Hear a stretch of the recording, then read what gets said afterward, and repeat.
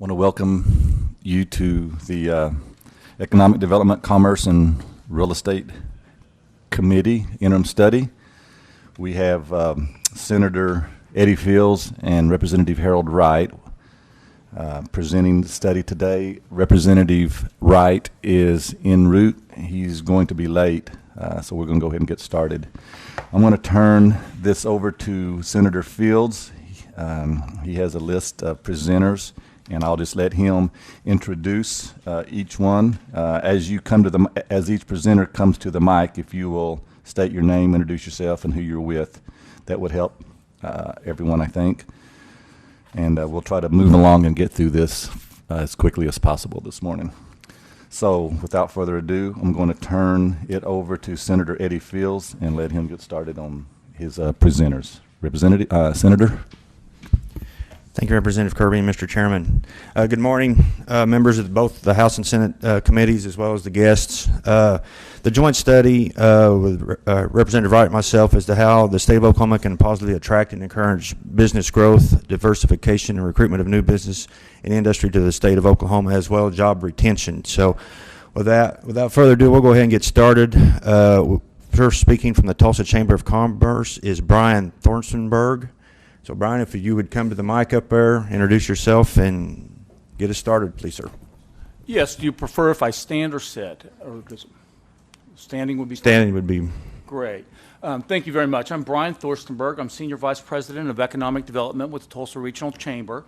Thank you very much for allowing me the opportunity to speak today. I have the enviable position of going first, so bear with me a little bit. I do want to express the gratitude and the appreciation of the Tulsa Regional Chamber for all the support and partnership that the legislature has given our economic development efforts, as well as the state of Oklahoma's economic development efforts. It's very much appreciated. This is a partnership, and this is the way that we view it. We also very much appreciate the efforts of the Incentive Review Commission. Their objective and thoughtful analysis of the incentive review we think is very important and crucial, and we enjoy being a part of this very important process. We have very good relationships with all the state agencies, the Oklahoma Department of Commerce, the Oklahoma Department of Transportation, Career Tech, Department of Environmental Quality, and many others. These agencies' responsiveness and creativity really help us put together creative packages and creative approaches to both attract and to retain businesses to the area. The cooperation and the partnership is very important. A team approach. Economic development is very much a team approach. And working together, we're able to synergize and be a lot more effective than any one of us working together. A great example of this in terms of working with a state agency is the Oklahoma Department of Commerce, or excuse me, the Oklahoma Department of Transportation. The Commerce is as well, but with the Department of Transportation, we are working on one of the largest economic development projects in the history of the state of Oklahoma. It's tremendous capital investment, tremendous employment. We brought the Department of Transportation in. They come in on very short notice, develop a very creative solution and to the company's transportation needs, and actually come up and exceed their expectations in terms of the types of roads that they can offer. So again, we want to really highly salute them as well as other state agencies. Also, I really want to talk about equality of workforce. It's paramount to the state's recruitment and business retention efforts. We need to, we need relevant higher education and technical training programs that support not just information technology, healthcare, energy, aerospace, but really all the different sectors of the targeted industries. It is very important from a standpoint of being able to develop creative both training programs as well as incentives. And from the standpoint of highly educated workers, it's somewhat of a challenge to recruit those workers here. And anything we can do, I think the mirror off of some of the incentives like the aerospace engineer tax credit, which I'll talk about a little bit later, is very essential to that effort. And also, from a standpoint of the state agencies, specifically related to workforce-related agencies, they need to strategically work together from a standpoint in this very tight fiscal period, being able to target the effectiveness of each agency or each organization so we're not doing a duplication of efforts. And so I encourage all of us to kind of look in those areas. There's three very important incentives that have been very important to the state of Oklahoma from our standpoint, as well as the Tulsa Regional Chamber. The 5-year property tax, ad valorem tax abatement is very critical. And this is very highly utilized by a lot of our companies. Holly Frontier in the Tulsa region is one of those examples, as well as the Macy's Order Fulfillment Center. When we're recruiting companies, in fact, we have two large projects that we're in the final stages of consideration right now. And the property tax abatement issue or incentive is very important to that. These two projects together are $1.7 billion in capital investment and approximately 5,500 employees. We are competing against states that offer 10 and 15-year property tax abatements. So if we were to lose a 5-year tax abatement, it would pretty much knock us off the map in terms of our competitiveness on these projects. Another one is, and I mentioned this just a little bit earlier, is the aerospace industry engineer workforce tax credit. This is an important tool from a standpoint of recruiting, not just the companies, but actually the workers to the state and to, in our case, and to the Tulsa region.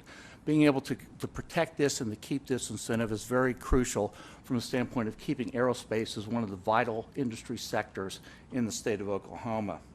The Quality Jobs Program has proven to be one of our most effective tools in terms of being able to help attract companies and also help attract expansions for companies that already exist in the state. This incentive is cited time after time again by consultants and company reps at various seminars, various conferences, is one of the top programs in the country in terms of being able to recruit workers. So again, anything that we can do to protect these three types of incentives that you can do from a legislative standpoint is very important to our efforts. I also want to talk about the Governor's Quick Action Closing Fund. We think it is very necessary to be able to replenish this fund as well as to increase it when times get better from a standpoint of the budget. There are 38 states that have some type of a deal closing fund. To give you some prominent examples, the state of Texas through the Texas Enterprise Fund has more than $500 million available. Excuse me, $300 million available. $500 million from Texas has been used to incentivize projects through the inception of this fund. The California Competes has $200 million available for incentives from a closing standpoint each year.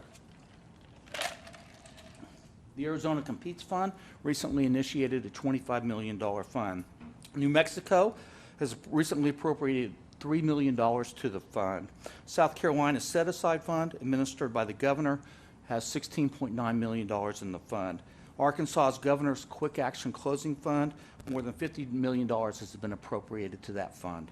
And the Mississippi ACE Fund has more than $4 million currently in the fund. The Oklahoma, the Governor's Quick Action Closing Fund, when it's fully stocked, is at $6 million. I know right now it's very tight, but when revenues do increase for the state, that we hope you consider replenishing that and possibly increasing that. It is very important. Incentives can't make a bad project good. But in the final stages of a project, when it comes down to 3 to 5 communities, from a business model standpoint, all those sites can make the project, the project could work in there. So two factors come out. They're very important where the Quick Action Closing Fund comes. One is the speed of the market. How fast can can the company get up and be ramped up to where they're bringing revenues in? The other, where the closing fund is crucial, is reducing the cost of the startups. The Quick Action Closing Fund helps reduce that cost, and when you're looking at three other communities that could make that project work, that's where the closing fund is so important. Another thing in the recent years that has come about, social issues have now become economic development issues. Major companies have core values that they want and that they want in the plants where they currently operate, as well as the ones that they're looking to operate in. And the legislature in the state of Oklahoma needs to be cognizant of the way that various social issues can affect economic development. We are looked at constantly from a standpoint. This is a workforce talent attraction aspect, and being able to attract talent. They want diversity and they want inclusion, and that is almost in all major companies' core values. North Carolina in Indiana, as I'm sure as you're well aware, have recently received very bad press in this area. From the standpoint of North Carolina with their Public Facilities Privacy and Security Act, they received nationwide negative attention. This resulted in the pulling of the NCAA and the ACC championships, as well as an announced 400-job PayPal customer service center. So whenever situations like this occur, we are constantly getting phone calls from consultants and from company representatives asking what is Oklahoma's stance on these various issues, and from a standpoint of just the social issues in general. A case in point is we have one of our members of our staff and a couple of our regional partners from the outlying communities of the Tulsa region are currently in Charlotte and Charlotte and South Carolina, meeting with consultants and companies to sell the Tulsa region, to sell the state of Oklahoma for both expansion projects as also attraction projects. Every single one of those companies and consultants are asking our team, you know, where does Oklahoma stand on various issues? So again, I just want you to be aware of that, and not just from a standpoint of other states and companies in other parts of the country, but also other parts of the world. Look at Oklahoma from that standpoint because it's very much a talent attraction aspect. So really those are the synopsis or the summary of my comments. I open it up to questions, but I very much want to thank you for your time and an appreciation for all that you do for the state. Would there be any questions for Brian? Representative Goodwin, you're recognized for a question. Thank you. I'd like to know, you talked about a creative collaboration, I guess, in Tulsa with the Department of Transportation. That there was short notice. What was that project? We're still under consideration, and we signed a non-disclosure agreement, but it's a very large manufacturing project, over $1 billion in capital investment, in the thousands of employees. I can't talk too specific because of confidentiality issues, but from that standpoint, we needed new access off the Creek Turnpike. Also needed some the roads to be widened and to be strengthened to give access from a standpoint of 2 points of entry to the company, to their site. And actually, the Department of Transportation came up with 3 points of entry. So again, they exceeded the requirements of the company. Follow up. You say there's a non-disclosure in terms of what the public can know, but this is to benefit the public? Certainly. Why is the? I'm just trying to get an understanding, really. Sure. At what point will the public know what's happening? At some point on various projects that it would come up before a public hearing, but at this point we've been asked to keep everything confidential. The companies don't want their competition to know what they're doing. That is one of the major reasons for the confidentiality aspect. And from that standpoint, they also don't necessarily want what their employees to know if it's a consolidation issue, if they're consolidating other plants. And there's been case after case when confidentiality has been broken, that community, that site gets taken off consideration for that project. Thank you. Senator Thompson, you're recognized for a question. Thank you, Mr. Chairman. Thank you, Mr. Chairman. That's on. Have to hold it. Have to hold it. All right. Thank you very much. I appreciate your presentation. You mentioned earlier in your presentation concerning the coordination of career tech and higher ed and making sure we're training all different sectors. Been in the legislature a couple of years. We've talked about that continually. Are you seeing that we are making advancements in that area, that our education is working with our businesses to really train what we really need here in Oklahoma, or are we still dealing with a workforce gap between those we're training and what we're actually needing in the workforce? You're making the state of Oklahoma is making tremendous progress, and I didn't mean to treat it as a negative. There's great progress going on, but this is highly competitive. Our competition, in some ways, we are behind some of our competition. We're ahead of others. It's always a constantly moving target that we have to keep moving forward. There's some states in terms of various things like with apprenticeships, say that South Carolina is doing, and others that we're emulating in some areas, and some where we don't have a good supply line. A certain, like, say, information technology types of jobs, those can be improved, but we are making strides in those areas. And the governor's new initiative, I think, is really getting the business voice in to help matching what their needs are with what both higher education, K through 12, and the technical schools are offering. Follow-up question. Thank you, Mr. Chairman. You also mentioned that the 5-year ad valorem tax credit that had brought 5,500 jobs and $1.7 billion in investment. Those are two projects we're currently in the final stages of those two. Those are two projects that we're still working on. Yes. Whenever that you have all of those figures down for sure, I'm kind of like what our President Reagan once said, trust but verify. Could you send me that information and documentation when it's available? Yes. That we actually have the 5,500 jobs and 1.7 billion. Those are, I can send that to you, but I just want to be clarifying. Those are projects we're currently working on in terms of those two projects. Senator Newberry, you're recognized for a question. Thank you. Mr. Is it Thorstenberg? Yes. Right? Mr. Thorstenberg. So Senator Thompson's asking a direct question about how many jobs have been created outside of the ad valorem tax credit. You have talked about speculation on the jobs that you are currently working in, confidence, and obviously should until those deals are sealed, as this committee well understands. What can you tell us about the statistics on deals that have closed on the ad valorem tax, and why or why not? Okay, I'll use a great one. The Macy's Order Fulfillment Center. When it came to when we were recruiting the project, it said it was 1,080 full-time equivalent jobs. There would be 1,500 year-round jobs of part-time and full-time, 5,000 jobs during the peak, 3,000 jobs during the peak season. That has increased to 2,500 year-round jobs. We don't know the full-time equivalents at this point, but it's obviously exceeded 1,000. Instead of 3,000 at peak time this year, it's 4,500. They will be going to 5,000. From a standpoint of the property tax abatement, the 5-year was critical. We were competing with a Texas community that was offering a 10-year abatement. And so we actually worked with the county to do a tax incentive district and offer an additional 5-year tax abatement to make us competitive from that standpoint. If we would not have had the 5-year abatement from the state, we would not have even been in the game.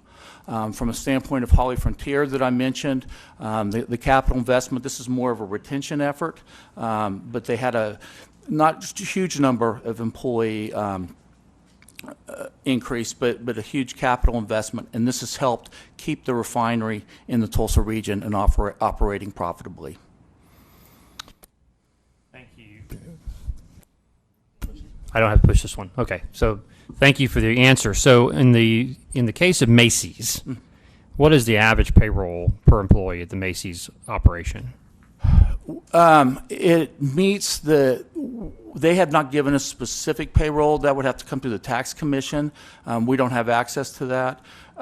But from a standpoint, we were told during the recruiting process and afterwards that the average of all their employees would meet the quality jobs, so above an annual average wage of $32,000. Now that's for their full-time staff.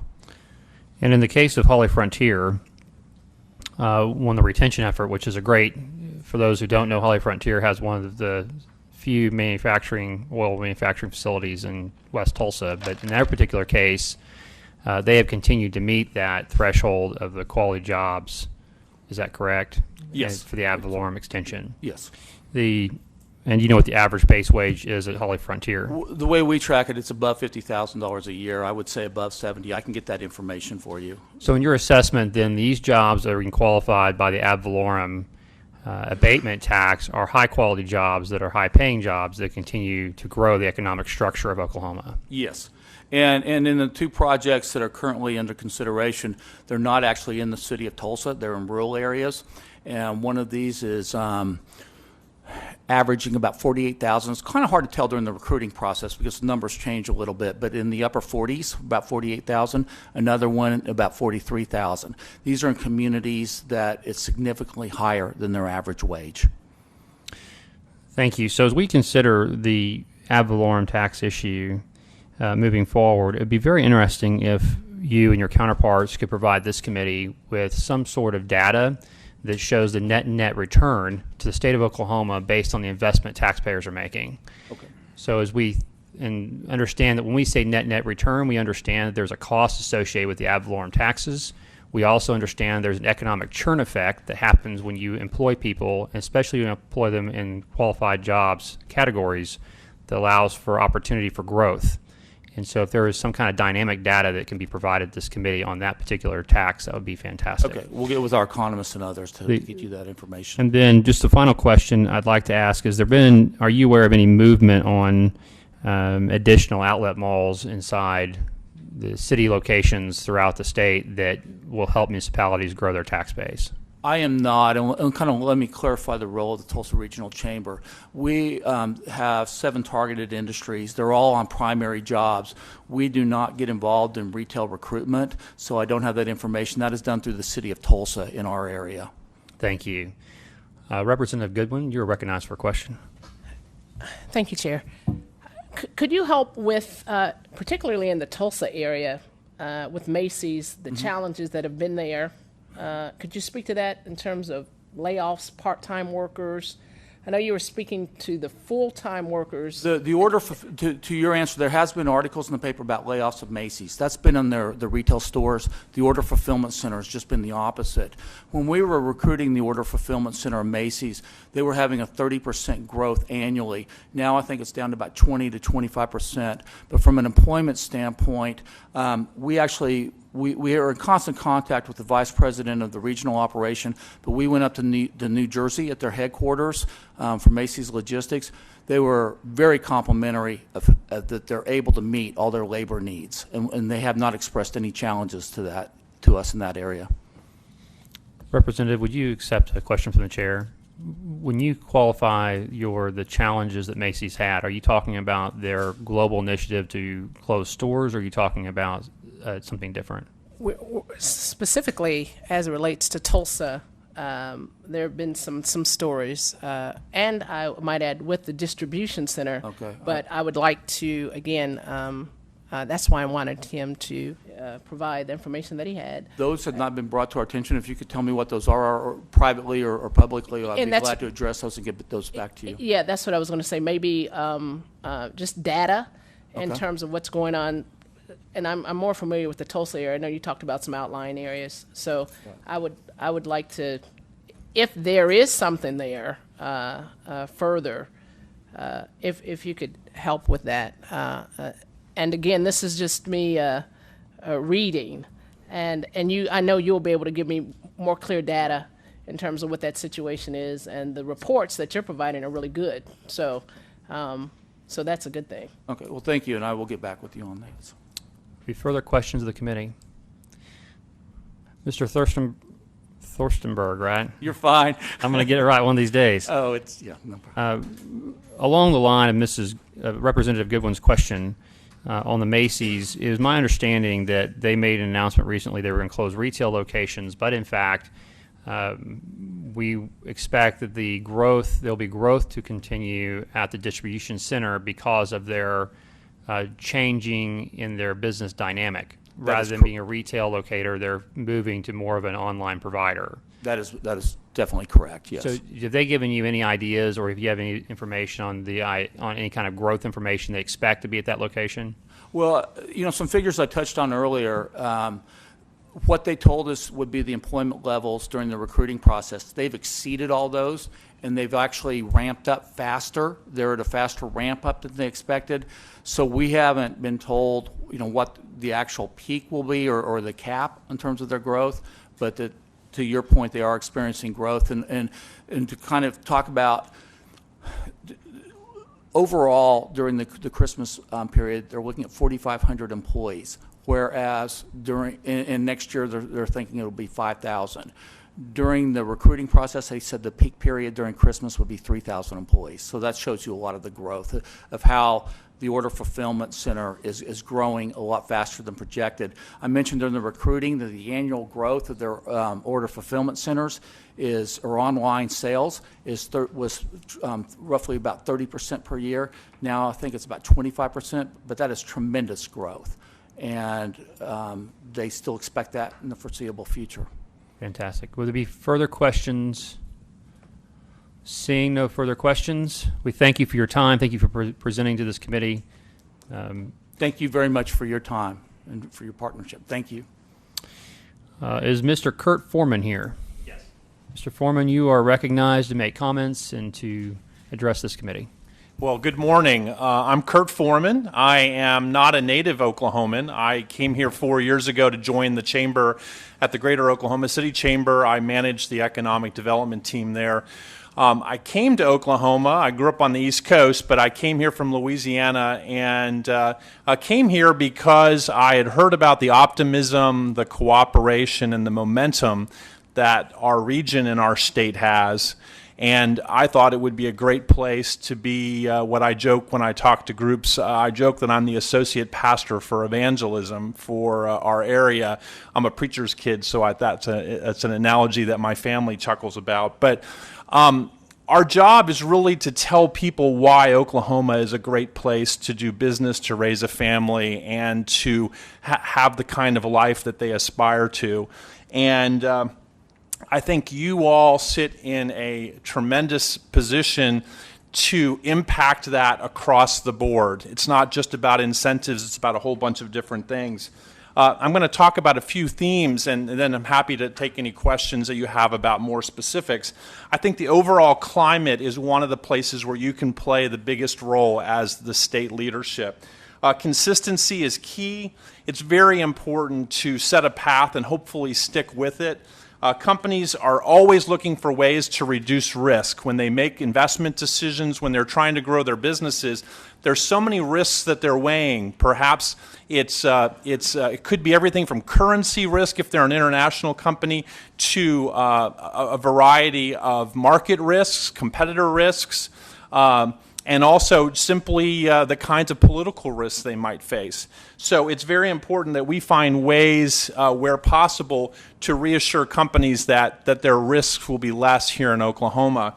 Just a quick example, Boeing, when we worked with Boeing on their new research center, which is out by Tinker Air Force Base, 300,000 square feet, they have a very large number of employees making 4 and 5 times our average wage for the region. And they needed to be in 12 months, literally from a piece of dirt to opening the building in 12 months.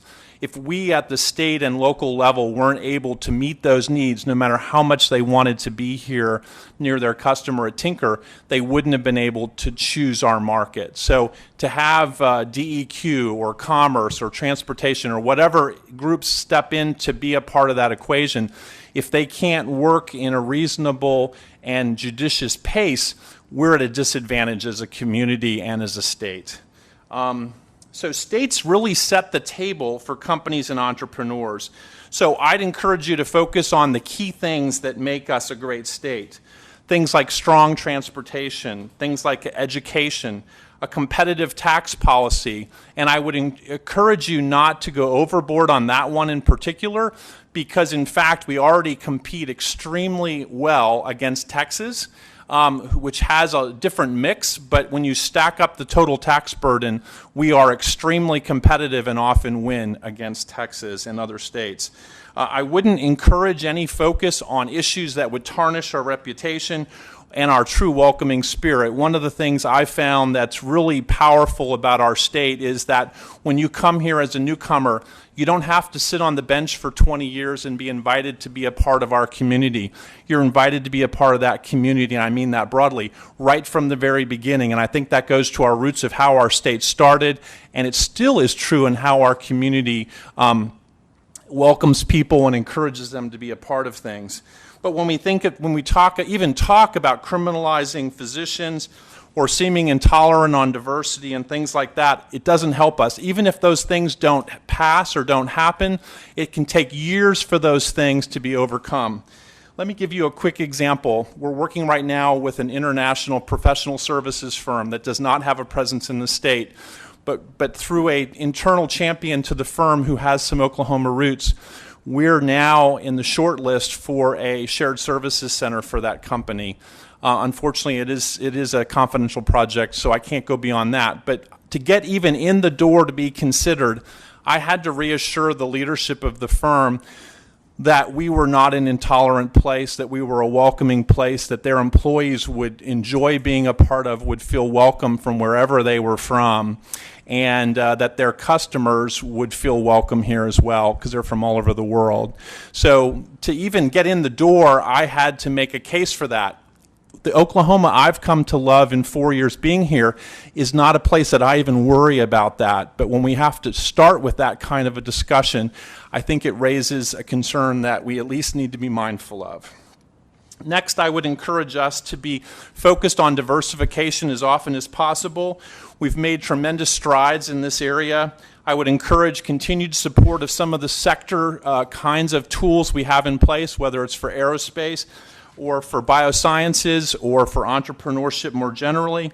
Even the broader tech and creative sectors are important. They may never dominate like energy or agriculture or aerospace, but in fact, they give us the ability to tell people we're an innovative place. They get our name out there. How many of you could name a whole bunch of singers that are from Oklahoma? That immediately gets us in the door. People have a experience with Oklahoma. So being able to encourage, not singers necessarily, but generally the creative and technology areas of our economy makes us a cool place and a place people want to be a part of.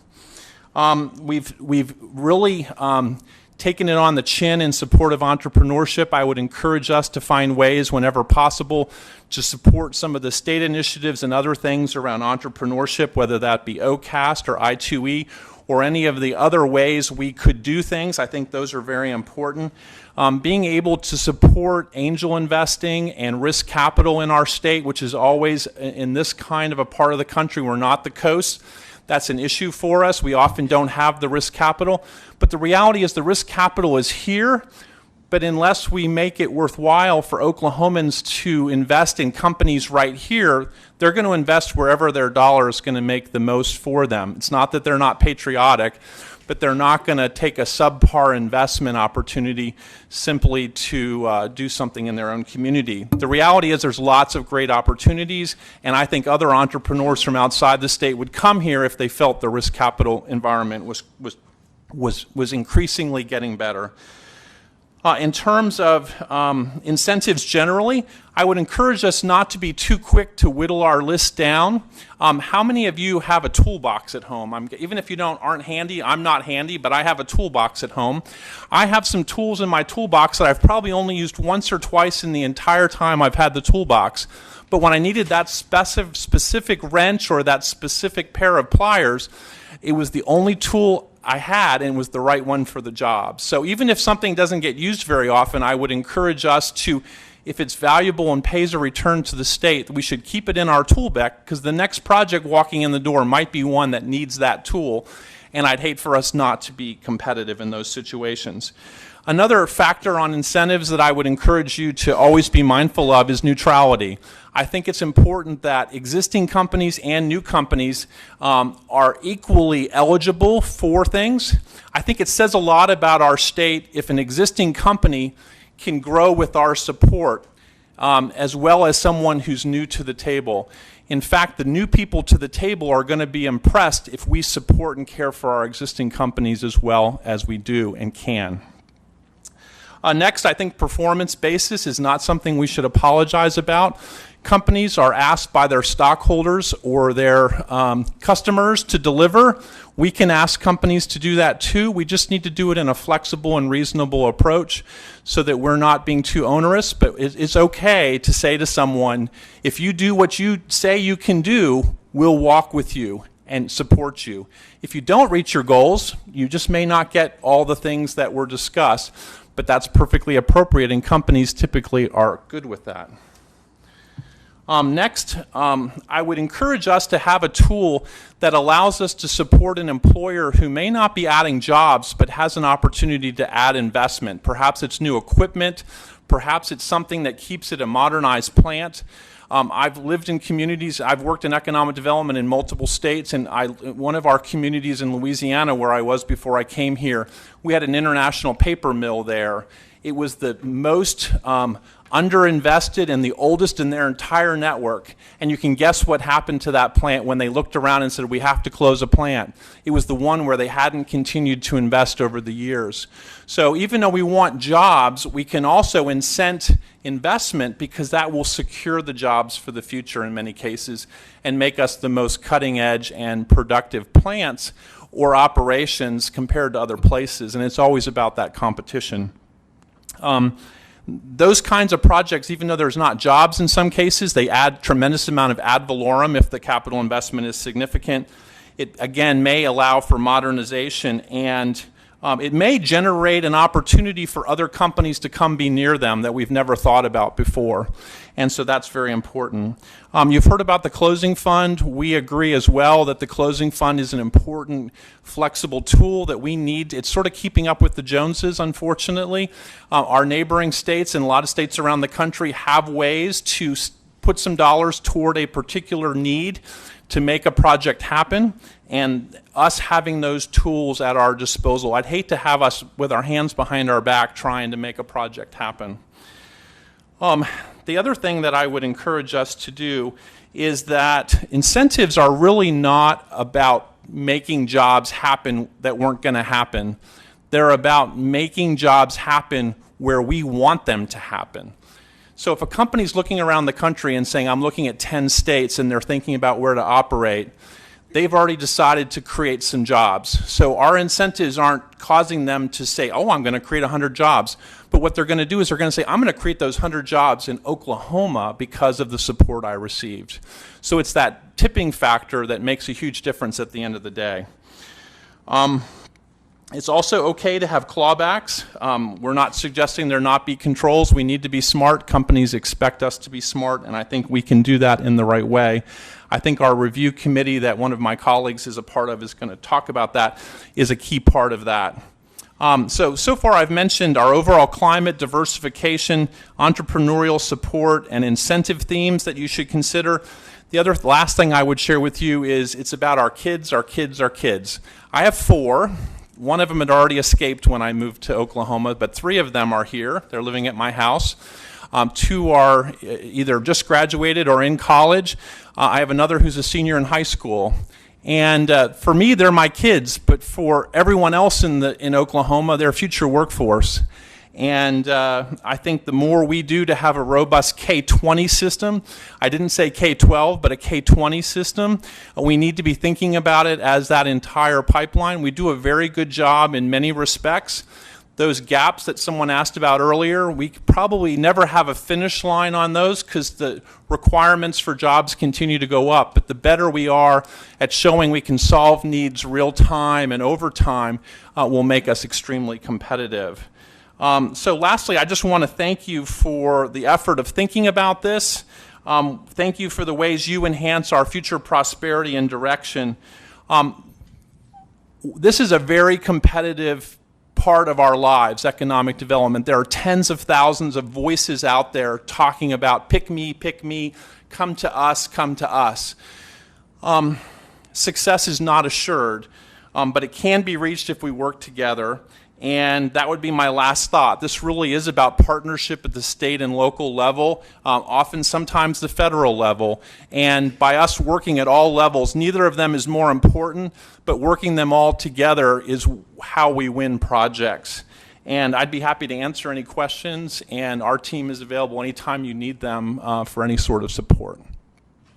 Representative Renninger, you have a question? You're recognized. I have 2 questions. Go ahead. Okay. How do you, thank you for being here today, Mr. Foreman. How do you sell or spend our decreased funding for schools, health care, infrastructure and other core services that we've experienced over the last few years? Well, the best way to do it is to get people on the ground to see what's going on, and there's not any one facet of the picture that makes a difference. When we get people on the ground and they can meet the administrators, they can meet the university leaders, they can meet the entrepreneurs, meet the elected officials, I think it puts a real face on it. There are lots of states. I moved here from Louisiana where they had cut higher ed significantly larger than we have had to, and healthcare at the same time. And, we were still able to win projects because at the end of the day, it's about a specific solution. It's not about usually a broad issue.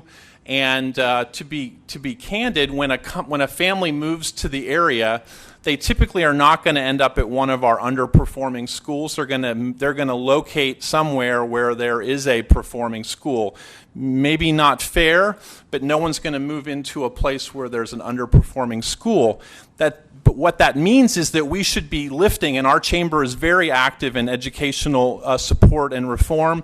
We're also working on criminal justice reform, and there are things we can do to lift all the schools and other things to our best ability. Are we there? Not probably, but we're often much better. You've probably heard the joke about the bear and the kids, and one boy's quietly tying his shoes while the other one freaks out. And economic development is a bit like that. I don't have to outrun the bear. I just have to outrun Texas or Kansas or Missouri. And so I'm not making light of the issues because those are very important. I'll leave you with a quick story.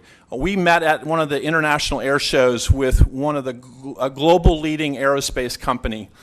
I was with some folks from the state and our delegation.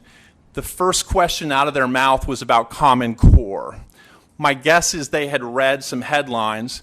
What we reassured them was that we were supportive of education, that was a very politicized issue, and that we were working for solutions in our communities and at our state that would assure them. Their issue was not Common Core per se, but they used that as a way of understanding whether if they moved talented people in from around the world into that community, whether those families would be sacrificing educational quality of their kids by choosing to go there. And so we tried to reassure them that they would not have that experience. Sometimes it's just you have to experience it to decide.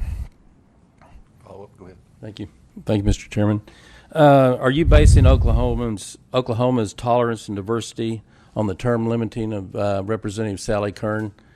Because Well, I'll tell you what, I understand, I don't agree with, that, and I don't either personally. no, because that's my number one complaint in my district is you guys up there at the Capitol need to start, focusing more on on Oklahoma and not on the social issues.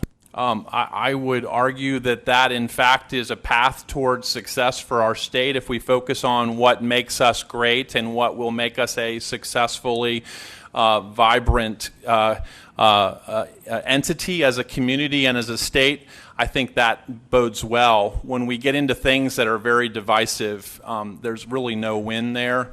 I have met her. I have heard some of her things she says.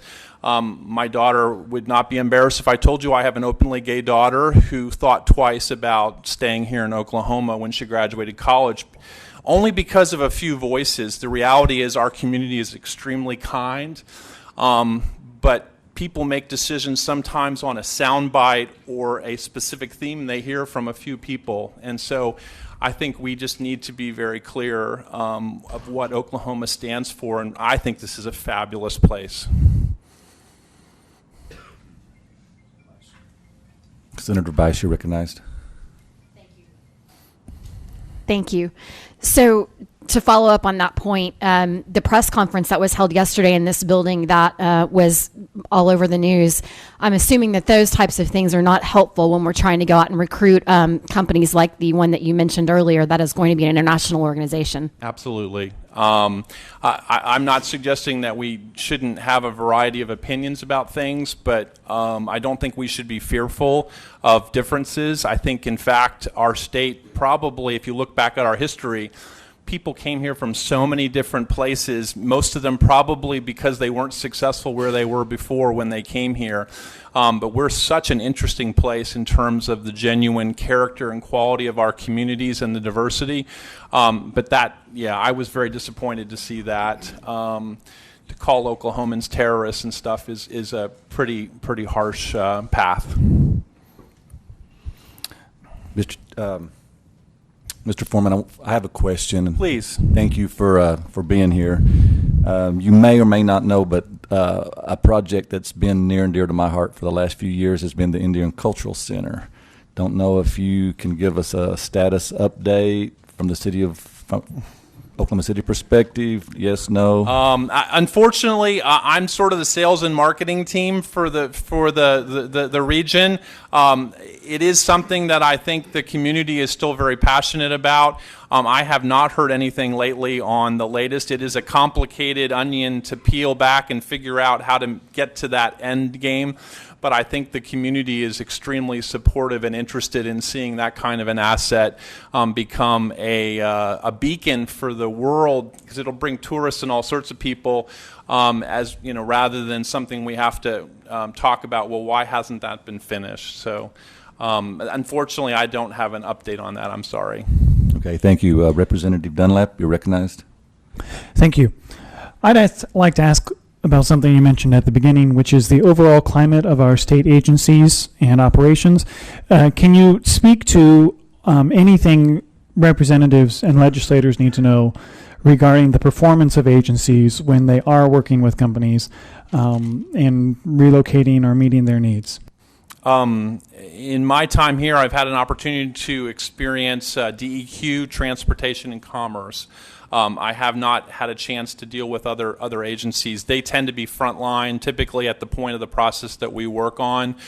And I've had nothing but tremendous experience with our transportation team. They are always happy to meet and learn the issues and try to come up with a solution rather than just say, well, if you do this, this, and this, we'll say yes. But they actually work up front to help companies avoid sort of multiple trips back trying to figure out what's needed.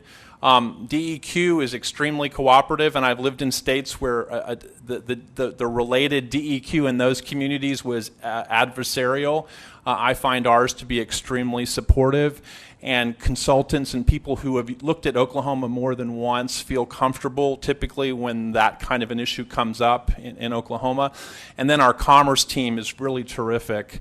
I would actually say that they're terrific even without resources and without consistent ability to sort of do their job, quite candidly. I know there's lots of things that we're trying to balance, but when we can't tell our story and we can't get out and ask for the business, that business isn't going to automatically come. So that would be my thoughts on those three. Follow up? Thank you. So that's like a good report card. I'm happy to hear that. But what are there specific elements we need to preserve in those agencies to make sure they continue performing well? Or can you guide us in how to direct those agencies to perform even better? I'm not sure off the cuff I have a thought on that. I think the more we can be consistent and reassure people that every 12 or 18 months we're not going in a different direction, either at an agency level or whatever, I think that's very important. It sometimes makes people scratch their heads when they don't have a relationship, and now that relationship changes, you know, every couple years.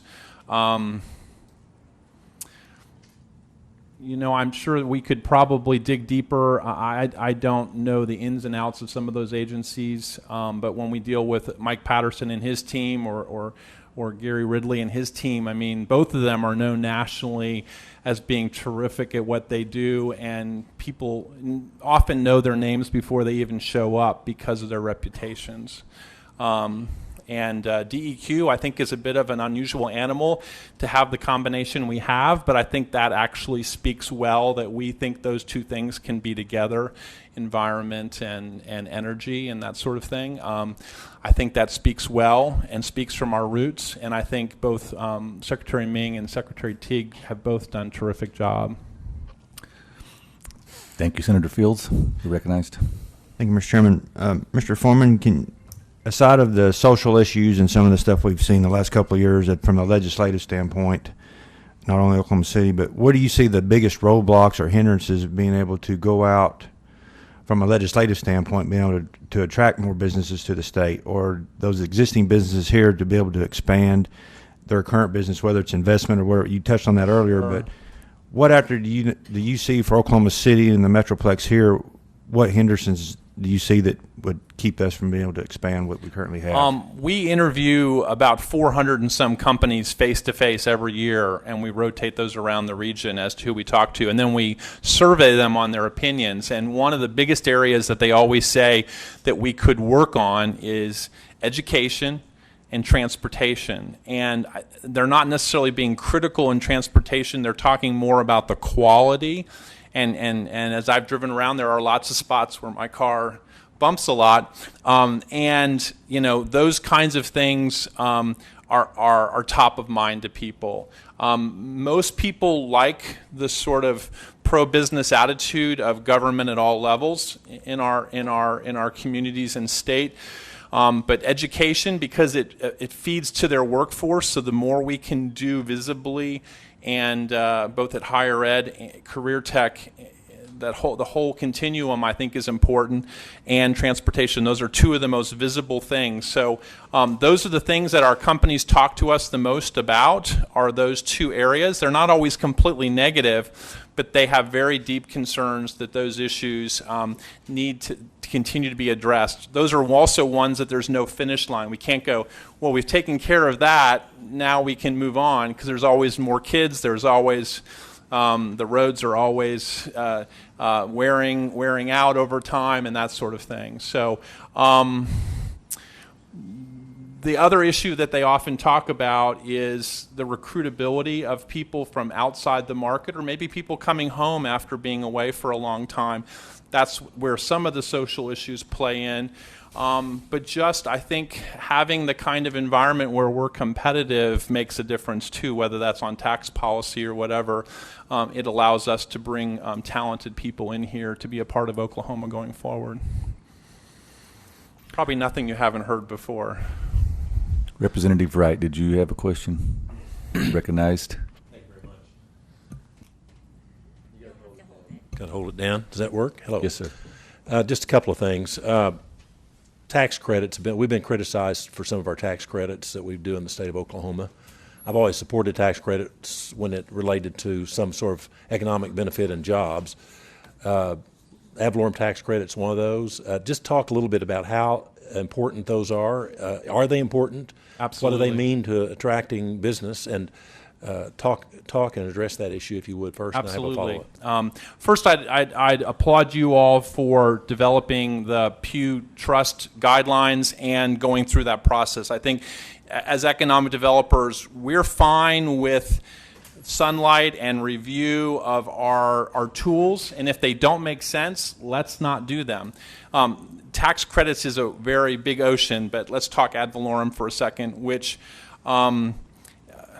is that technically a credit? But it is a program that's extremely important. Particularly for manufacturers and those sorts of companies, there's a lot of one-time and upfront costs in getting up to going or to start something new. That keeps us competitive. I moved here from Louisiana. I mentioned that before, not because that's important, but we had a 10-year as-of-right program. We actually, at the local level, could go to 30 years if we felt it was necessary to win a project. We actually did that a few times. So the competitive landscape is probably where you need to be keeping an eye, because if we don't have that tool, even if we're a great place, we set the company back at a disadvantage. And I'm not suggesting we get ours bigger, although that certainly would be useful in some cases. You heard that there are some ways to do that at the local level, perhaps. it's an incredibly important project because sometimes people use something as an on-off switch to decide whether we're even in the running. And a consultant might look down the list and say, which states have a program that would support the investment that we're talking about? If we're on the no side of that, it might not even give us a chance to talk to the company about our state. And so when our neighbors are all doing it, it's one that we, for competitiveness, we just have to have that program. At the risk of starting a broader discussion, one of the things that's a little bit different here in Oklahoma than in other states is that you all are on the hook to reimburse local communities. That's not the case in many other places. I'll leave that one at that. So it's important. But credits only come if you do what you say. So it's an easy way for you to say you can get up to quality jobs, for example. We often, the headline says $9 million awarded to X. I'm just picking a number. They don't get $9 million unless they do everything that they've told us they're going to do in the contract. If they do half of it, they get half. If they do 3/4, they get 3/4. If they don't even meet the threshold, they don't get any of the money. So it sounds bad, but the reality is you're telling people if you do what you say and you do it effectively, we'll walk with you. So I think a lot of our programs are set up that way, and I think that's fair. The other part about tax credits, there's also a discussion often about transferability, and there's some people that will say, well, Kurt didn't do the work, but why should he get the credit? Well, I've put my risk capital on the table to help an entrepreneur who has a credit but can't use it right now, or maybe not be able to use it. But I've now given them $1 million or whatever. I wish I could do that. $1 million, and they've created jobs and done something really cool that'll help Oklahoma, and I get a one-time credit that I can use. So transferability is a big topic around many places. We need to decide whether that's a flavor we want to go with or not. I don't have a strong opinion either way at the moment, but often that's seen as a beneficial thing. You good? Changing direction just a little bit, it kind of relates to what Representative Dunlap was talking about and Senator Fields, but as a committee or looking at this or as a study, we're trying to see if there's any low-hanging fruit, anything out there in the way of regulation or policy that we're doing that might be that we could work on, that either a positive way or maybe something we need to consider doing away with. Is there anything on that list that would be helpful as a state in the way of policy? I think if you could invest in the kinds of activities that generate research and entrepreneurship in our state, if there were a way that you could find resources to build back some of the infrastructure that we've had to dismantle, and I don't think that was a malicious effort, but it was an effort we had to do. A lot of the cool things going on in Oklahoma are coming out of the entrepreneurial community. There's some great companies here in Oklahoma City, just as an example, that actually didn't start their businesses here. A couple of them started them in New York City and places like that, but they were married to an Oklahoman, and for whatever reason, they thought that they might come here. If we had the risk capital and the environment to support, say, something coming out of OU Health Science Center or out of a research opportunity at TU or other places, those people are more likely going to stay here and not be footloose than us going out and grabbing someone and bringing them here from elsewhere. So I think the more we can do for that, it's a longer term effort, but I think it will pay super, super big dividends. There's a company called Paycom here in town, a company called We Go Look here in town. Both of them have had explosive growth, and they're all started right here in Oklahoma. Thank you. If there's something in the future that you see, Absolutely. bring it back to this group and see if there's something. I mean, Absolutely. kind of on the table today, we'll be talking about that, but we want to look at policy that might be helpful. We need to diversify our economy in Oklahoma, obviously. Absolutely. Not to be so dependent on the oil and gas industry, totally. Well, you're going to have the aerospace tax credit come before you out. It's gone through the review process, and we testified to the consultant, and that will go through the review process in a few weeks. That's one that the aerospace companies have said if we don't have that, it makes Oklahoma significantly less attractive. And they're creating jobs that pay 2 and 3 times our average wages. And we're very blessed in our state that our wages in many parts of the state have actually gone up over the last few years because of the efforts of the broader economic development effort across our state. Thank you, Mr. Foreman. One last question here. Chairman Please. Newberry, you're recognized. Thank you, Mr. Chairman. You have covered quite a broad range of issues, many of which we discuss in the Business and Commerce Committee on a regular basis, and we've had private conversations on the side with both the Oklahoma City Chamber, State Chamber, and City of Tulsa Chambers. I really want to dive into a couple of different things that you've said here today. First, when we talk about tax credits and we talk about transferability, do you have an opinion on rebatability versus transferability? I would probably lean towards transferability, to be honest, because it allows someone in Oklahoma to create benefit for another Oklahoman if there's an opportunity. Rebatability is another big topic.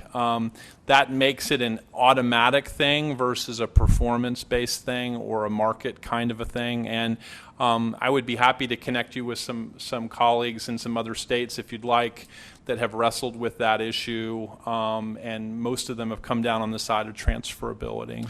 And so you're probably well aware that when we look at the tax credit situation in the state of Oklahoma, currently on the balance sheet we have over $450 million of outstanding tax credits that would come due and payable upon a transferability measure.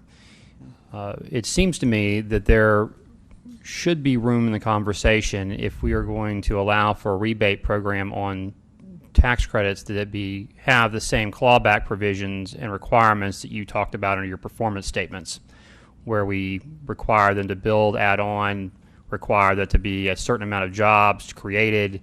That does allow for the reinvestment in Oklahoma rather than transferability to other companies that may have not invested in Oklahoma.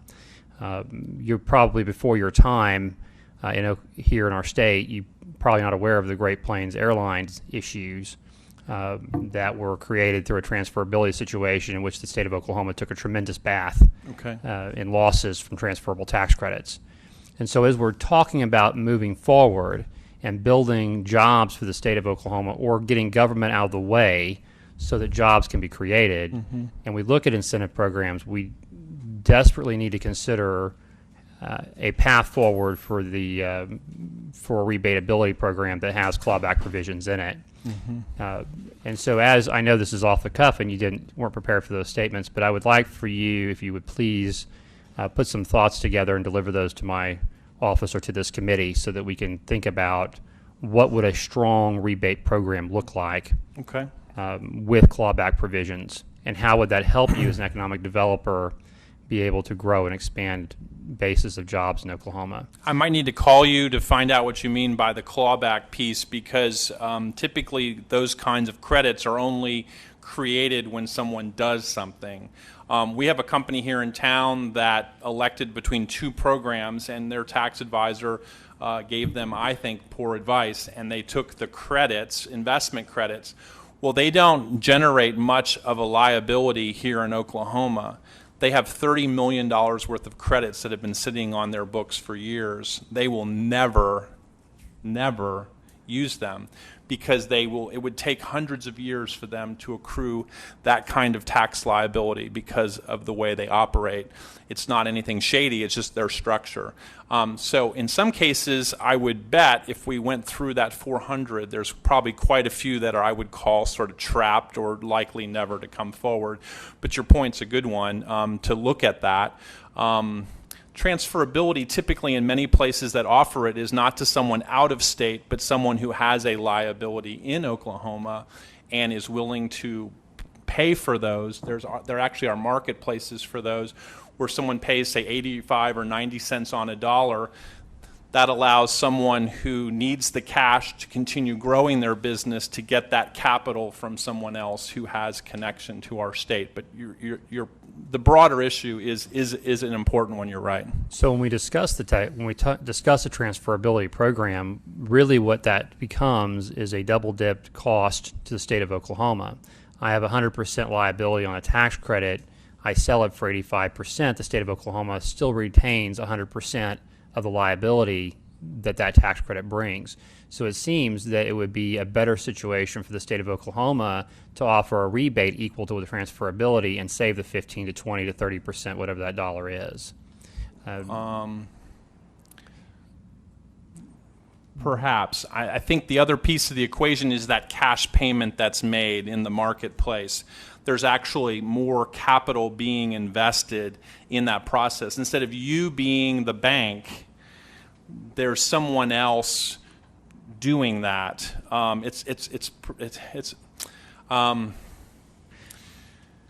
If you are issuing that cash instead of a high net worth individual in the state who's willing to, I'm going to pick on Stephanie, to give Stephanie $1 million because she has a great idea and she can hire 10 people, you sort of get fermentation from that.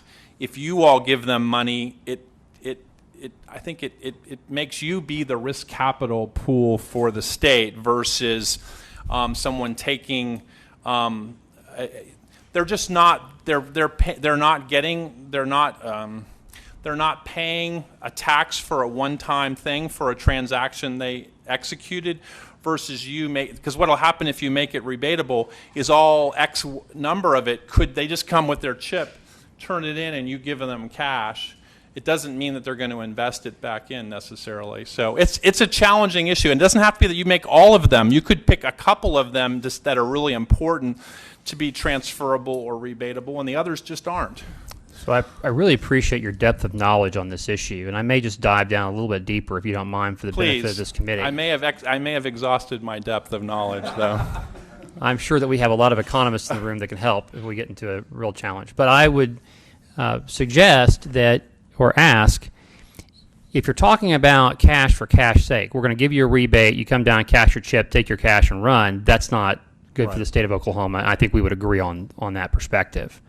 If we're talking about $500 million in liability, and those companies, as you mentioned before, one of which has $30 million of which he will never, ever use, but those people may need to expand their operations. They may need to add the employee base, which is the whole purpose of why they would sell a transferability.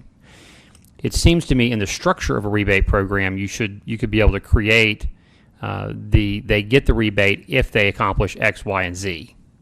And if they don't accomplish X, Y, and Z, they don't get to have the rebate, or there's a clawback provision inside of it from the state of Oklahoma. And I offer that as clarity because I don't want this committee or anyone listening to think that we're talking about giving cash away to companies. That's not what we're talking about. Right. But it seems, do you have an opinion or do you have a thought that it would, structure such as that it would have a positive impact for development of opportunity and jobs and expansion of manufacturing and the like in Oklahoma while reducing the overall liabilities our state has? We're talking about a much smaller piece of the pie than I think it would seem evident, and you may know this, but if a company has the tax liability and they have the credit, they're going to just do it because it's a massive company. They've earned $100 million or whatever. They've created tax liability of $10 million. They have $10 million worth of credits. They use those in their tax return, and those go off the books, and they keep going forward. It's the companies that maybe are not profitable yet, but are investing in themselves and growing. It's the early stage companies where that rebatability or that transferability is going to be useful. So that's already takes it from here to a certain piece of the pie. I'm intrigued by your idea, but my concern, I guess, on the surface, without knowing a little bit more, would be, can we expect someone to do things beyond what they've already committed to get something that they potentially already earned but can't use yet? So that's an interesting debate to have. It's not that it's wrong, it just might be interesting to kick that around some experts around the country at the right time and say, would your clients find this useful? Because we certainly wouldn't want to do something that no one would take advantage of either. Mr. Chairman, if I can have one more question. Thank you. Okay, so moving on then from the transferability issues, let's talk about tax credits in general. Okay. We have a plethora of tax credits on the books, many of them dating back from 20 and 30 years, and obviously the Pew Research is going to tell us which of those are really effective and which ones are not. What I would like to hear, and really from anyone who's in this room and from yourself, let's make an assumption that 25% of the tax credits we have out there today are no longer relevant. They're not performing. They're not doing what they said. They're not bringing back a net positive return to the people of Oklahoma. So it's on the assumption that we're going to eliminate, I'm just using 25% as an arbitrary number. Sure. Where do you feel like if we were to take those same dollars and reinvest them in a new area, an emerging area, a closing fund, some such program, so that we are continuing to create or reutilize those dollars in a way that are effective, what is the area that we should focus? It's a great question. And I would put you two on notice that are next to answer that question too. I would put it towards places where we have research coming out of the money we're already spending at, say, our universities, and things that would create companies. I think the things at OCAST and I2E, just as two state examples, are out there. There's lots of other things, but I like that you're thinking about where could we invest it rather than that just going off the playing field. If the tools aren't working, I think they should go away. If there's a specialized tool that, as I mentioned earlier, that's only used occasionally, but it does work, I would keep it. But I would focus on creating new businesses and entrepreneurial things coming out of research and technology and that sort of thing here. Because as long as we have the funds to recruit outside, that's only one piece of the pie, as you all know. It's the growth within the market that's probably more important to our reputation and everything in the long run anyway. So I would put it back into things that could create jobs that are coming out of ideas being generated here in Oklahoma. Thank you, Mr. Foreman. We appreciate it. Thank you. Moving right along, Senator Fields. At this time, we'll have Lyle Rogo with the Duncan Economic Development and Brent Kissling from the Enid Regional Development Alliance. We drew straws, and I decided to go first. Brent Kissling, Economic Development Director in Enid. Thank you very much for allowing me to come today and share a couple of our thoughts from Northwest Oklahoma. Whenever I spoke to Representative Wright about coming here today, he suggested that we come up with some ideas on what we could do quickly to diversify our economy and continue to grow our economy. And some of the things that you'll hear from me are very similar to what you've heard from others, but I also have several other things to share besides what have already been shared by my distinguished colleagues. To lay the groundwork, though, for my comments, I put the finishing touches on them last night while I was sitting in my easy chair watching the Golden State Warriors get obliterated by the Spurs, and absolutely loved every minute of that. And I was sitting there looking around my house, thinking this was the largest private investment I have ever made, is in my home. And we bought that house, my wife and I, 7 years ago. We had some drivers in place whenever we were looking to buy a home. We wanted to be in the Chisholm School District. We wanted an acreage. We wanted a barn so we could put our livestock in it. I wanted a fireplace. Those were the things that we looked at, and we started looking at homes. And there were 5 homes that fit what we wanted to do, and we started negotiating with each of those homeowners. And the home that we bought, we went to those owners and asked them to reduce their price by $20,000. They reduced it by $10,000, and we shook hands and did the deal that day. What I believe Mr. Wright was asking me on the phone was, how can we as a state encourage people to make that kind of investment here? And there's really three things that I'm going to share and get into some specifics on each of them. But in Enid right now, we're fortunate in that our economy has diversified the last several years. We are down 6% in our sales tax revenues from a year ago. But last year was one of those off-the-charts amazing years.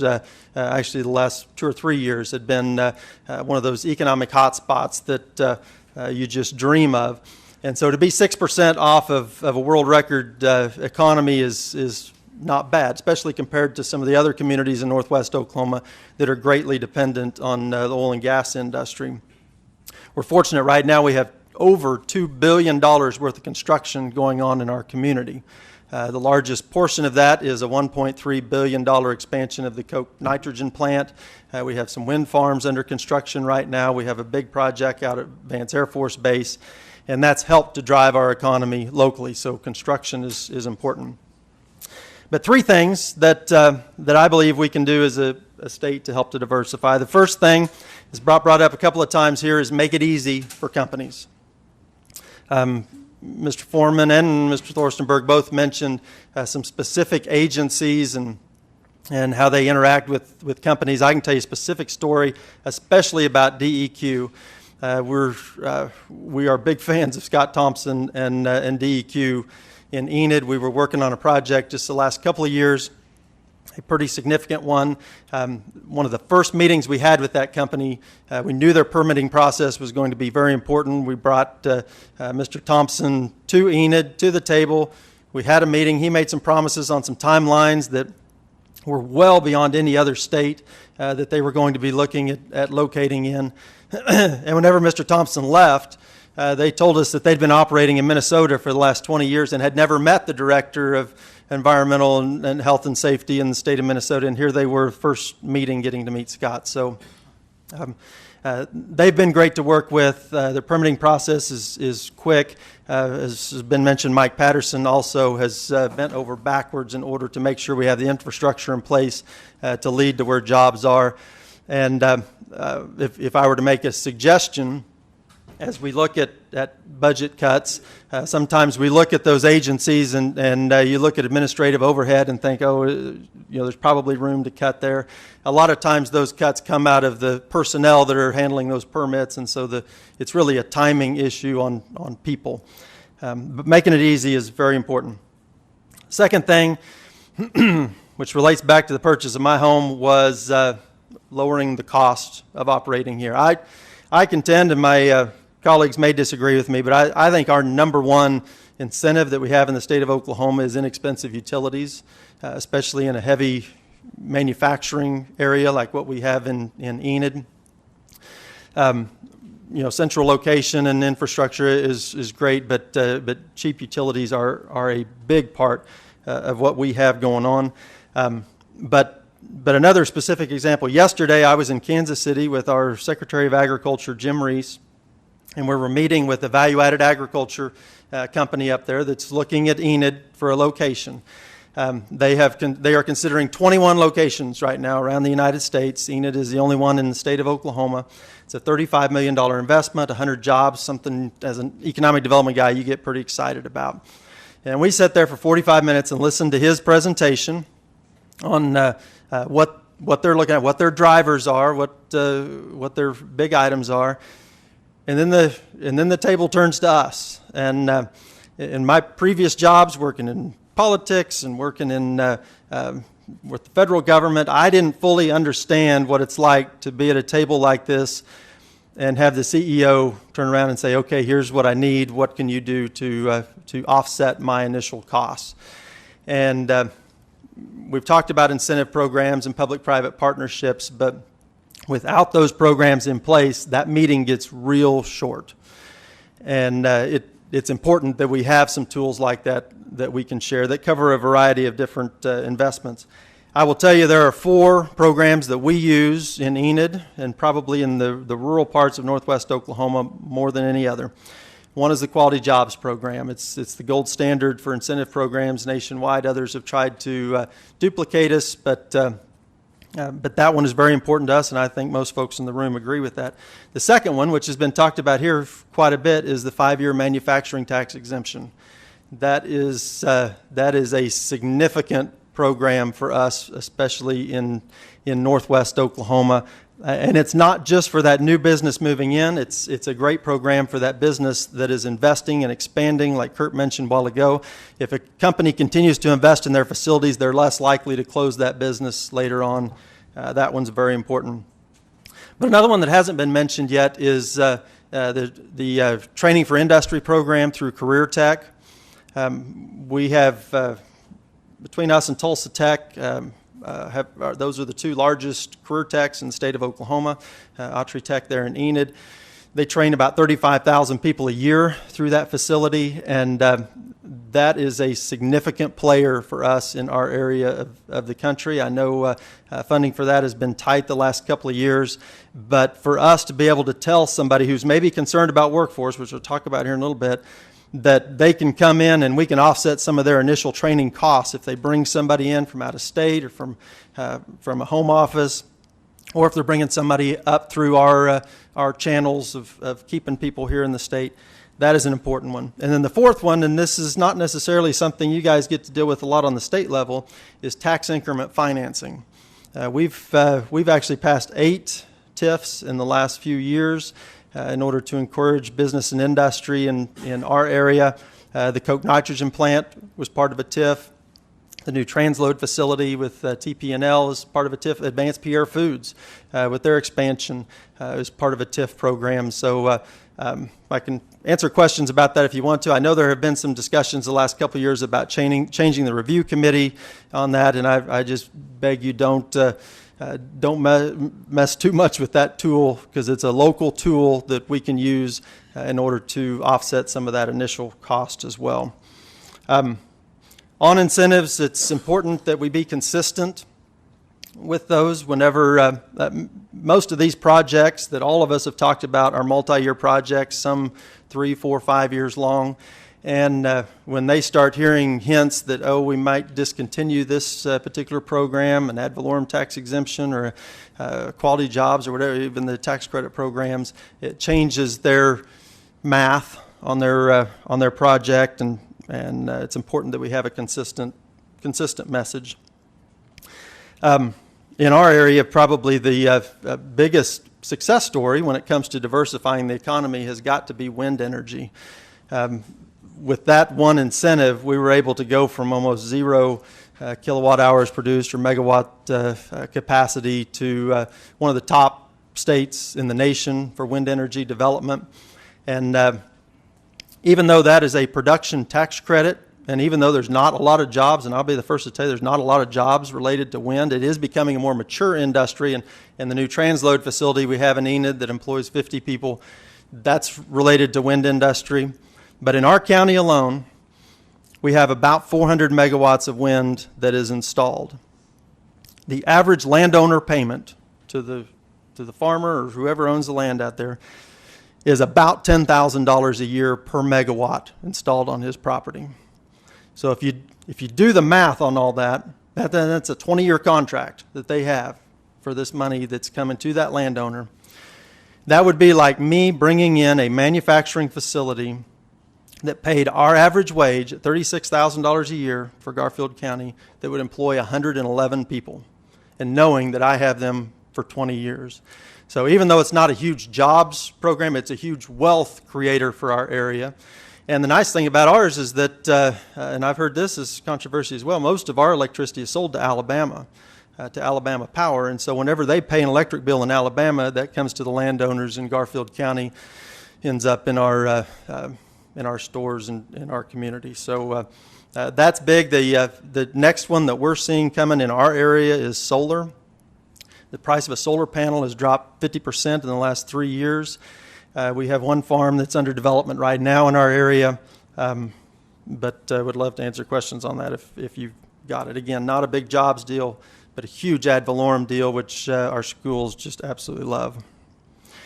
So making it easy, lowering the cost, and then the last thing is telling the world about what we've got. Most of what I've discussed are things that we do very well in our state, and I will tell you our marketing arm for economic development is our Oklahoma Department of Commerce. I know Charles is going to be talking here in a little bit, but it is very important that they're able to go out and tell our story, interact directly with business and industry. We have a partnership between the economic development professionals and Department of Commerce that most people aren't even aware of. It's called the Governor's Economic Development Marketing Team. All of us that you're hearing from today are part of that. The Secretary and the Governor send us to different places. We'll be in Houston here in a couple weeks. Several just got back from New York City. We'll be at the National Business Aviators Convention coming up, and we're trying to tell this story on behalf of the state of Oklahoma. Specifically in Northwest Oklahoma, you asked about challenges, and we've identified three that are really our choke points. Lack of water, workforce, and health care, specifically in our rural areas. We have teams in place to address each of those right now, and in our area of the state, I believe water is something we've handled very well the last couple of years. Workforce is something everybody's trying to work on right now, and hopefully we'll get our arms around that. And then health care, that's a big elephant to start biting off on, but it's vital for some of our rural communities out there. With that, I'll close and defer all my questions to Lyle here in a minute. You want to keep it going? You have a question, or you want to just? Up to you. I have a question. Go ahead, you're recognized. Thank you so much. Can you be more specific about your water issues and how at a state level you can foresee us addressing those? Certainly. The big issue for Enid is the fact that we're the largest groundwater user in the state of Oklahoma. We have almost 200 water wells that are west of Enid, out around Ames and Cleo Springs. And it's not a good policy probably in the state of Oklahoma for us to be pulling water for municipalities from west to east. As you get more arid, the further west you go. We did just pass a local bond issue for $360 million to run a water line to Kaw Lake, which will allow us to diversify our water source from ground to ground and surface, and also start pulling from east to west. But that's also going to take pressure off of the Cimarron alluvial for folks like Fairview and Alva and Woodward. As far as policy goes, just being supportive of those efforts, Water Resources Board and J.D. Strong, who used to be there, and now Julie is an interim, have been very supportive of us in assisting us with those efforts. But that's the biggest part of it for us, diversification. Okay, thank you. Go ahead, Representative. Thank you very much, Mr. Chairman. I haven't heard anyone talk about the income tax issue. We talked about, earlier it was talked about the competitiveness of the tax structure.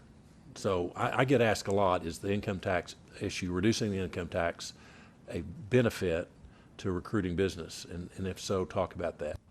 Well, personally, I love the fact that we have a diversified taxing system in Oklahoma where we don't collect all of our tax from one source. That makes it a lot easier for us whenever we're sitting across the table from somebody and they have a specific driver or a specific need.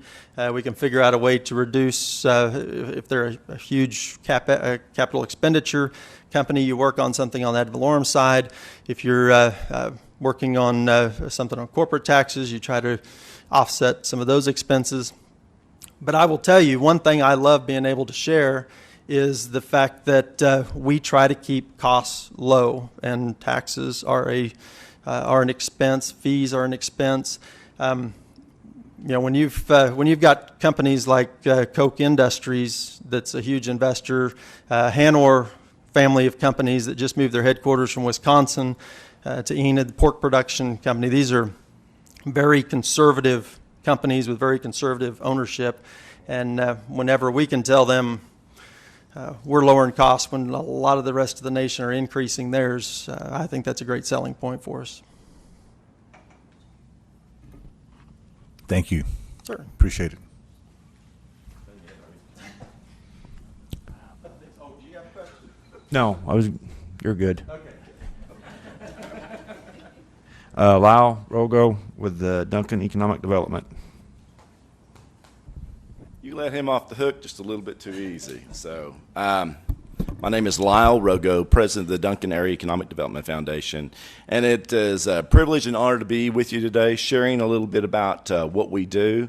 The one thing I do want everyone to understand and recognize is that the economic developers across the state of Oklahoma, we are a very small core group, but doesn't make any difference how large a community or how small a community we are.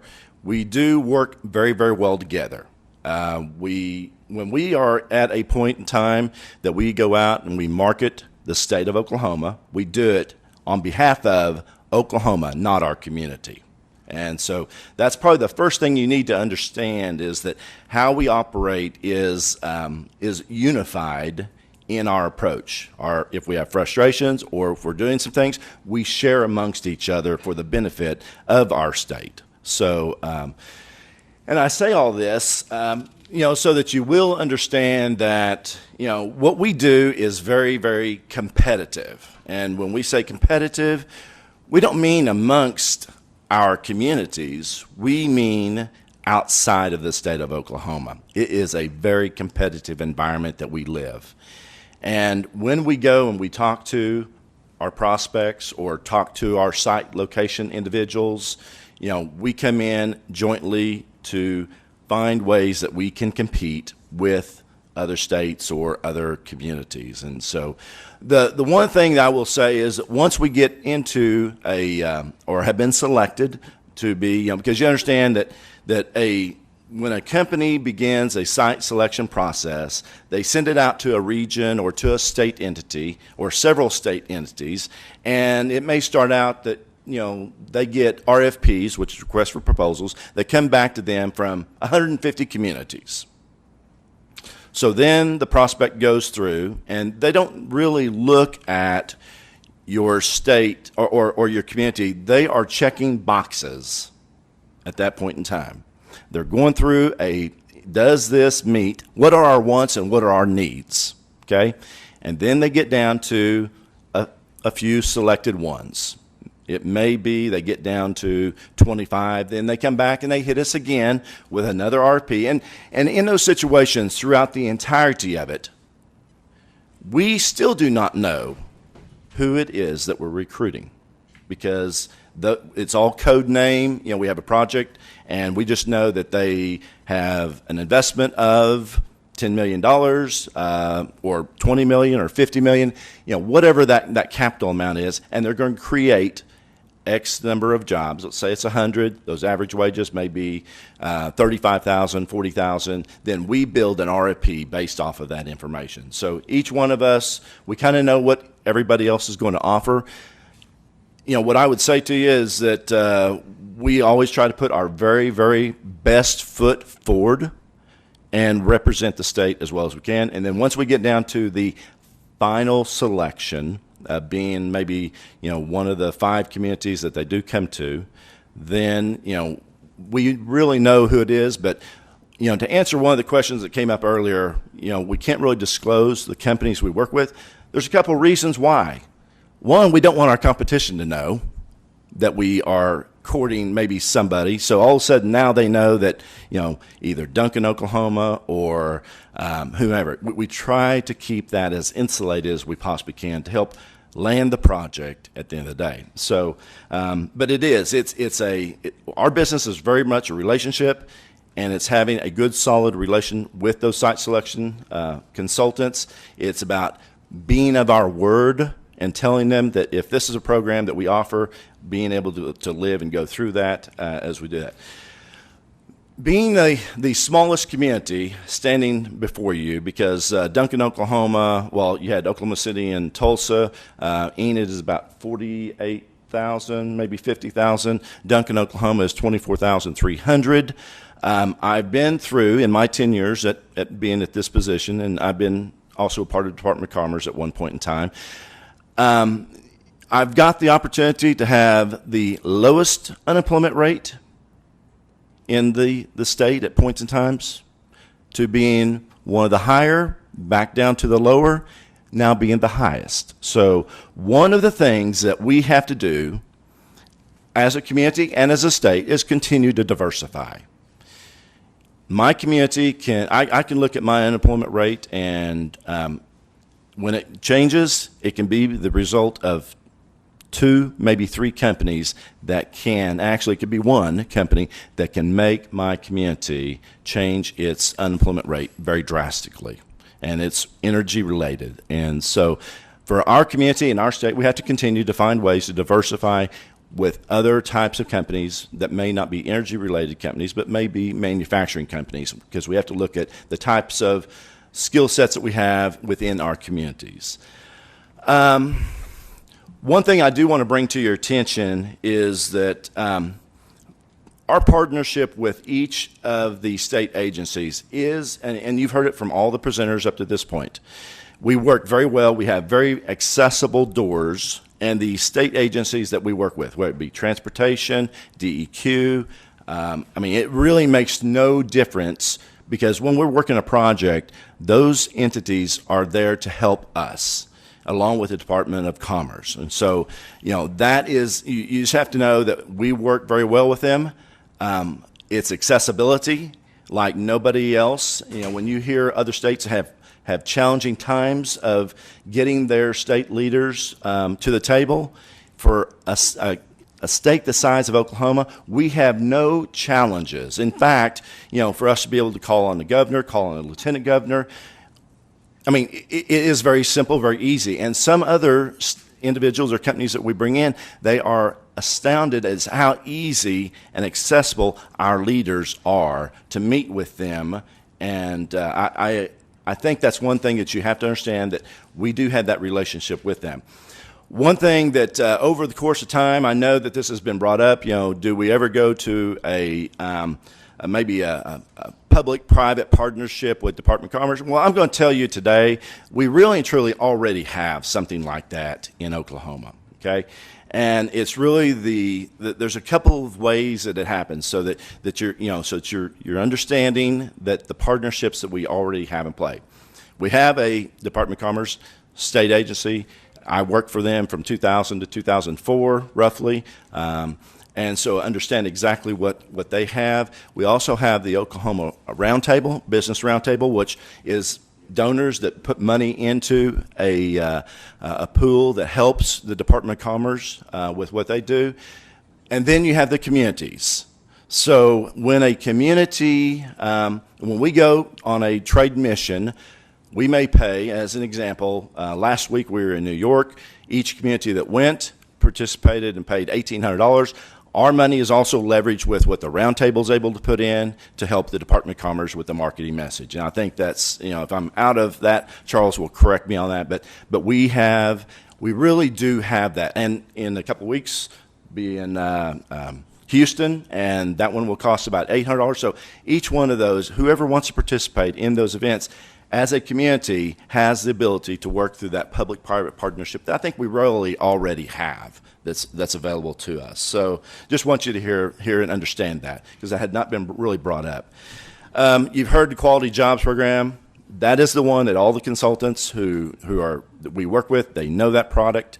They understand how it works, that it is performance-based. While we see in the newspaper, here's how many dollars have been allotted, understand that's not always what the company collects and what is given to them.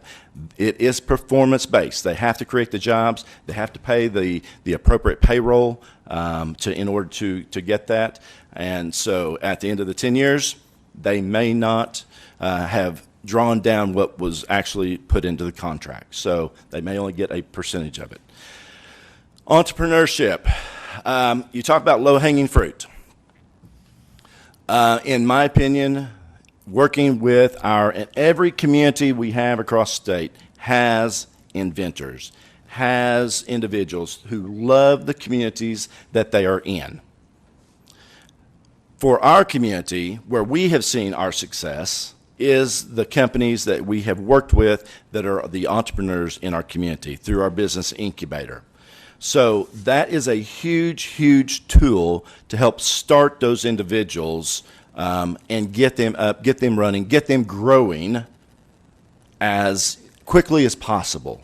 But there is also that vetting. It does take a little bit of time. It takes some patience with them as they begin that growth opportunity. They may start out as 1 or 2 or 10 individuals, and they will continue to flourish, but they want to be in Oklahoma, and they want to be in your community. You just have to always continue to make sure that we have ways that are accessible to them as they go forward. And so I think that's a huge, huge item.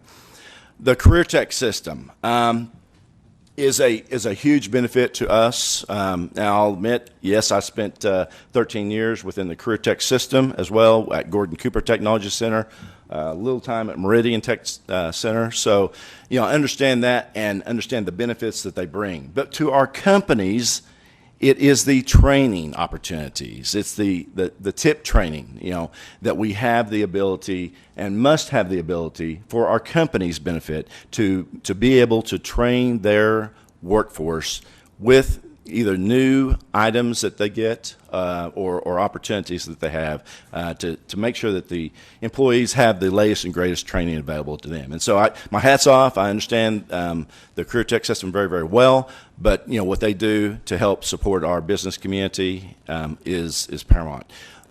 The one thing I will also add to that is we probably don't do a good enough job of marketing the career tech system that we have.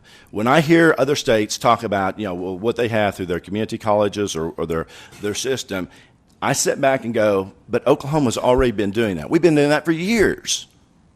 But yet we have not continued a steady marketing of what we have that is so great in training our workforce for our companies. So if there's one thing that we need to do, we really do need to add additional marketing to make sure that the companies across the nation know Oklahoma still has the best training, and that's through our career tech system. So workforce, kind of staying with that subject, one of the things that we have been able to do in our community, and because workforce is such a critical item, but it's how do we address the issues of our future workforce. And so one of the items that we did is, and you may have heard this, but it's the Career Pathways Project.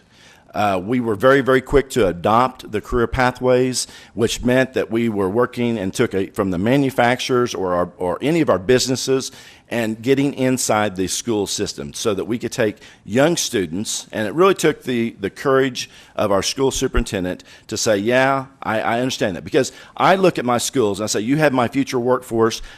I need them to understand why they need to be trained a certain way, or why they need to understand why they need to learn the math, the English, all of those things, the science, because those are skills that are going to be continued to be learned after they finish their education. So we took it very, very quickly to make sure that our teachers went through manufacturing plants to understand and to hear what the opportunities were so that they could relay that back to our students. We went through healthcare facilities. We went through the business community, the banking community, because there's more to it. And so those teachers and those students were able to walk back and say, hey, I really do understand that. Now I understand the career direction I would like to go for my future. So we have actually been able to make some great, great opportunities through our Career Ways partnership with our educational and companies within our community. And so other communities across the state have also kind of joined in or asked us how did we get accomplish what we have done. So a huge, huge thing.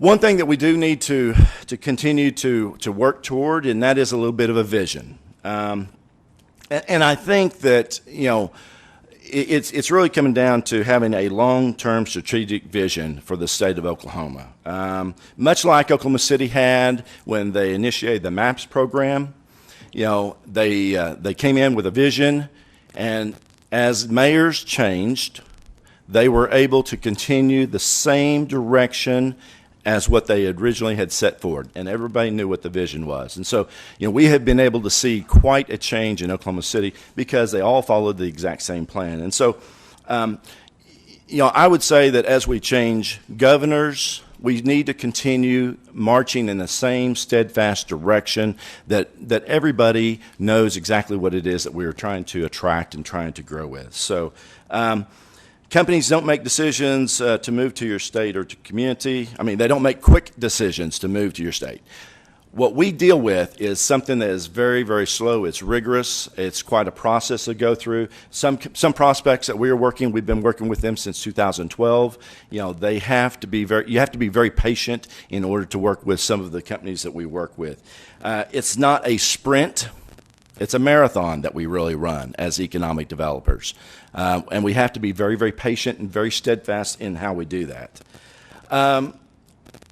Companies are going to make huge investments into economic development or into businesses or communities. I mean, it can be, and as you heard Brent say, it can be $1 million to $1 billion. And so they began making those investments based off of what they understand the incentives or based off of what they understand today. And they do not get to claim or take any credit for that until they have an operational plan. So understand that we have to be and work with them as carefully as we possibly can. So, and then I'll close with this because it felt like I was being pushed a little bit this direction. But just to give you a little bit of an update, the Incentive Evaluation Commission will start to release or will have reports coming out as soon as November the 4th is when we will meet. There are 11 incentives that are being reviewed this year. And so it has been a unique process. It's been a very fast process to have to go through this year because our first meeting did not occur until February. We selected a contractor in about June or May timeframe, and then they started setting the criteria and, or actually made recommendation by the end of June here's the incentives that they will review in the first year, which was a very, a short turnaround, and will have reports ready for us to review to then hand off to the policymakers. And so within those could be some interesting items, which not really don't know the full details of those, but what I would say is I believe that the consultant, PMF, and you met with them, they have had accessibility to the agencies, and I think the agencies have fully cooperated with them to get them the details, information that they need. And so those reports will be coming to you very, very soon. Just a little bit of recap. It's the 5-year ad valorem. It's the historical tax credit. It's the zero emission wind. It's the film. It's the 4 different ones from the aerospace. It's the industrial access road. It's the Oklahoma Capital Investment Board, and it's quality event program. Those are the ones that are being reviewed this year. Next year, we'll be getting into the quality jobs, a lot of those. And so the schedule has been laid out and is out on the website as well. So with that, I'll entertain questions. Thank you, Representative Goodwin. You still have questions? We're running about 30 minutes behind, and I don't know if we could wait for questions when we get through the other 2 speakers or not. We have 2 more before noon. We're about 30 minutes behind. Okay, you want to wait? I'll stay. You'll save? I'll stay. I'll stay. Thank you, sir. Thank Appreciate it.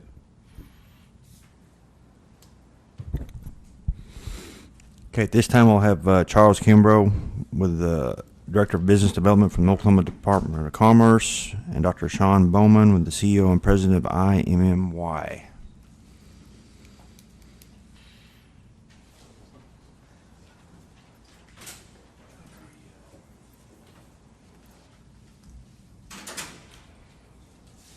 Thank you, Mr. Chairman, members, and Representative Wright and Senator Fields. Thank you very much for having us here, allowing me to be a part of this. On behalf of Secretary of Commerce Debbie Snodgrass, I would like to make a presentation to you about what we do. At Commerce, the state agency, we are the marketing arm of the state for recruiting. We're the marketing arm for retention. We are the marketing arm for foreign direct investment. We work very, very closely with these partners that you've heard from today. I would echo all of their sentiments that their statements are spot on. We do market with them in conjunction with outreach.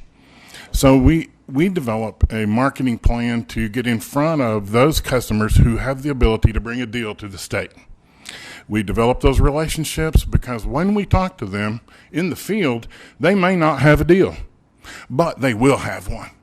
And so we developed that relationship so that when that business plan rolls around to being able to include the state of Oklahoma, what we're asking for is a shot and an opportunity to tell our story to these folks. And that opportunity comes in many forms. You've heard about the process, but basically what Lyle mentioned, 125. That's conservative. But when they reach out to us, they're not looking for a reason to come to Oklahoma.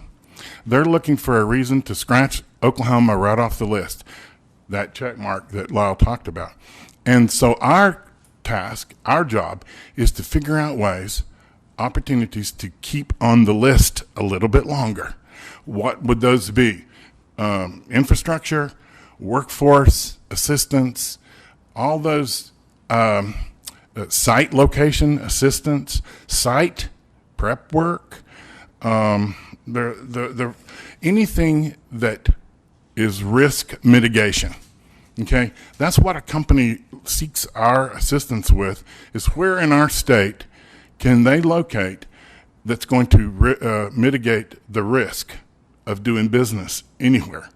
And so we try to put opportunities in front of them, all of these locations that you've heard from, in front of them that keep us on the list. And so those communities that have the ability to stay on the list longer are going to get that final shot into the final outcomes of a project looking at the state of Oklahoma. What incentives can we put in front of them is basically risk mitigation type incentives.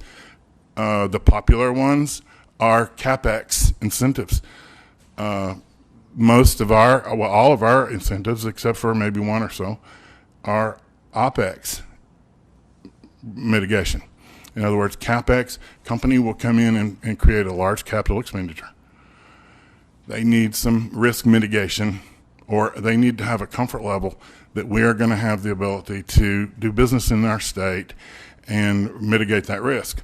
The largest risk mitigation opportunity that they're seeking, incentives are one thing, but incentives that reach out and touch labor creation, labor recruitment, labor training. I just left a warehouse and distribution client with my team, and we asked the question, what is your major driver to your project? They're getting ready to create 1,500 jobs, warehouse and distribution jobs. And it was labor, labor, and labor. Being able to find it, can we train them?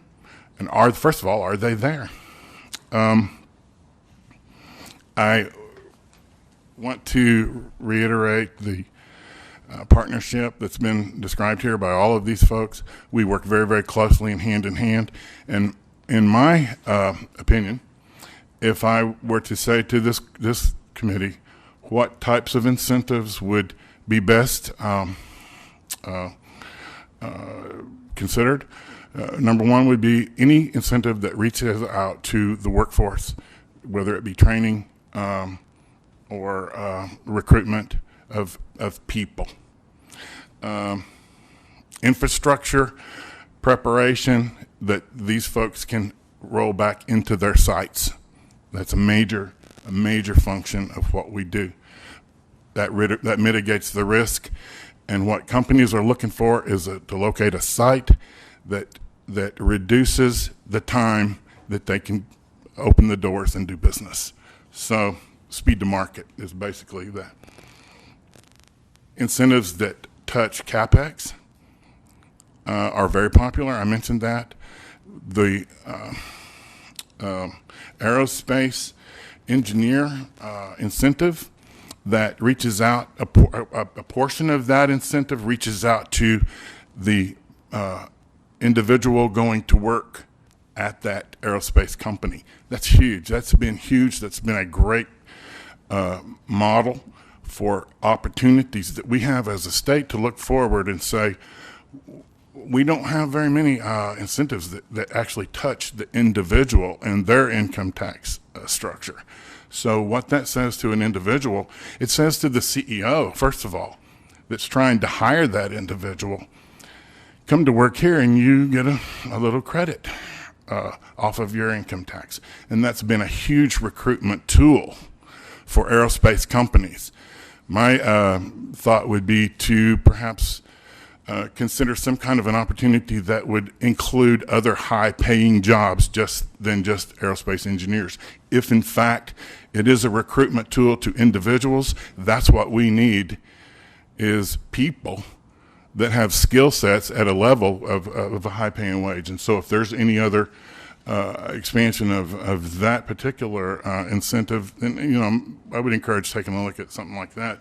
The gold standard, the stalwart, the thing that, the incentive that we have sold or represented for this state that is absolutely the golden thread is the Quality Jobs Program. It works. It's performance-based. As a matter of fact, all of the legislated incentives are performance-based.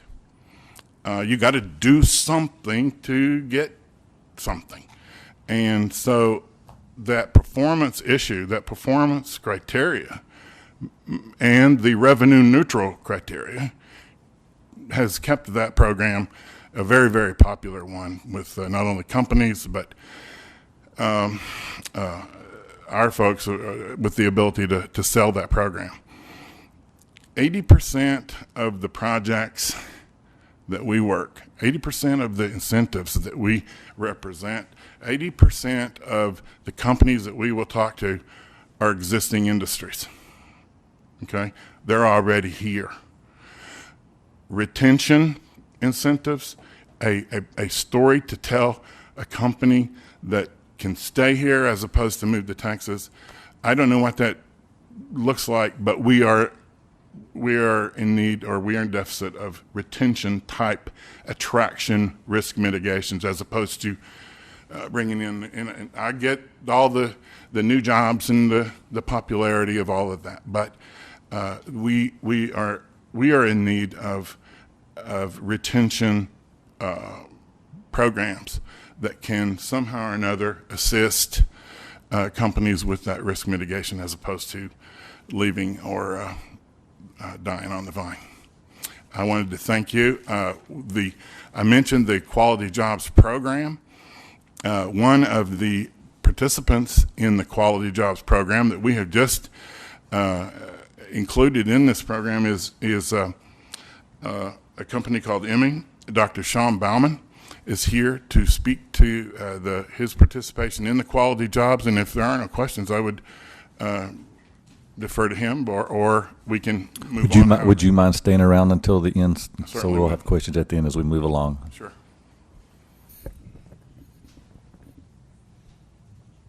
Well, thank you all very much for the opportunity, and special thank you to Secretary Snodgrass to tell you a little bit about our story. And yes, like you just heard, we are a recent recipient of the Quality Jobs Program.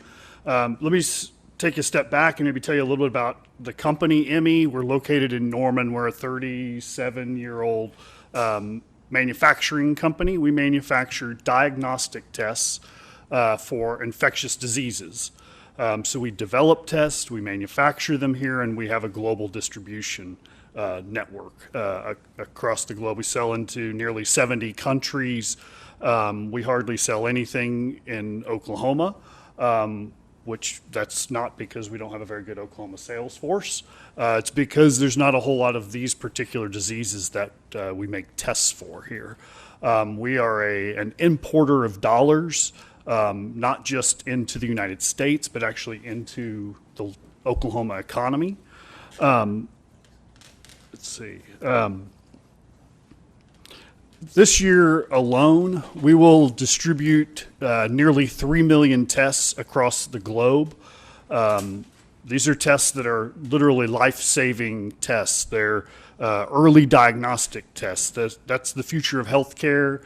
It's all about access to rapid, reliable, accurate testing. So if it'll work in the third world, it'll also work in the third shift. It'll work at the CVS Minute Clinic, those types of things. So we're growing very rapidly. We've had over 10 years of double-digit growth.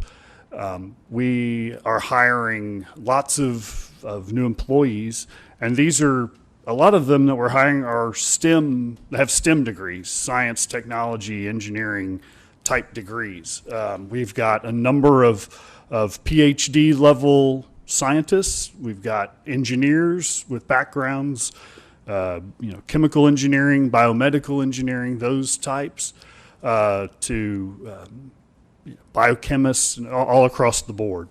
A few of the other programs, other than the Quality Jobs Program, which is significant to us, in that it's going to help us achieve our revenue goals nearly a year earlier than we were before, because we're going to be able to hire the staff, train them up appropriately so that we can achieve the demand. I mean, we're limited right now we can't make enough product, which is a great problem to have.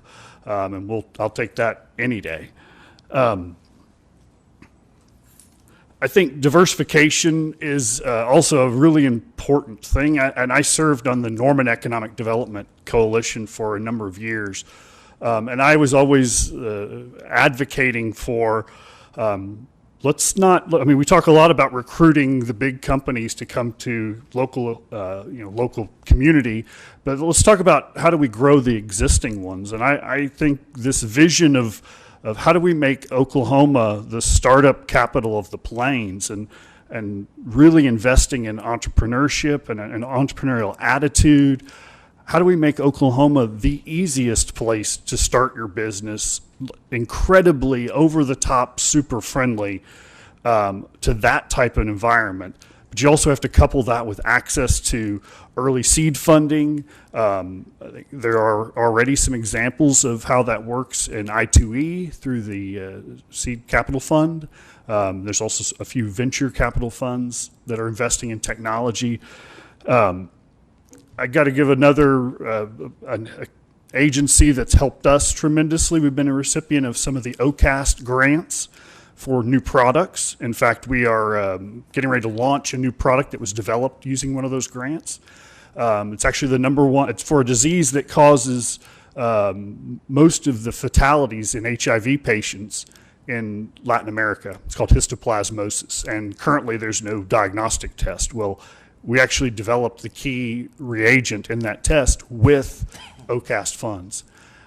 So this is an example of, from very early stage investment in new product development, that's actually going to turn into a product. And you can see OCAST funding, Oklahoma Jobs, the TIP funding for training has been a part of all of this. So we're a big fan of those types of programs.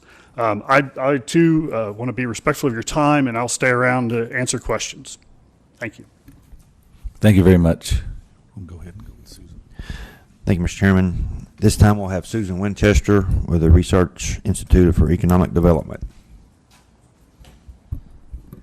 Thank you, Mr. Chairman. And I do have handouts, and I had a PowerPoint. We didn't know whether we would be able to utilize it today or not, so I also have an abbreviated version where I can just talk to you rather than going through that, and it will save time. So we can skip the PowerPoint, in other words, if that's all right with everyone. Okay.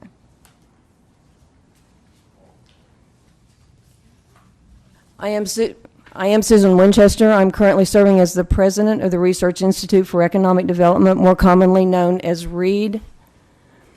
On behalf of our board of directors and our members throughout the state of Oklahoma, I want to thank you very, very much for the opportunity to be here today.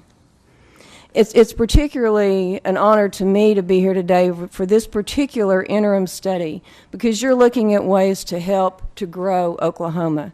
And READ was essentially created with that same reason in mind. If you look back to, we are getting ready to celebrate our 20th year of, I'm going to say doing business, but of being in operation. In 1997, a group of people very much like you who cared tremendously about the future of Oklahoma, particularly because we were coming off an oil bust that had lasted longer for Oklahoma than any other probably state that is energy related. A group of people got together under the direction primarily of the state chamber. I always give credit for Ron Cupp, who put it together, who pulled together a task force. It was made up of the state chamber, the Oklahoma City chamber, the Tulsa chamber, and individuals from throughout the state of Oklahoma. They tried to decide what they could do to help make this a better place. And you'll also remember at the time that we had a governor who cared very, very much about the future direction, very much like you do today. He was traveling the state of Oklahoma with his little white board saying, we need to eliminate right to work is an issue, tort reform is an issue, comp is an issue, a strong educated workforce is an issue. Everyone was agreeing, but when our business people went to your offices and you said you agreed, your voting record didn't track that agreement. The task force looked into a way to see how we could bring those things together. How when you said you supported something or you were against something, that was actually reflected in your voting record. Ron Cupp was a friend of a man by the name of John Davis from North Carolina. He was at that time the director of NC Free, the North Carolina Enterprise System, I think, at the time. I can't remember. Mr. Davis is still in business, but NC Free is under another entity right now. A group traveled from Oklahoma, met with him, decided what they needed to do to get this started, came back, and worked extensively for over a year to put together a program of evaluation to see what the legislature was doing to help either positively or to hinder negatively business growth in Oklahoma. They hired Matt's dad, Vince Robson, as the first executive director. Did an awesome job. He wasn't afraid to tackle anyone or anything to make this work, and he did a beautiful, beautiful job in seeing that it succeeded. As I said, we will have been here now 20 years. READ was created initially as a 501c3 organization. I know we're often given credit as being part or under the umbrella of the state chamber. That's not true. It is a standalone organization. They submitted the application to the Internal Revenue to function as a nonpartisan 501c3 organization. That was, I'm going to say rejected, but not in a negative way. They were created as a 501c6. We're still a nonprofit. But we operate, and we could lobby, we could do campaigns, we could be involved in a lot of things. We are not. We operate as a C3. We are not. We don't endorse candidates. We don't get involved in campaigns. We don't lobby. READ will never come to your office telling you, we want you to vote this way or that. That doesn't happen. We try very, very hard to stay under that umbrella as a C3 corporation. The mission of the organization is to promote economic growth through the evaluation of legislation dealing with business, job creation, and economic development issues considered by the legislature. We're a group of people who care about Oklahoma's future, and that's all we care about. We care about this state moving forward, being the most competitive in the nation. We're made up of businesses and individuals from across the state. We have people from rural Oklahoma, from the mid-sized towns to Tulsa to Oklahoma City. We represent or have as our members some of the largest businesses, corporations in the state of Oklahoma.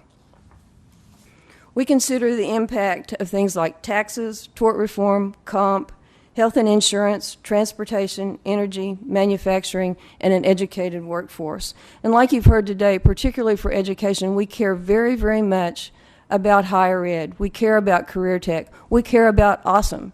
There's a phenomenal organization just a few blocks from here, from a public education high school. There's a huge recruiting tool for you, and you need to support it. We care about OCAS. We care about I2E. How we work. And I think it's very interesting. Everyone that's been a presenter today, I work with very, very closely throughout the legislative session. Everyone that's been on your agenda, everyone that will be on the agenda this afternoon, works very closely with us. We review the bills as they're filed. This past year, I personally go through every single bill that's filed and check the title and see what direction you all are going. And then we have, if it fits into one of these categories that we say has an impact, we're going to pull that bill and immediately start tracking it. We also have nominations of bills. Those bills are nominated to us by business people, by the chambers of commerce, by trade associations, professional associations, academic interests, individuals, and then even the legislators themselves. Each of the legislators are notified at the beginning of session that if you have a bill you feel like is a positive for business, let us know. We're going to be tracking it. And I even had the parent of one of the legislators, whose name I will not mention, call and say that my son has a great bill going on out there and you need to be paying attention to it. And I said, you bet we'll do that. So once the bills are nominated, they're reviewed by a focus group. We have a group of about 15 people that meet throughout session. We meet every 2 weeks and go over every single bill that I feel, they feel, everyone involved is tracking, is watching to see where it's going. Then Reed will take a position on those bills. We will either support the bill, we will oppose the bill, or we're taking it under consideration. We're under review. The bills are also weighted on a scale of from 5 to 20, with 5 being something with the least impact to 20 being something with a higher impact on a greater range of businesses across the state. The bills are tracked daily throughout the session using a professional tracking service, personal research, and the expertise of those businesses that are being impacted. The legislators are informed and updated throughout the session about what we're doing. We're not a gotcha kind of deal. The legislators know from the beginning of session through the end what we're tracking and our position on it. We don't wait till the end of session and pull the bills to say, we want to get back at you for this. That does not happen. We want to be very transparent with what we're doing. You will know as members where we are every single day of the session. If you have a question, and many of you do, all of you have my cell phone number, and call me. If there's a question at all, call me. I'll tell you where we are at that particular minute because we know things change. And as a follow-up to that, you get updates throughout the session. I know at the end of session things get absolutely wild, to say the least, and things are changing minute by minute by minute. Our positions sometimes change minute by minute, depending on the conference committee reports that are coming out of committee. Once a session ends, our list is reviewed. The top or the most significant bills will be the bills that we will use for the final report. And we only will use bills that you know that we were using throughout session. We're not going to be pulling something out of a hat. Once the bills are finalized, the individual members' votes are recorded. You receive points as members for the vote. When you vote with Reed's position, you lose points when you vote against that position. A lot of people miss votes. And I have tried very, very hard through my tenure in this position to find out a way to address that. In the House, you do announcements. You can say, had I been in the chamber, I would have voted such and such. The Senate doesn't do that. So if I know you were going to vote on something, if you've made the announcement, I try to give you credit. If you co-author a bill, we try to give you credit because I know absences can have a tremendous impact on your voting record. The last step involved is to compile the Reed report. And in your handouts, I've given you both the brochure that we put out at the end of session and then the annual report. The annual report actually lists every bill that we considered, every vote that was taken, why we were either for or against it, and then the individual legislative scores. This year, the budget was an overwhelming issue for the legislature. Almost everything you did should have focused on the budget. We were very, very concerned at the beginning of session about the things that you were doing to balance the budget on the backs of business. You've heard today how important the tax incentives are, how important the tax credits are. There were initiatives to increase sales tax on services, which would have had a very negative impact. There were ideas to increase the sales tax on cigarettes and the sales tax on gasoline. Again, an impact. You did do some positive things, the things that the business community was pretty impressed with. You clarified several of the employment laws, particularly for seasonal workers and for franchisees. You did laws to help provide health care, particularly in our rural areas. And again, you heard from Brent and you heard from Lyle how important health care is when you're attracting business, particularly when you're outside of the metropolitan areas. You talked a little bit about drones. That's another. You've heard about the aerospace industry. Drones is a part of that. And you did some good things to clarify what they could do with them and what they could not. And the two bills that I felt were particularly important, and my members did as well, you did some ideas to stabilize future budget projections so that we're not going, hopefully, through these ups and downs that we've seen over the past few years. To put into place something where something that you know is a good predictor from time to time. You also did some things that hurt. You had several bills that that mandate that insurance providers have to provide certain things. There were a lot of bills with excessive rules and regulations, which are a hindrance to business. There were a lot of things on the minimum wage, on paid leaves, and I'm not going to mention the things, but guns, and then some of the other things, other issues that you had that took up a tremendous amount of time. When in the view of our members, you should have been focusing on the positive, the budget issues, what you could do to make things better. This year we tracked over 500 bills. I think the most we were tracking at any one time was 404. Of those, we only used 18. Of those that we were tracking, I thought it was particularly interesting, and I pulled that just for this particular meeting. There were initially 52 bills that we opposed, but by April 12th, we were down to 7. Of those 7, 2 were passed, 1 was vetoed, and the others died in committee at the end of session. When we finished, there were 13 House members and 13 Senate members with perfect Reed scores, and 115 of our members had a score of 70 or more, and that's one of the highest in the last 20 years. With that, I'd take questions. Thank you very much. What we're going to do now, if the last 4 presenters will go to the front there, that way we can have you available as the committee members ask questions, and they can refer to or ask who they want to. So at this time, we're going to open up for questions. Senator Thompson, you're recognized. Thank you, Mr. Chairman. Ms. Winchester, a question for you. You made mention that we made some of the business owners quite nervous with some of our early discussions. In the act of trying to be transparent in what we were doing with the budget like it was, we felt compelled to look at all of the different incentives that were out there one by one and not laying any of those aside. Could you give us maybe another pathway to do that? Because under the open meetings, transparency, our responsibility to the taxpayer is to look at all those incentives. How would you go about doing that? We'd like to know that you're just looking at them, that you're not going to, we don't know, and the general public doesn't know, that you're not going to immediately put this into place. When you have businesses that are predicating their future on multi-year plans that are dependent on a lot of those things, you're pulling the rug out from under them. They don't have the relationships with you collectively that probably they need to have. Can you convey that message to the businesses in your district? We have to get these out there. We have to look at them. This doesn't mean that we're absolutely going to file this and pursue it 100% of the way. Chairman Newberry, you're recognized. Thank you, Mr. Chairman. I appreciate all of our presenters today and all the great work you guys have been doing in informing and educating our group.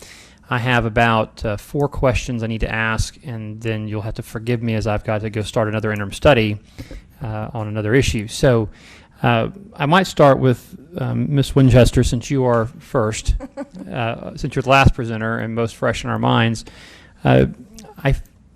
I first of all want to express my appreciation for Reed and what Reed means to this body in helping us make sure that we balance both the activities against what is actively happening in the marketplace.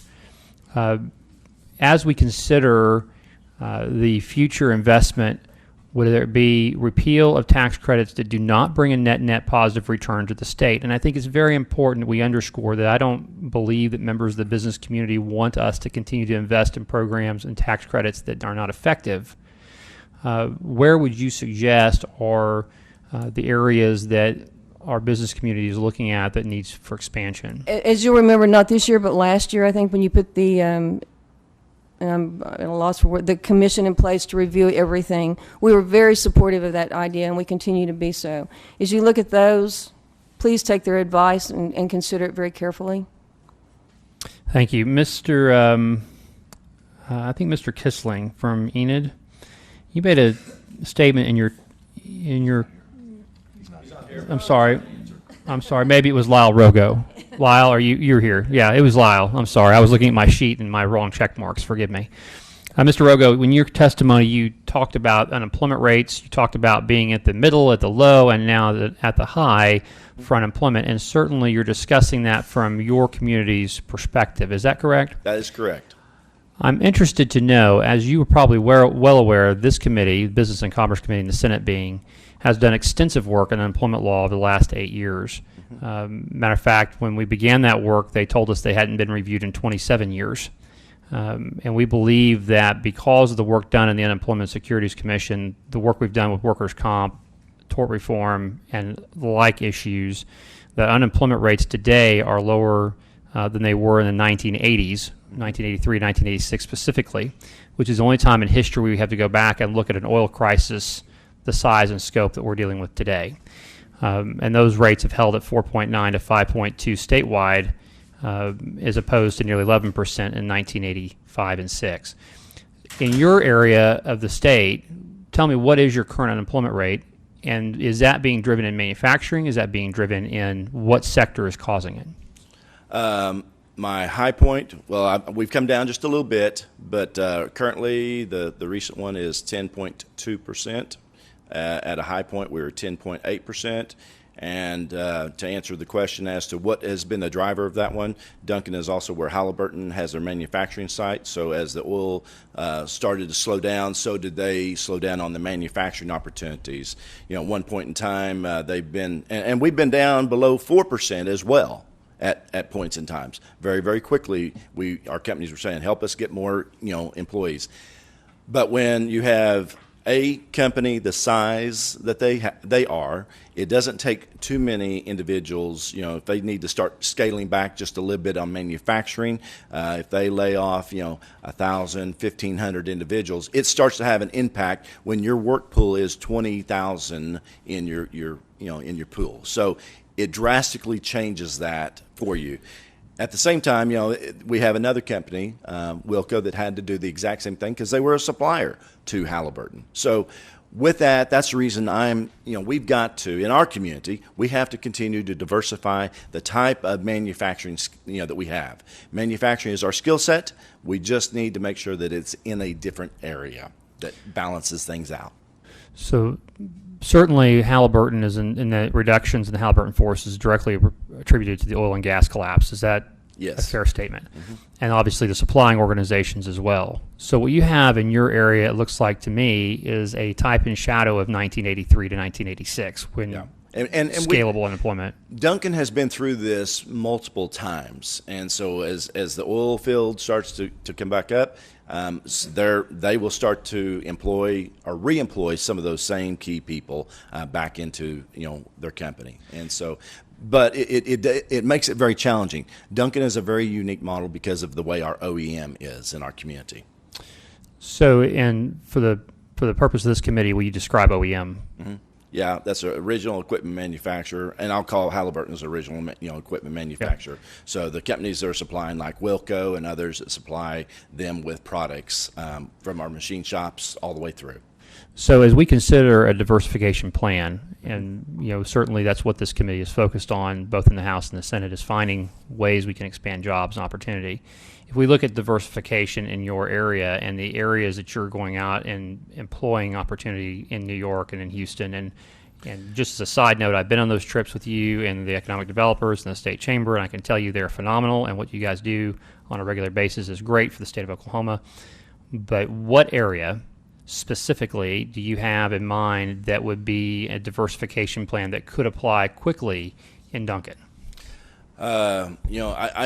One of the things we have, one of our newest companies is a platinum recycler. So they take catalytic converters out of the automobile industry, crush them up, and it's a smelter. They get the precious metals back out of it, and so that's something that's diversifying us.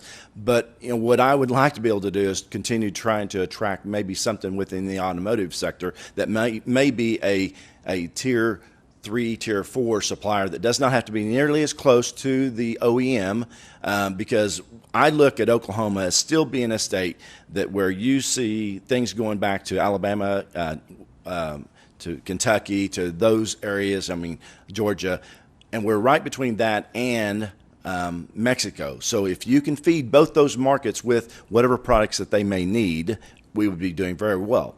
You know, you have to remember, Oklahoma's got two major tire manufacturers that, you know, Goodyear, which is 30 miles away from me, is one of the largest facilities and one of the most efficient facilities that they have. And so somehow I would like to be able to maybe bring some back to the automotive, at least in a tier 3, tier 4 type supplier. Thank you. Senator Fields, you're recognized. Thank you, Mr. Chairman. This is for Dr. Bowman. As you continue to look forward in expanding your business there in Norman, what obstacles do you see on the horizon, or bumps in the road you might foresee that would hinder that growth? And is there anything from a legislative point of view that we could do to offset that, or maybe help you clear those hurdles? So my most immediate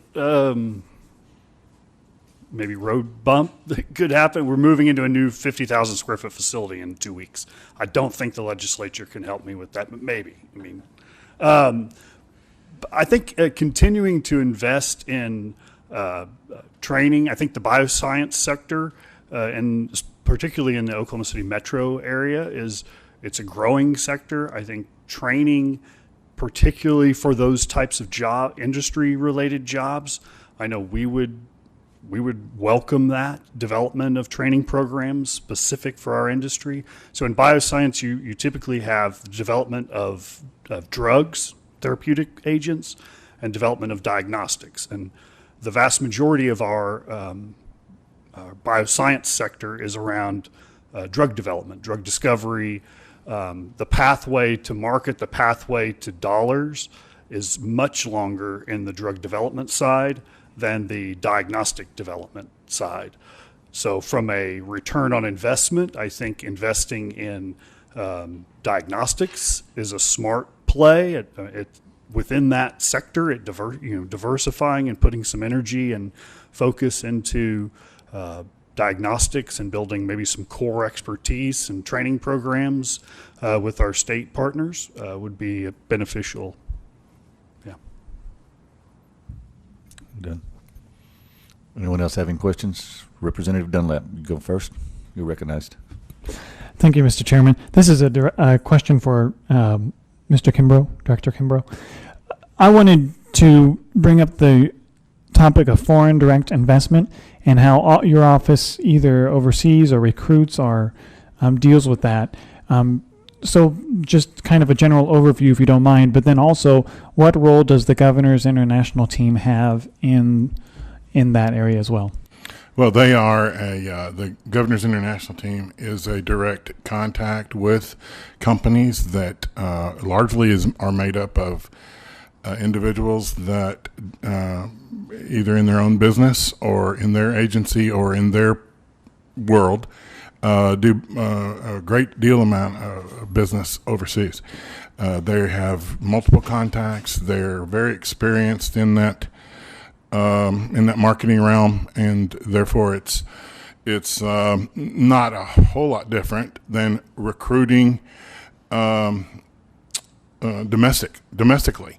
However, the process changes just a little bit, and it's made up of individuals and companies who have a greater interest in some of the foreign investments and also export opportunities as well. So it's a little blend of that. The first part of the question is how we do that. We are largely this year, especially due to some cuts, funded by a lot of grants. We have individuals who do the legwork, the groundwork to seek federal funding for that allows us to participate, travel, etc. Some of my business development budget is associated with some of that, but not nearly as much, of course, as the grant-funded opportunities. It's we reach out to site location consultants. We reach out to companies that want to do business here in our state, who we have a research department that does the groundwork, the intel, if you will, to seek out those companies who have made either a statement in their SEC filing to want to do more business or have made some sort of a international statement that they'd like to do business in our state. We pull every thread of opportunity that we see that there may be, and we reach out to them not only through email and some of our marketing material, but in conversation and some of these events and trips and trade show opportunities where these people will be collectively gathering, so we can make a trip and see multiple companies in one location, which is not a whole lot different than we market domestically as well. Follow up? Thank you. I don't mean to take up time, but can you provide maybe an evaluation of how well we're doing at recruiting foreign investment and foreign interaction, as well as do you have an anecdote that may be a success story or a good example of how the department is doing in that area? Certainly. We attend the Paris Air Show every other year, which is an expensive trip. It's not cheap. However, those investments that want to do business in our state congregate there. We have the ability to get in front of them. One of them is ASCO in Stillwater. They're a major company, aerospace parts manufacturer. They're trying to grow. They want to grow. They are currently engaged in conversation with us. They're from out of Belgium, and they manufacture some composite materials, do business with not only American Airlines, but trying to get involved with supplying some stuff to Tinker as well. Those are similar anecdotes amongst several other players. And yes, we do have, I didn't bring data on foreign direct investment, but we do have a list of companies that we've been working with and attracted over the last 2 to 3 years as a result of those conversations taken on at those trips. If you want to connect with us, we can certainly help provide some of that. Representative Wright, you're recognized for question. Thank you very much, Mr. Chair. Just one on commerce. And I have a question for Ms. Winchester, but how do you go about recruiting? Do you strictly work off the RFPs, or do you actively go out companies that might not be looking, maybe other parts of the country, but that might be wanting to move to a different state where they have less regulation and that type of thing? What are you doing to be proactive, I guess? Certainly. Several years ago, a study was done on the, I believe they called them ecosystems, and identified the areas of industry that produced our state income. In other words, what are your top 5 areas? The results of that were an assistance in where we spend our money, where we utilize our budget in terms of outreach. And to answer your question, yes, we do a tremendous amount of outreach. We have developed over the years a series of contacts and resources that have the ability to bring us a deal. That would be site location consultants or real estate executives, tax executives, brokers in some sort that act as a third party with a Campbell Soup or a Macy's or another company that acts as a broker that is our first point of contact, or we are their first point of contact. And this is a company that has a brokerage firm that has vetted out the states or the lists or the stack of 120 or 150, and we want to go delve a little bit deeper. So they call us, our team, they send us a RFP, which is a wish list, if you will, of what the perfect site in their mind is going to look like. Well, there's no perfect site. So it's our task to send it to folks like Lyle and other communities that you've heard from today to say, how many things on this list can you provide? And so that handles that aspect. But we do reach out and periodically have events in New York. Lyle mentioned we got another one in Houston. We do one in Atlanta. And it's a reception where we will go in and invite companies that we have done research on that may have a propensity or are growing for some reason. And if we can't get them to a reception, we will make a sales call on them, send a team of 2 or 3 people and tell the Oklahoma story.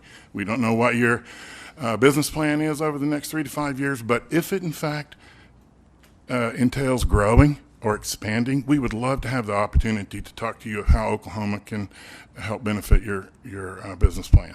I mean, it's one of those, develop a relationship, and if there's a opportunity to tell you further our story, we certainly have an outreach. So there's basically an outreach through shows, trade shows, sales calls, events, receptions, and then we do what happens after they say, okay, I'm ready to look at you, what now?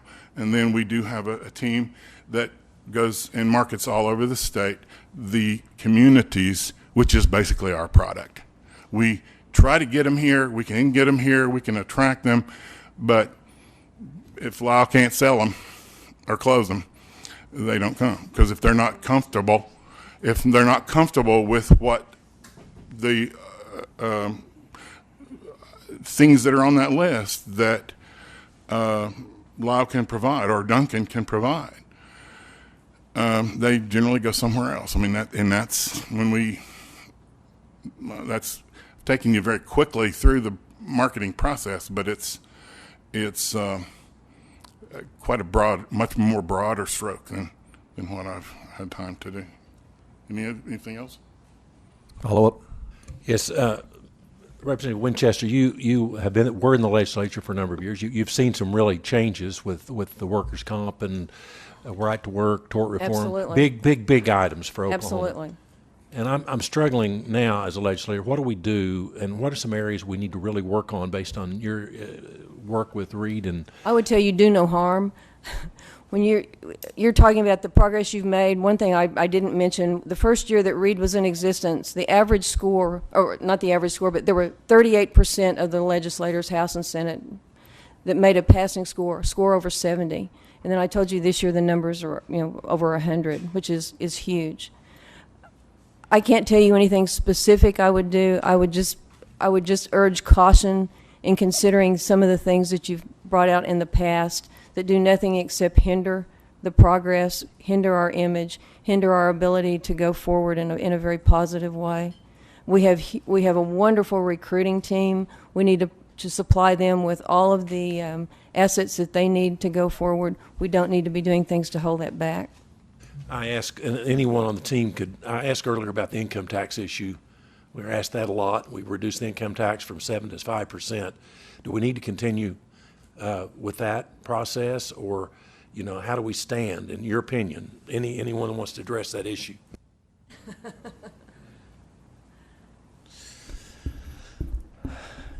I think Brent Kissling did go through and kind of talked a little bit about, hey, we've got, a very good system out there. You have your property taxes, which is less than, typically when we go out and we market Oklahoma, we say, look, Oklahoma has less than 1% on its ad valorem. So whereas I can go to Texas, some of those areas down there are 3%. They continue to say, well, they don't have any income tax. Yeah, they do. They do have some taxation. The rate that we are right now, I'd say, is fine. My deal has always been, and this has been since 1990 when I first ran for the House, I just want accountability for the dollars that we spend. I think that's really the thing that any Oklahoman wants.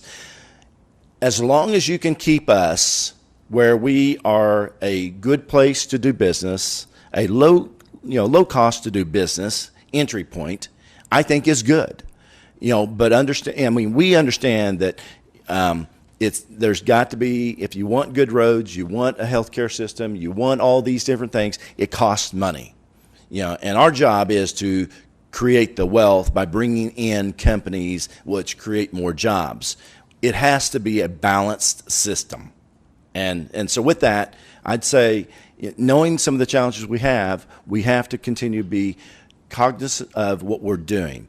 I don't want you to go in and do what a neighboring state to the north of us has done, because look, I mean, they took drastic measures, and the results they've got are really going to cost them as to how they get through that. I think there's other states that also have done some things that maybe were a little too drastic. So a slow approach, fine, but there's a point when you have to say, that's all the further we can go with it, and that's fine too. But I mean, we just need to know what the marketing ability is with what we have. So, and I'm good where we are. Anyone else?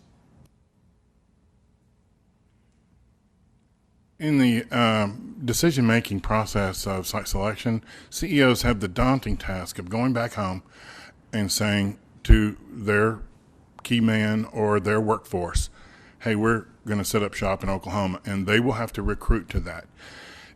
Therein lies the attractiveness to that individual to say, hey, we're coming, or we want to move to Oklahoma to take that job. Therefore, there's a balancing act in terms of, are we attractive enough for that company to recruit key people into that site? And if the answer is yes, then they come. If the answer is no, I think I'll stay here, then they don't. And so therein lies our ability to market our site or our state to that workforce. Once again, it touches that workforce. Are we attractive enough for them to mitigate the risk of recruiting top talent? Okay, last question, Senator Pittman. Thank you, Mr. Chairman. It's not actually a question. I just want to say thank you, but I also want to request from you, can you provide this joint committee, with your diversification plans? It's easy for us to ask these questions here, but when we leave and go back and to sell this to our districts and educate and inform our constituents, we need to be able to say that those 1% ad valorems is a draw for us, but we also need to be able to define what's a hindrance to us. And that's going to be helpful to us to educate that population. So as we vote to support the things that you are requesting and suggesting, we want to make sure that legislation reflects that. And so as Representative Winchester said to us, there's some things we did to help, but there's also some things we did to hurt. And I think if we have a blueprint of those things that will help us, then we get to educate our constituency as to why we stand where we stand. One of the challenges I face in an urban area is that I do have some rural areas.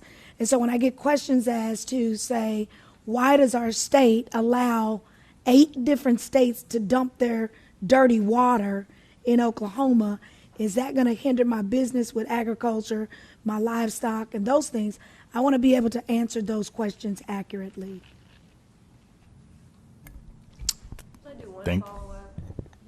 Go ahead.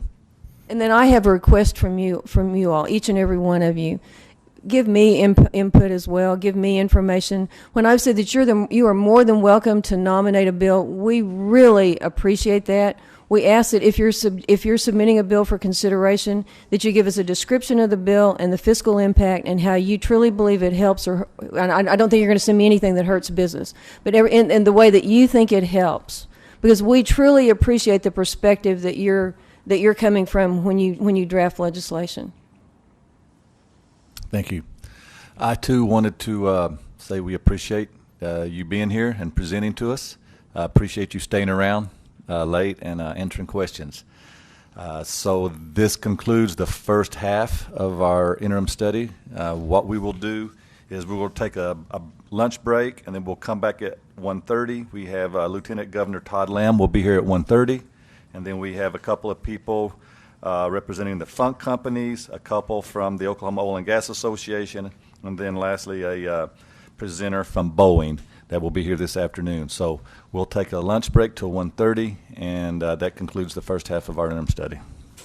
Okay, good afternoon. We're ready to start the afternoon portion of our Economic Development, Business and Commerce Interim Study, and I'm going to turn it over to Representative Harold Wright, who is going to present the presenters at this time. Representative, you're recognized. Thank you very much, Mr. Chairman, and thank all of you for being here today. I really appreciate the effort we had this morning. I've already had some people say they got some good information out of the meeting today, and so we appreciate it. And I particularly want to thank the members from the House and the Senator here today.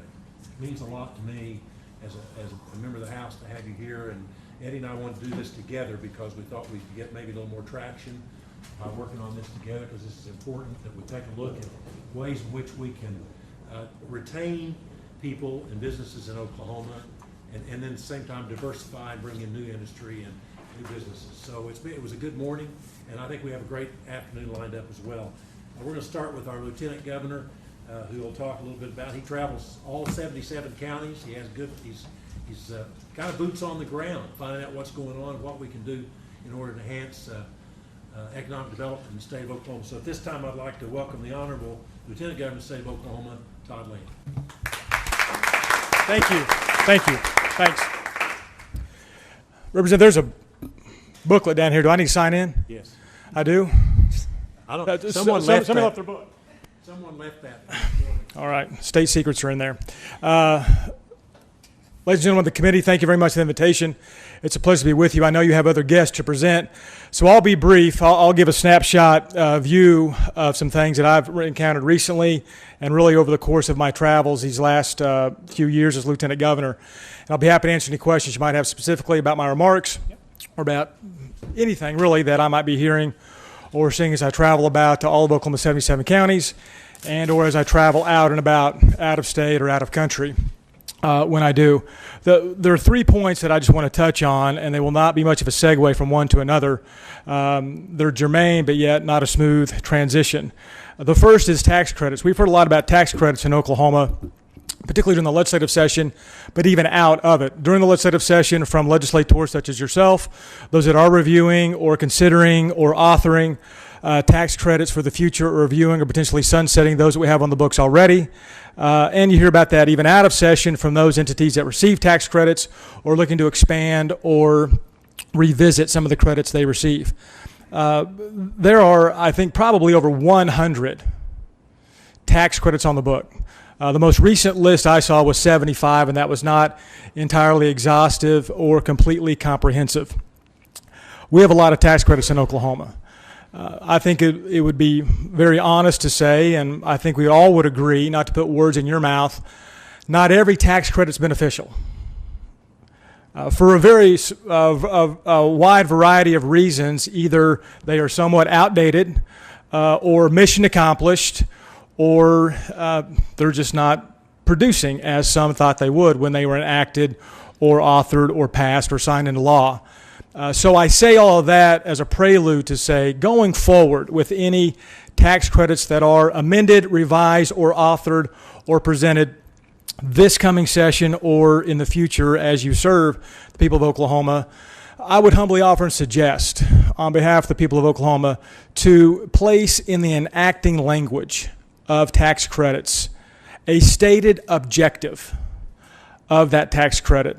Now, when that bill in the past may have been presented on the House floor or the Senate floor or the press release or discussion back home with eggs and issues, objectives may have been discussed, but I'm talking about language stated, expressed in the statute, stating the very clear objectives. For example, if there's a tax credit that deals with energy, is the objective to discover and to use more renewable energy? Well, that should be stated. And or is it for job creation? We often say things are for jobs creation, but they don't always produce jobs. So then the point of the objective language that is expressed also in that future language, I'm talking about tax credits going forward, I would humbly suggest that a sunset be provided also. Whatever that might be, and that would be determined to the author and the legislative body. But as that sunset's approaching, whether that member that authored the bill or those that voted for the bill is still serving the state of Oklahoma, As the sunset's approaching, then you can defend and or advocate on behalf of that specific tax credit and look back at the objective and say mission accomplished, or mission not quite accomplished, but here's why. Here are some challenges we've had that we did not foresee with our state budget, with this industry, with our economy, with X, with Y, with Z. But I think that will help Oklahoma moving forward in economic development. One issue that my chief of staff and I have talked about quite a bit since serving the people in this capacity, there are a lot of entities in Oklahoma and personnel within entities that have economic development on their business card. And not just chambers, and not just commerce, and not just industrial authorities, but there are a lot of ED initials on many business cards. It's been surprising to me sometimes at entities or individuals that have economic development on the business card that I had no idea had any involvement, capacity, or conviction on economic development. We, in my office, attempted to illustrate a flow chart, not for this meeting, but we're talking years ago. I was so surprised by this. We tried to establish a flow chart of economic development. It was impossible. I mean, it could not be done with all the entities. And Keith, I forgot how many we come up with. It was about 10 different state entities that do something with economic development, or say, or offer, or suggest, or proclaim that they are involved in economic development. I say that to say this. Better streamlining with economic development personnel is needed in Oklahoma. Particularly if an industry that has no footprint in Oklahoma is interested in relocating here, opening a branch office or their corporate headquarters, quickly knowing, if you were the Secretary of Commerce, quickly knowing all the individuals that could help and assist either for recruiting purposes and or boots on the ground once they arrive for their expansion or relocation, how our personnel could help them, as opposed to willy-nilly, that is going to be misquoted and taken out of context and tweeted. It probably already has. More organization, better orchestration will benefit Oklahoma with our economic development personnel. And I want to stress, that is not a finger pointing. I'm not specifically talking about the Commerce Department or a chamber. There's so many more entities out there that say they're involved in economic development. And I don't know if they are, how productive they are being.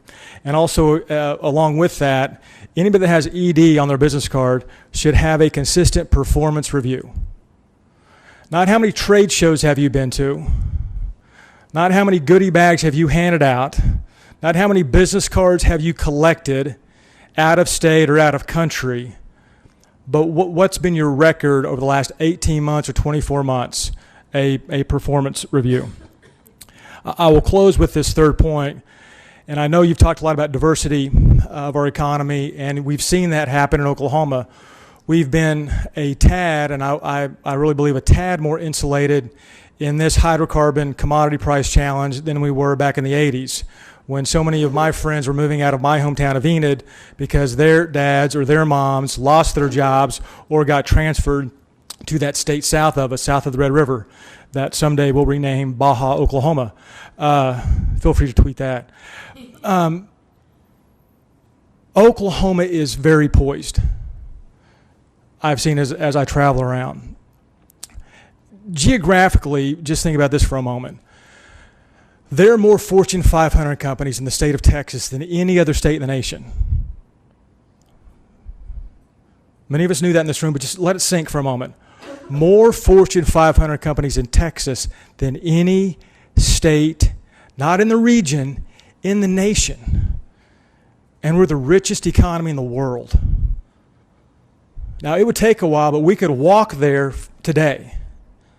We could walk there. Might get there overnight. That's how close it is. There are only 2 other states in the world that is as close to that action as Oklahoma: Louisiana and New Mexico. That is a great benefit to us, but also a great challenge. Texas was much like Oklahoma. They had more folks and they had more acreage. That's obvious. But they were much like Oklahoma for so many years. They depended on two commodity prices in hydrocarbons and agriculture. And they had a very cyclic budgetary environment where it would go up and it would go down. And they got sick and tired of being sick and tired. And that state to the south of us got very aggressive with public policy. And that's the reason more Fortune 500 companies there than any other state. It wasn't for the weather, because we had the same humidity. It wasn't for the color of dirt, because it's just as red. It wasn't for weather patterns, because they have tornadic activity and hurricanes. Businesses went there because of public policy. Well, Oklahoma has caught up with public policy. We passed meaningful workers' comp reform, which was long overdue but finally passed in Oklahoma in the legislative session 2013. 2007, we passed Texas Plus, meaningful lawsuit reform. So we told businesses, we're not going to sue your pants off if you come to Oklahoma or expand in Oklahoma. We have a low regulatory environment, a low tax environment. We've lowered our personal income tax, which many decision makers lean on and look at when they expand or relocate. So that's much of what we've done. But being geographically located with the proximity we are to the state of Texas, we are so primed to have overflow. And the reason there are so many in Texas, a lot of those companies were in California years ago. California used to be the place to be. And California became overtaxed, overregulated, and businesses left. Well, our neighbors to the south, God love them, they might take some of that for granted. Those companies are going to be in Oklahoma someday. We've done the public policy. Now we must get very aggressive. This goes back to personnel, being aggressive recruiters of business opportunity. You know, whoever you cheer for the loudest in the fall, whether it's orange or whether it's crimson, Tulsa blue, to pick the 3 Division I football programs in Oklahoma, if Bob Stoops or Mike Gundy were just to sit back and think, you know what, we've got great facilities, we have great tradition, we've produced NFL football players, I'm going to wait for my phone to ring and a blue chip high school athlete tell me he cannot wait to come and play for me. If that were to happen, OU and OSU would never win another football game. Coach Gundy and Coach Stoops are aggressive in their own right, but they send their staffs out with organization, performance reviews, and they talk about the universities and why that young man should play football in Stillwater or Norman in their collegiate career. And Oklahoma does recruit. We are aggressive, but I think the time is now for us to experience a real renaissance in Oklahoma. And, you know, when I was in the state Senate, it wasn't a joke, but some people would smile and say, to defend a bill and make sure that bill was passed, what would they always say? It's for the children, right? I'm sure that's not being said anymore. Probably said every day. It's really incumbent upon us to have a conviction level. So our sons and our daughters that might live in our roof, but really the sons and daughters of Oklahoma have opportunity awaiting them when they finish their education in Oklahoma. And I'll close with this. You know, the ultimate goal I think that this committee is working on and I'm excited about is this goal, just to make the best thing in Texas, I-35 North. Thank you all for having me. I'll be happy to answer any questions. Questions? Go ahead. Thank you very much, Mr. Chairman. We talked earlier about some of the accomplishments we've made. See anything in the way of regulations or anything that we need to do policy-wise to help our current situation of trying to diversify? Specific to regulation, Representative Wright? Is that what you mean, a specific piece of regulation? No, as I travel around, I have these town hall meetings. When I hear about a regulatory challenge, 9.9 times out of 10, it's a federal reg that flows through a state agency. Other than mailing a copy of the 10th Amendment to the feds, I can't think of a state regulation that I've heard about very specifically recently.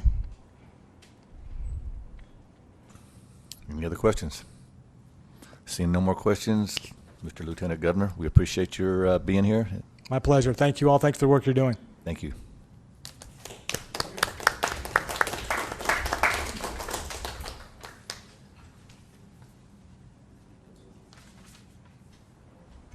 last year I had a chance to, an opportunity to meet with Bob Funk, who has one of the bigger companies located all over the United States, but centered right here in Oklahoma, and that's Bob Funk with his company.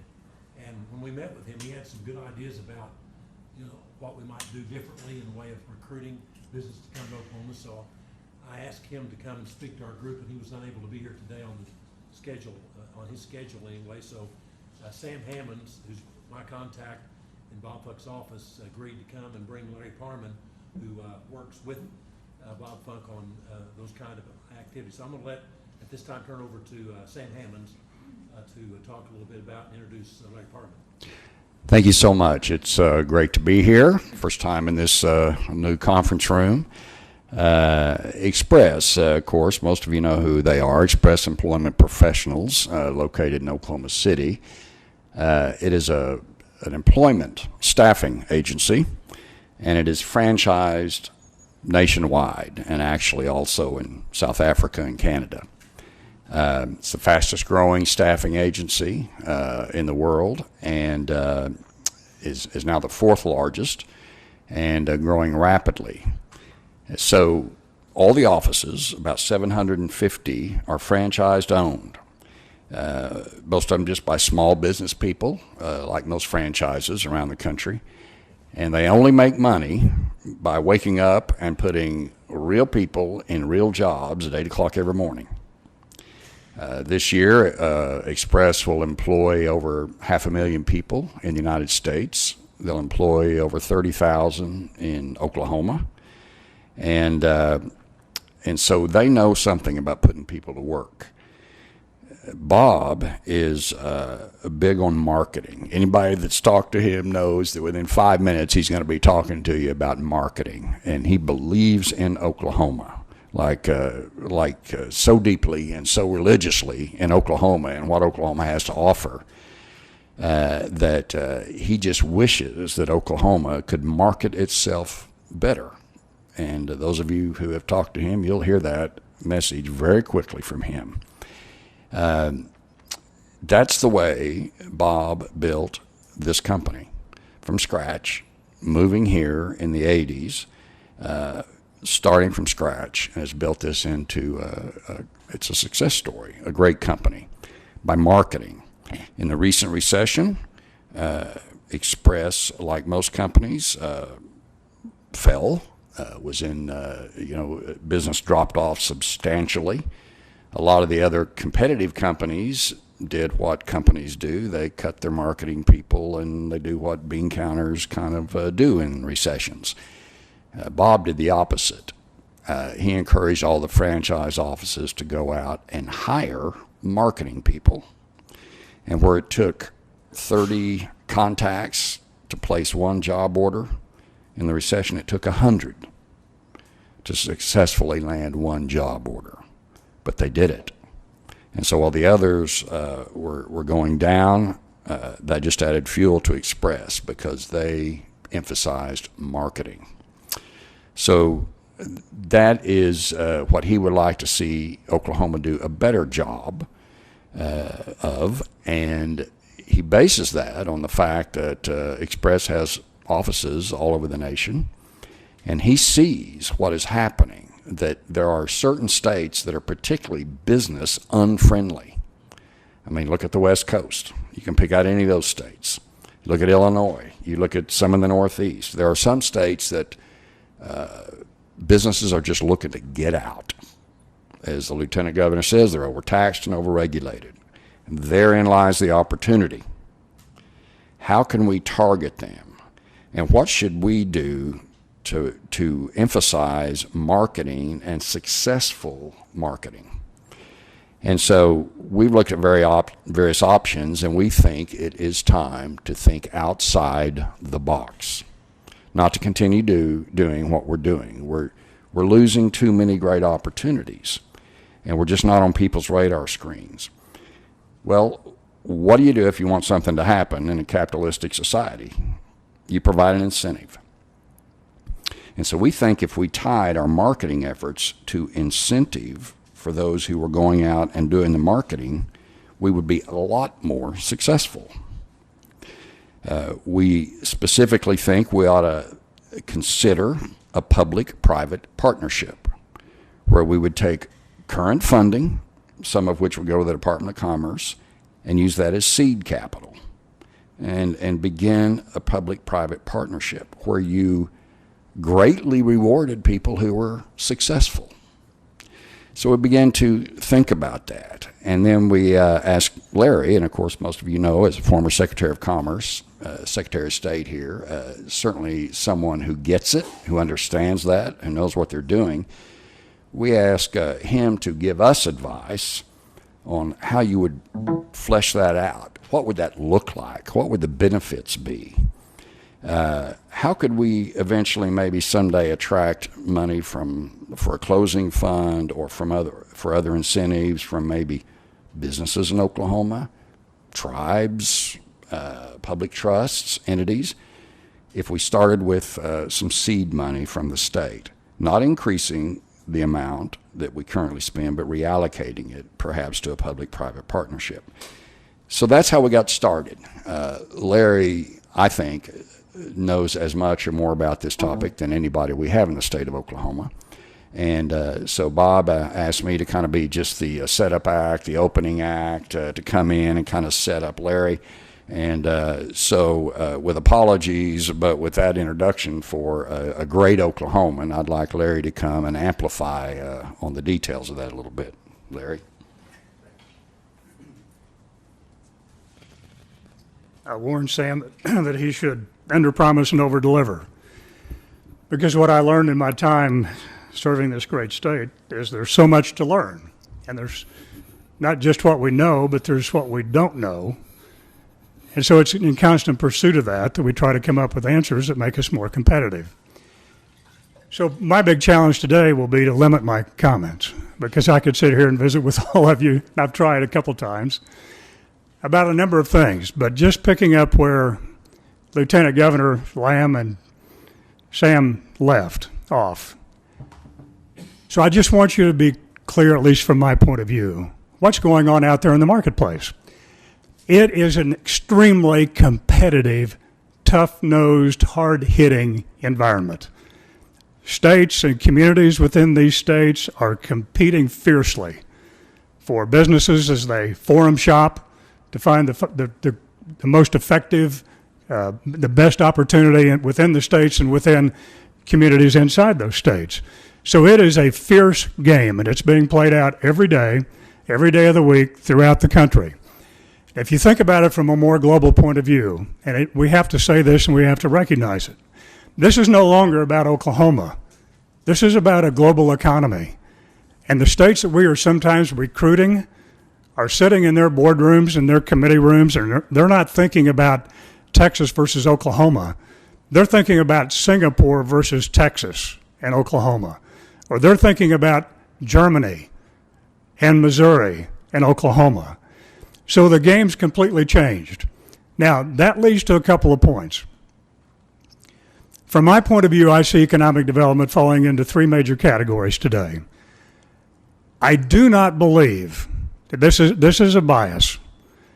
Some people believe that economic development comes down to trying to buy the business. And you can buy the business through a combination of incentives and so forth. I do not believe that that's a game Oklahoma can win. We have counties in Texas that have more money in their closing funds than we have in our state closing fund. It's just a difficult game for us to play. But we can create the right kind of environment. Lieutenant Governor mentioned that. And we've taken profound steps to help make that happen. And we should always be vigilant about continuing to be sure that our environment is competitive. And that's tax policy, regulatory policy. I'll go, you heard the list. I don't need to repeat them. But we should always be pursuing, well, first of all, we should be protecting what we've done. And be sure that all the hard work and the equity that many of you in this room and others put into helping create that environment is preserved. That's important, because from an environmental point of view, creating the right kind of economic environment, we can compete, and we can compete very well. Now, what's tied to economic development, and this is one reason I think the Lieutenant Governor made his point. So many people hold themselves out as being in the eco-devo world, as they say, That's because they are. We're all in the economic development business when we talk about working for the state of Oklahoma. And some of it comes through workforce. I think that's the second leg of the stool. Because without that educated workforce and without people prepared and without the reputation of perception of us having a prepared, qualified workforce, that environment's going to fall on deaf ears. And then many of the communities around the state, particularly Oklahoma City and more recently Tulsa, have created what I call the third leg, which is the lifestyle leg. Today, you have to have a place that young people want to come, that's appealing to them. That's the reality. And the communities that do a better job, the states that do a better job at that, have a better chance of successfully competing. In the past 5-6 years,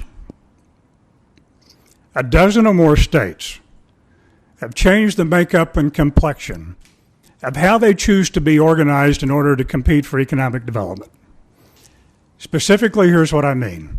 There's been a transition, at least in those states, from a government agency-based approach to economic development to spinning off that portion of economic development that has to do with sales, marketing, retention, recruiting, and a few other functions.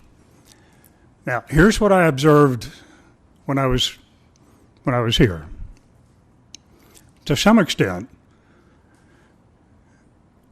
commerce, I want to choose my words carefully because it needs to be accurate. We have to be careful about what we choose to put into commerce in terms of the activities. We cannot let our economic development function become a dumping ground for agency-type activities that there doesn't seem to be any place else to put.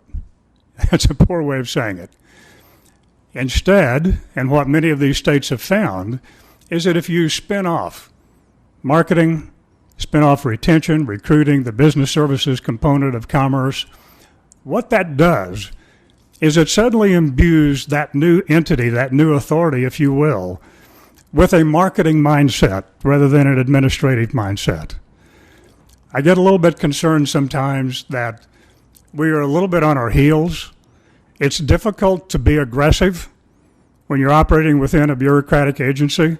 There's no fault of that. There's no fault of people. It's just the mindset. And so what I would encourage you to think about is, let's change the game. Let's join the fray. Let's be one of those states that gets creative, and let's create a new public-private authority that's what they call a triple P or PPP, public-private partnership, and let's spin off that portion of the Commerce Department that sells and markets. Now, there are a number of ways you can do this, and we don't have time to get into it today. I don't want to leave you with the impression that this is an easy task.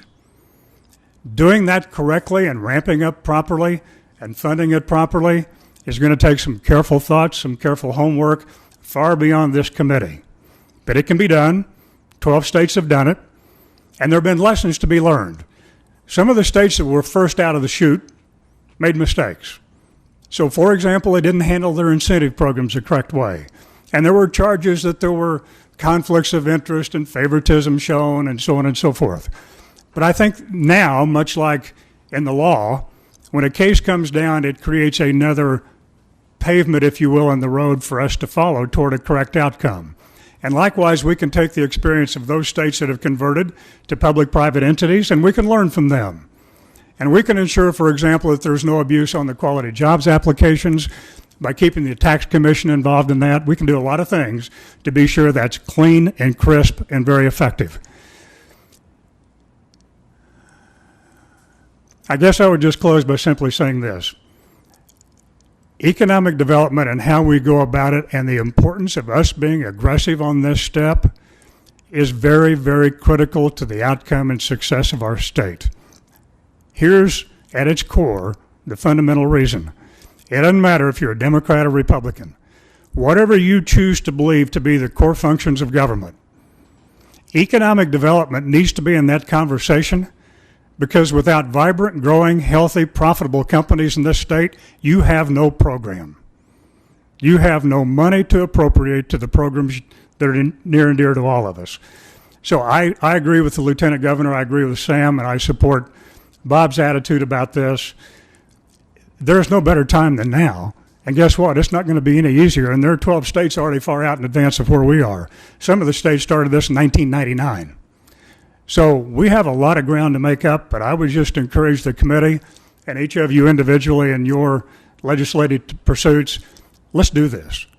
Let's create an entity where we can make aggressive marketing, selling, retention, promoting an integral part of helping businesses grow and build and prosper in Oklahoma. And that includes not just recruiting new businesses to come in, that includes programs that will help the companies who are here become more profitable. We're missing an innovation link in this state, and it's going to take some real out-of-the-box thinking.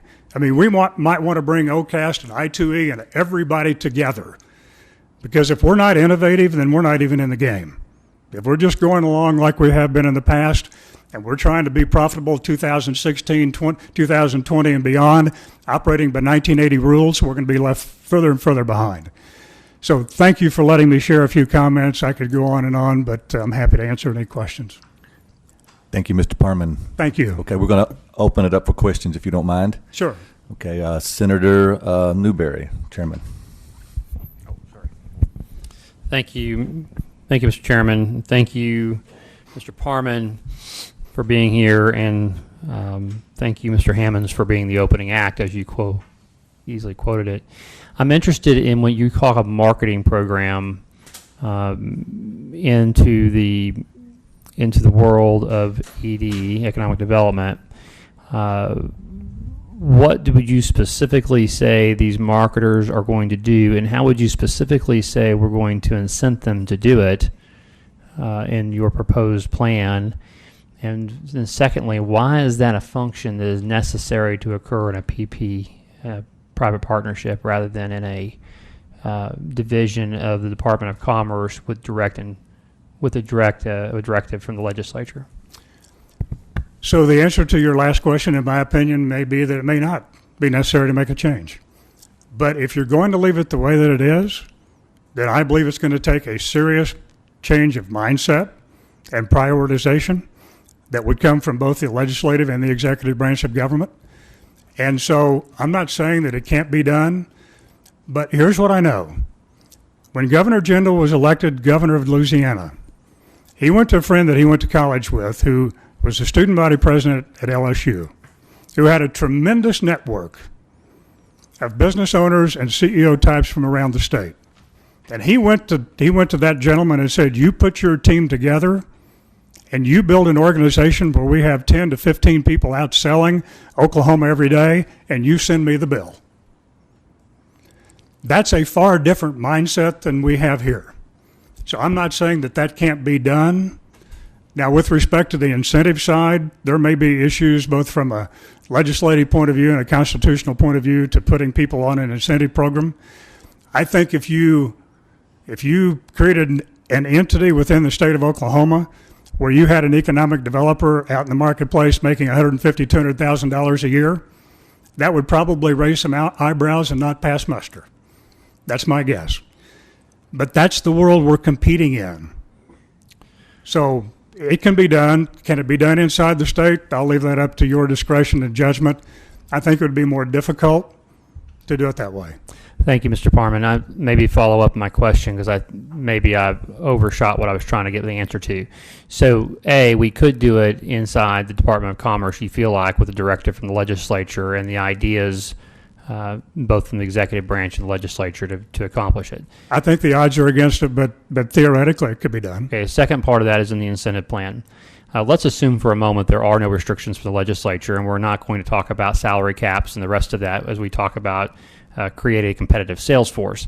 What I'm more interested in knowing is, are you suggesting that incentive would look like a percentage of the quality jobs tax credit goes to the ED person, or a percentage of the dollars gained on behalf of the corporation coming here goes to the ED person, or are you talking about some different type of incentive program that maybe the legislature hasn't thought through or should consider as we work through how we're going to progress Oklahoma forward? So, for example, I don't believe either one of those would be appropriate. So I think incentives, I think there should be benchmarks and specific criteria that had to do more with outcomes about how successful we were at getting people to the table and considering Oklahoma. So I don't think we should tie it to the percentage of quality jobs perhaps granted, because that rule may change. I mean, that may tighten up, it may loosen over years. I'm not sure that's the way to do it. Could that be a piece of the incentive program? Perhaps. But I think it should be more about what that individual is doing, what that team as a group is doing. How many people are we getting to the table? How many people are we having CEO conversations with every month? How are we connecting with people, and how are we getting them to the table to seriously consider Oklahoma? We know how many people, how many companies we get into the top 2 or 3. We know that. That's not a loss, that's a win. Because in many cases we have to compete with 200 or 300 communities and states to get to that point. So I think there are all kinds of ways to incentivize that behavior. I don't think it should necessarily just be connected to quality jobs, as an example. Is that more responsive? I appreciate your in-depth analysis of what quality jobs might be. I use that as an example. But what you're really saying is set the benchmark. Once you meet the benchmark, whatever that benchmark is going to be, offer the reward to the corporation or the individual who's accomplished it. Sure. That's your rendition. Well, the reward shouldn't be to the corporation coming in. The reward should be to the team in that entity, whether it's the Commerce Department or a newly created entity, that would receive that additional payment. So would you suggest then, when you say that it's a win, that we're the final 2, but we don't close the deal and we don't get the deal, you're suggesting that an incentive should still be paid to the company that got us to number 2? I think it should be, and I think there should be a more of an incentive if we win. Thank you. One other final point.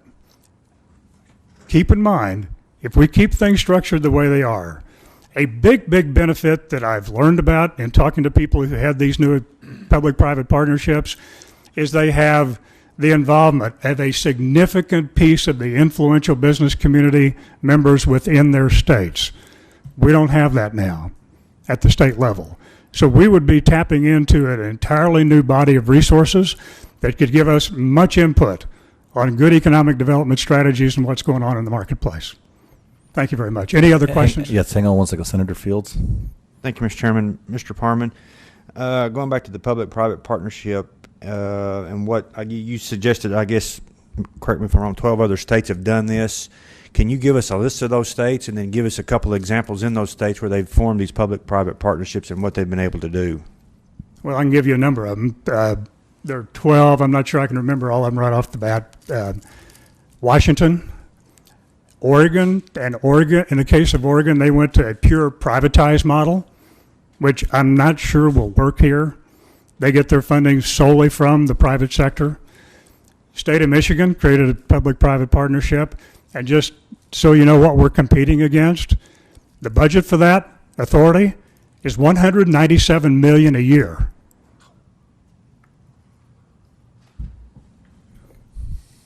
Arizona created probably the most recent public-private partnership. They passed a bill that simultaneously terminated their Commerce Department and created a totally new authority on the same day. The new authority took business retention, recruiting, marketing, some research, spun them off. They went downtown, located an office building, basically a new entity. 17 board members from both the public sector, private sector, Tennessee, North Carolina, Florida, Texas. Now you'll notice something about the names I'm mentioning. Where's the fastest job growth taking place? Tennessee. So those entities are working pretty effectively. And one reason that they're working effectively is because they are out there, they're doing two things. They're softening the beaches with powerful marketing messages to CEOs. And if we had more time, I'd tell you how I think we should do that.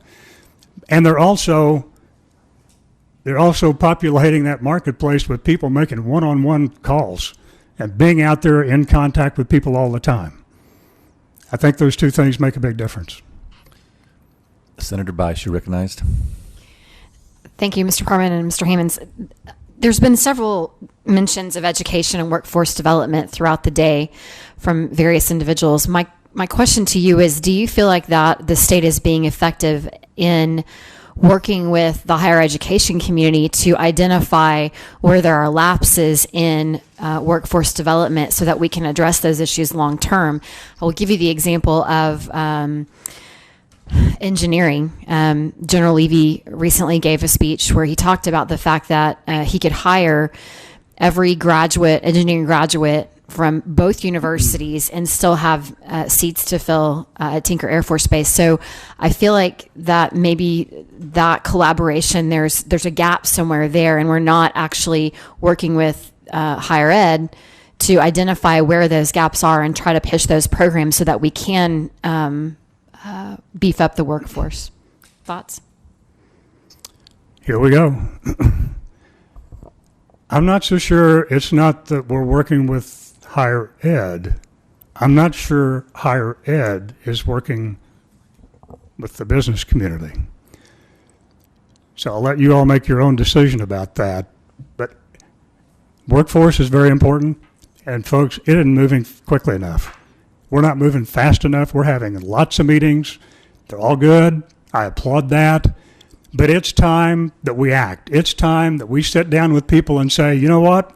The curriculums you're offering in these four-year degree schools are not hitting the mark. And if you want our money, bring it into compliance with what we need to put people to work here. Put it into compliance with a message that we can send to the marketplace that says we have 1.5 times the average number of engineers a company needs to employ here. So you can make your own decision, university, about whether you want to continue to fund XYZ cultural studies. I'm not being critical of that. Don't misunderstand me. But if you want to bring alignment between workforce capability and business needs, we need to get realistic about it, quit talking about it, and do something about it. Do you think there is something either legislatively or through the executive branch that can bridge that gap? Isn't this just a matter of choice? I mean, I think we know what to do.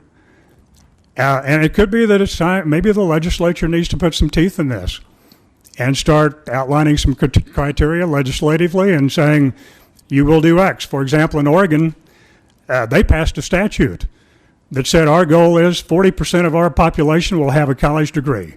40% will have an associate's degree or technical degree, and 20% will have a high school diploma based on rigorous standards. What's wrong with that? Why not start with something like that? There's a strong message, marketing message for Oklahoma business in that workforce area, but we need to get with it. One more, I think, Senator. Thank you, Mr. Chairman. Mr. Parman, you've touched I haven't had this many questions since I came over here and asked for more money. We're making up for lost time then. You've touched on higher ed a little bit. What about the career tech system? I know a lot of the career techs across the state have really good partnerships with the business community. What can be done there to enhance that, to improve it, or is there room for improvement within the career tech system to meet those needs? There's always room for improvement. I think we all agree career tech does a good job. Can it do better? Of course. Can there be greater collaboration between the high schools and career tech? Of course. Can there be better marketing of the message of the value of a career tech certificate? Absolutely. That's why when we created, when we made the deal with Macy's, and I found out that they had an internal training program, I insisted that in order to receive the governor's closing fund amount, that they work with career tech and certify every person and give them a certificate that passed through their training program. So it's just things like that I think that we can do more of. Senator Wright? Representative Wright? Just got promoted. There you go. I don't know if you want that one or not. Can you? I'm a salesperson by heart. That's the business I'm in, radio advertising. We have to sell it to and make sales calls. If I sat at the radio station and waited for people to come in to buy a radio ad for me, I probably would, well, I wouldn't be successful, I can tell you. And I've been in business for 41 years. It's all about going out. One thing that intrigued me about what Mr. Funk said when I met with him was that we needed to be more progressive. We need to be more outgoing. We need to be more proactive in going out and part of that public-private partnership you're talking about. Can you talk about how that might model, how that might work in being more proactive?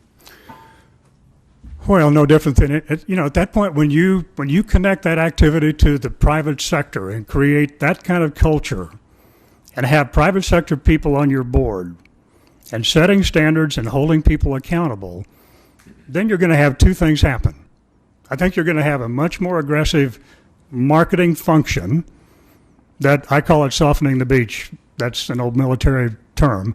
You soften the beach and you start exposing companies, particularly those within the supply chains of companies that are already here in Oklahoma, and you start educating them about what we have to offer.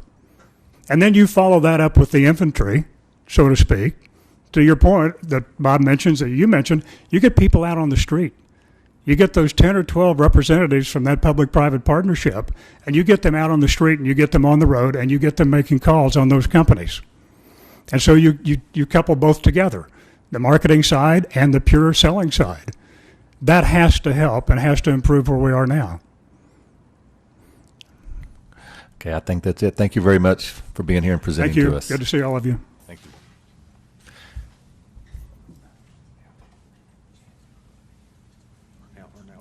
Ornell. Okay. She's here. Okay, we'll move to our next presenter. We have Arnella Hargis with, is going to talk a little bit about the oil and gas industry and how we might work with them better.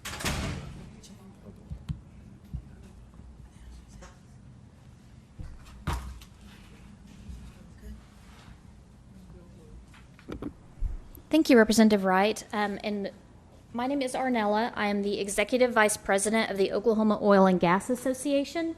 To get started on the presentation, to tell you who the Oklahoma Oil and Gas Association is, you probably are aware of us. If you've been around the Capitol for very long, you may know us by our former name as the Mid-Continent Oil and Gas Association. We are actually the oldest energy trade association in the United States, so we take some pride in that, knowing some of our founders were some of Oklahoma's early oil and gas barons. Robert S. Kerr, Frank Phillips, Frank Colcord, some of those names all of us are familiar with if you travel around Oklahoma. We represent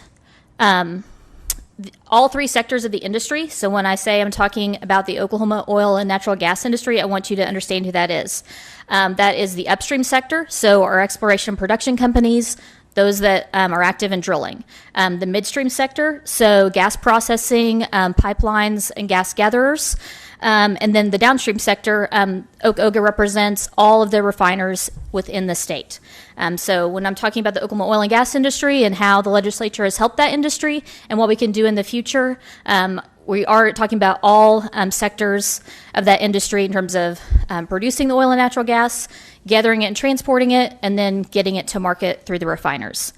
Senator Fields had asked us to talk about what the legislature has done in the past that has helped the industry and what perhaps can be done in the future. So next I want to talk to you about what the legislature has done. Some of you, I think most of you, were in the legislature in 2014 when the legislature passed House Bill 2562. This was the bill that changed the gross production tax rate for exploration and production companies. So in 2014, we took away what was a reduced gross production tax rate, and there were a number of incentives on the books. The bill, first of all, increased the gross production tax rate from 1% to 2% for all new production, and then shortened the amount of time that that lower rate would be assessed. So previously, the 1% rate was in effect for the first 48 months of production. Due to the passage of that bill, the tax rate increased to 2% and shortened that amount of time for the first 36 months of production, going up to 7% in the 37th month, and thereafter until production ceases with that. Well, It sunset a number of incentives and rebates that were in effect at the time, so did away with a lot of incentives that were on the books for oil and gas production. And that went into effect for all new wells beginning July 1 of 2015. So, now that we're a good way through 2016, we might begin to see the effects of that increased gross production tax rate. For one, we'll touch on this later. Obviously, we've experienced an industry downturn due to commodity prices. And if you know anything about gross production tax reporting, there's about a six-month lag time in how the state reports that information. So hopefully here by beginning of next legislature, we'll be able to kind of see what that new tax rate means to the state and the industry. Next, the other thing that the legislature has done is provide regulatory certainty. I think some presenters earlier today talked about the importance of not continually changing the regulatory scheme, regardless of the industry. Same thing for the oil and natural gas industry, particularly you either have small companies who are don't have a lot of bandwidth to determine what the regulations might look if it varies across the state. And then you have companies that might have multiple rigs across the state. So if they're operating in various local jurisdictions, it is helpful if that regulatory scheme looks the same. So in 2015, the legislature passed Senate Bill 809. We refer to this as the preemption bill. So this really came about after we watched an effort in Denton, Texas to ban hydraulic fracturing processes. So in Oklahoma, we proposed a bill and worked with the Oklahoma Municipal League and other stakeholders in trying to put into state law that the regulation for the Oklahoma oil and gas industry would be housed and charged to the Oklahoma Corporation Commission. As it has been, but anything that regulates basically anything underground, the Corporation Commission is charged with that responsibility. Municipalities do have the ability to institute ordinances, adopt ordinances that might affect any operation above ground that might affect public health and safety. So that could be noise, traffic, sound barriers, what have you. So that providing that regulatory certainty and trying to prevent any outright bans on oil and gas production is certainly helpful for the industry going forward. So to talk about why doing those things and looking at what we can do in the future is important, want to hit on just a few of kind of the really great economic benefits that oil and gas industry brings to the state. So this information is based on a recent study you probably received either from us, but it was really conducted by the State Chamber Research Foundation. It was an update to a study that was released in 2014 when we were having the tax discussion. Even despite the downturn, so that study released earlier this summer, I think really a lot of these numbers are from fiscal year 2015, so about as recent as we can get. And it is really promising that even in spite of the commodity price downturn, a lot of the key economic factors for the industry hold true in Oklahoma. So one of those is 1 in 7 jobs are directly or indirectly supported by the oil and natural gas industry. 1 oil and gas job supports 2 jobs somewhere else in Oklahoma's economy. So that might mean a job on a rig supports, a hotel operator, restaurant owner, retail person, what have you. That number speaks to the spillover effects that the industry has just due to purchasing power with the presence of those oil and gas jobs.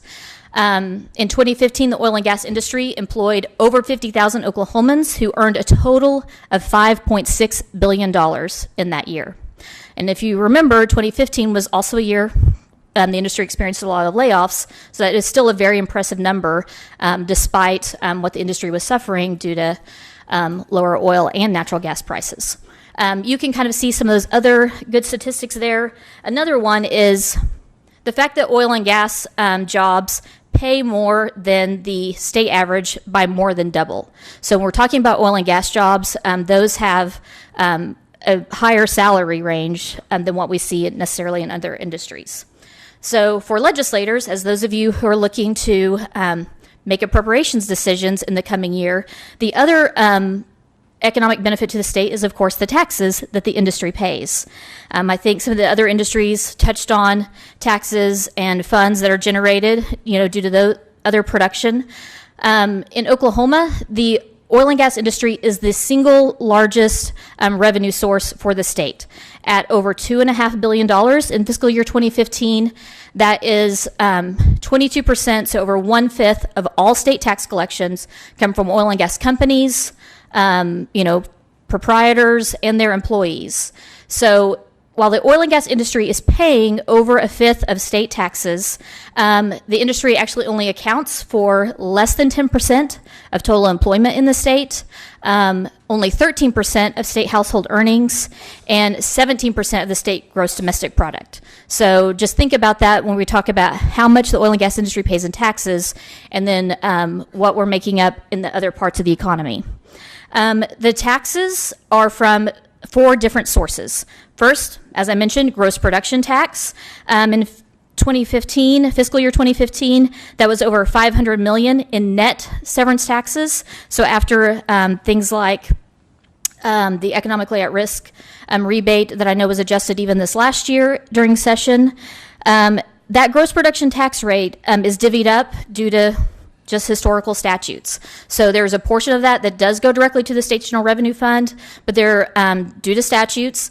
A portion of the gross production tax goes directly to education, then others go to roads funds, and then others are kind of divvied out among a number of other funds. So when you talk about off-the-top funding, that gross production tax revenue stream is one of those that has some off-the-top funding to dedicated sources today.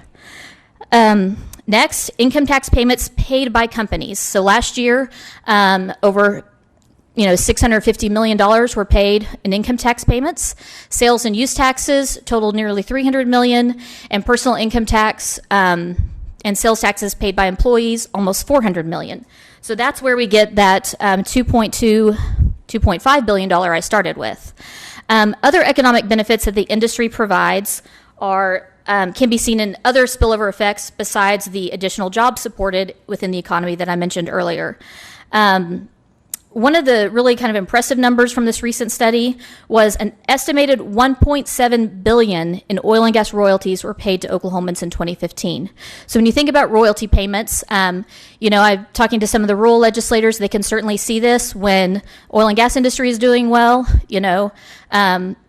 Farmers have new tractors, people in town have new trucks, all that. The royalty payments get spent in other ways in the economy as well as a result of increased production. So in terms of thinking about the various economic facts, keep that in mind when I talk about what the legislature could look at doing to help the industry in the future. Most of you, know and understand the future of the oil and gas industry is in hydraulic fracturing and horizontal drilling. There are not a lot of new wells that are the traditional wells we think about when we think about oil and gas production from the 1920s. And Oklahoma based companies are really on the edge of this technology as well in terms of trying to figure out how to be as efficient and effective as possible. In fact, there was a couple weeks ago, maybe about a month now, Devon CEO Dave Hager was on CNBC talking about how they have figured out how to make a profit off of even $45 a barrel oil because they have figured out the most efficient processes for horizontal drilling to even make money at that price. Even though the price seems tough and times seem hard, our oil and gas companies are constantly innovating and trying to figure out how to get more production with kind of less effort and less expenses.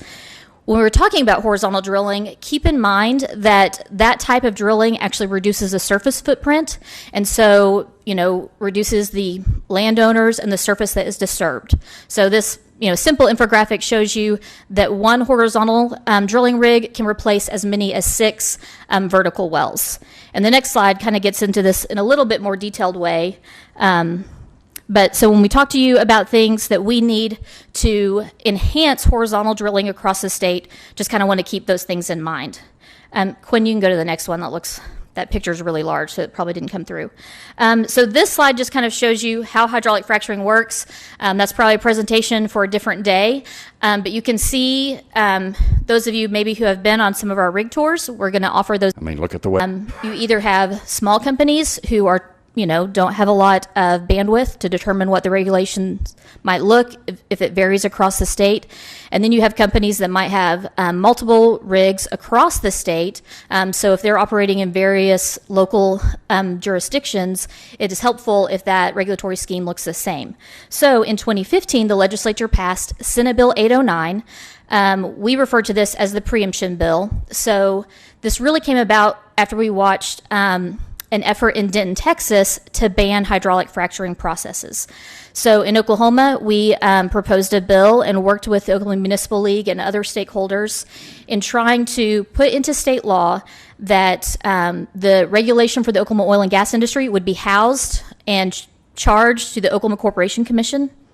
As it has been, but anything that regulates basically anything underground, the Corporation Commission is charged with that responsibility. Municipalities do have the ability to institute ordinances, adopt ordinances that might affect any operation above ground that might affect public health and safety. So that could be noise, traffic, sound barriers, what have you. So that providing that regulatory certainty and trying to prevent any outright bans on oil and gas production is certainly helpful for the industry going forward. So to talk about why doing those things and looking at what we can do in the future is important, want to hit on just a few of kind of the really great economic benefits that oil and gas industry brings to the state.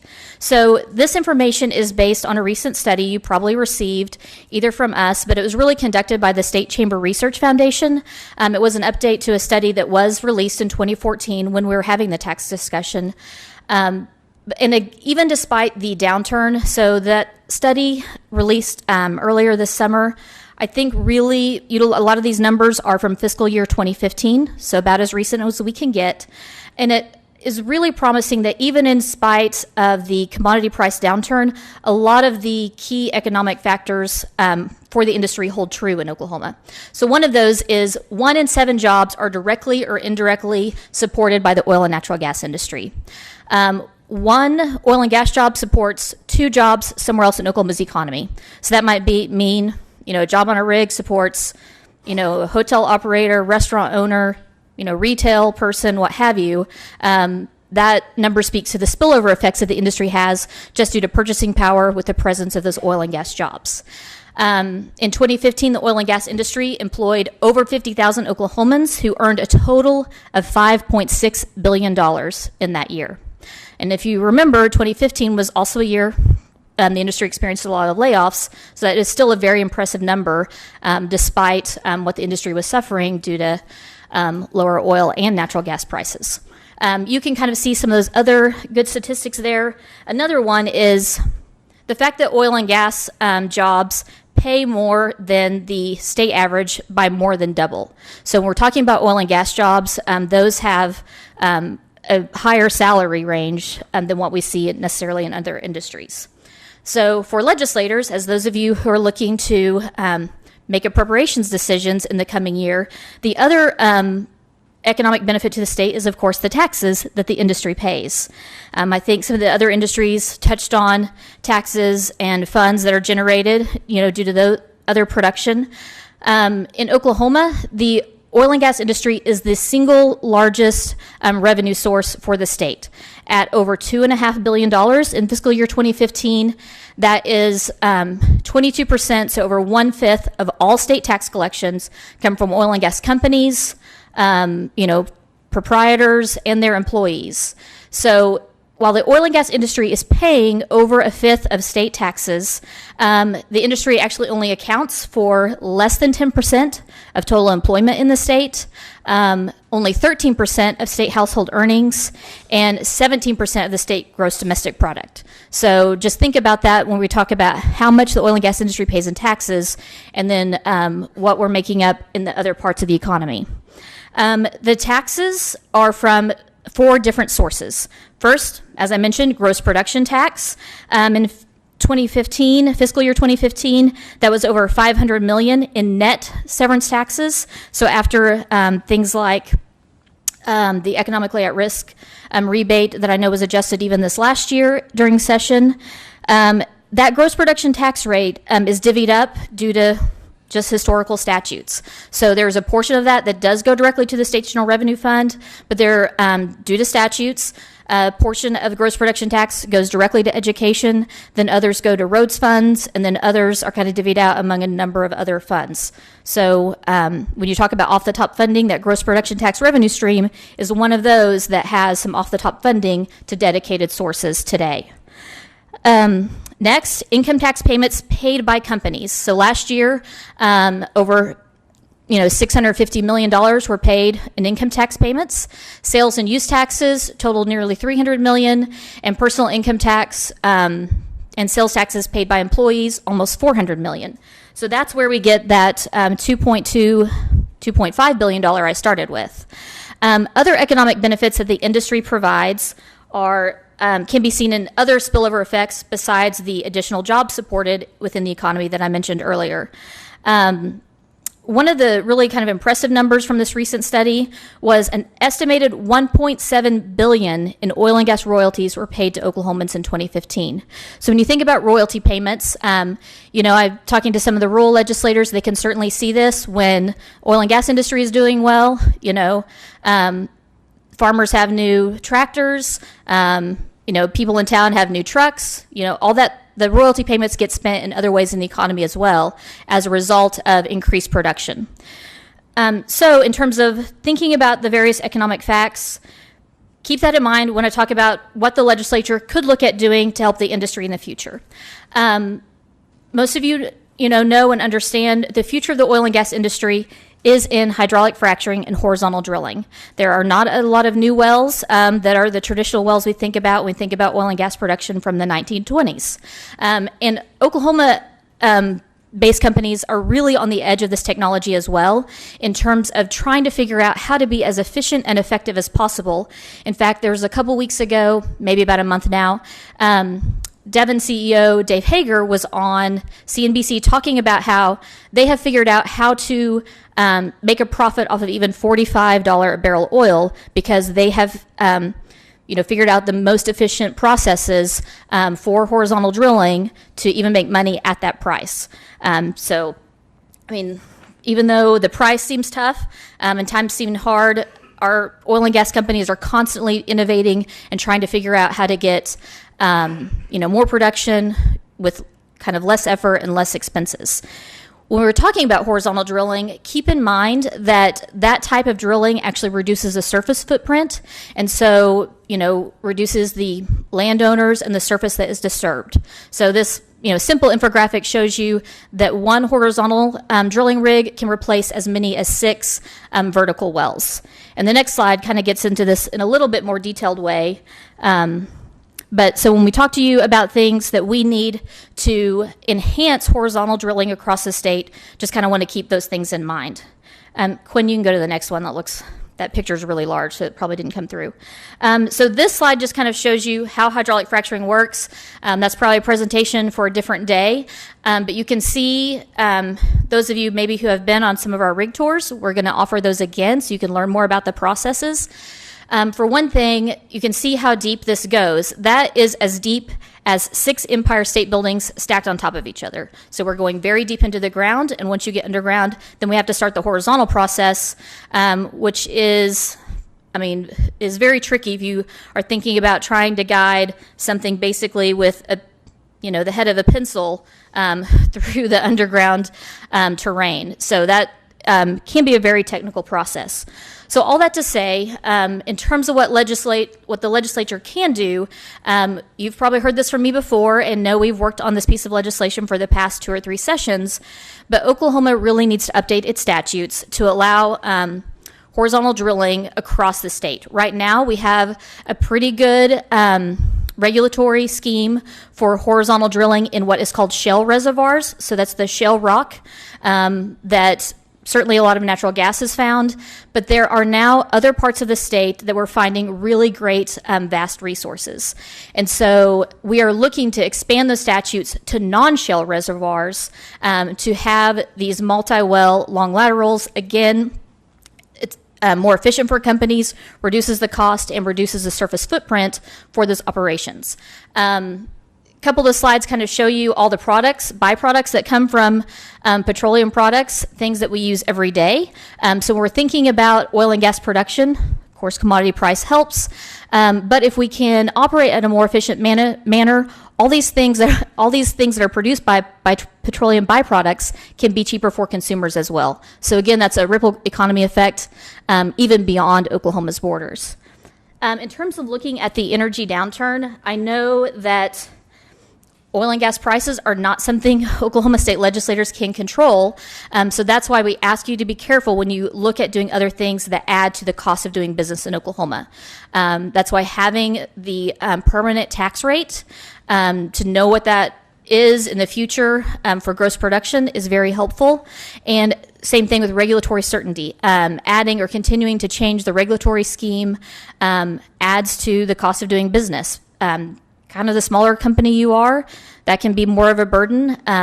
You've probably heard from small businesses on those issues, but even for large companies, you are trying to figure out how to implement new permits, figure out, how to institute new environmental regulations. All those things take a team of people and costs to make sure you're doing things correct as well. So next, in terms of thinking about the future of oil and gas development in Oklahoma, you can see this is nationwide. Quinn, if you'll go back one. You can kind of see nationwide a planned capital spending. So it's, of course, still down, knowing that commodity prices really haven't rebounded to where producers might want them. But I will tell you, Oklahoma is fortunate in that you can see next that we have a couple plays in Oklahoma that have really, if you have been reading the Wall Street Journal or Forbes, this is what everybody is talking about. This is literally the new hotspot in North America. So we have companies that have headquarters in Oklahoma, but also operate in Oklahoma. So they have rigs here, they have acreage here that are investing as much as 80% of their entire capital investment budget for their company in these plays. So I'm talking about companies like Chevron, Newfield Exploration, which is out of Houston, Cimarex, which is out of Colorado, then our own Oklahoma companies like Devon, Chesapeake, Marathon, which is out of Houston as well. These companies are taking 80% of their entire capital spending budget for the United States and focusing it on these areas. So we have great potential for spending and development in this area if we do it right. So that's not only asking legislators to be careful when they are thinking about taxes that could affect the industry and regulations, but also for the industry's sake, knowing that we're going to have vast development probably occur here pretty rapidly, particularly if we do see prices stay above 50 and creep up to 60. It could be pretty rapid development. And we've seen the problems that can occur in North Dakota, in parts of Texas where they've had increased rapid development, what that can mean to road and truck traffic. And so as the industry, we want to be responsible as well and figure out how to make sure the infrastructure we're utilizing and we need is taken care of as well. The other part of the state, I know that we've been thinking a lot about, the Oklahoma Corporation Commission refers to as the area of interest. So this is the area of interest for seismic activity. There's been, I know, a lot of concern about continued seismic activity. If you follow Dr. Jeremy Boak, the state geologist at the Oklahoma Geological Survey, he has shown and really believes that we are on a downward trend for seismic activity in that area of interest. So that is promising news. That doesn't mean the commission or the industry are going to stop the work we've been trying to do in terms of managing the vast volumes of produced water that are produced in that formation and need to be disposed of. So one thing that was talked about, even at Representative Morissette's interim study yesterday, as it relates to wastewater recycling, and if you know anything about the governor's I guess it's about a year old now, the Produced Water Working Group, they're beginning to think about what kind of incentives or what program can we put together that can help companies find other ways to dispose of that wastewater so we don't have to add to the volumes that are being disposed of into the Arbuckle Formation, which is what scientists tell us may be triggering seismic activity in that part of the state. So this is really preliminary. Several people are kind of brainstorming in terms of what does that look like? Representative Morissette talked about a public-private partnership in terms of getting wastewater recycling facilities built. If there is a way to alleviate those costs for disposal, particularly with the current price of oil, when I'm talking about produced wastewater in that formation, so with the oil and gas produced comes wastewater, just as a natural byproduct of production. In the area where we've been experiencing seismic activity, we can get as much as 50 to 100 barrels of wastewater for every 1 barrel of oil. So this is massive volumes that we have to dispose of. So if you think about $45 a barrel oil and disposal costs are about 50 cents a barrel. Recycling costs, the cheapest, I've seen a number, not sure that operation's in effect yet, but is $2 per barrel, but you're having to dispose of 50 to 100 barrels, you've already lost money on $45 barrel oil. So that's why we're trying to figure out a way to keep that part of the state active in production, not just for oil and gas companies. Please keep in mind that mineral rights have rights to those minerals, and banning production of that part of the state affects their rights as well. So that's something that has to be thought about too. So going back to kind of the scoop in the stack, there's a couple quotes here, as I mentioned, from Forbes, Bloomberg, and others, talking about the promise of that development in Oklahoma as well. So there's still a lot of opportunity in the state.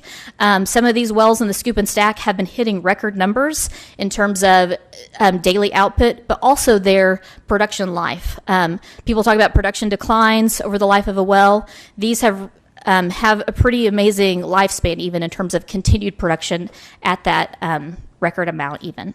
So I'm glad to answer any questions from legislators. Thank you very much. Okay, Representative Dunlap, you're recognized. Thank you, Mr. Chairman. I just wanted to make sure I understood. In order to fully take advantage of the resources we have in this new area, you are requesting that state legislation be changed. Is that what I understood? I will tell you, legislators should expect something similar that we've had the last couple of years.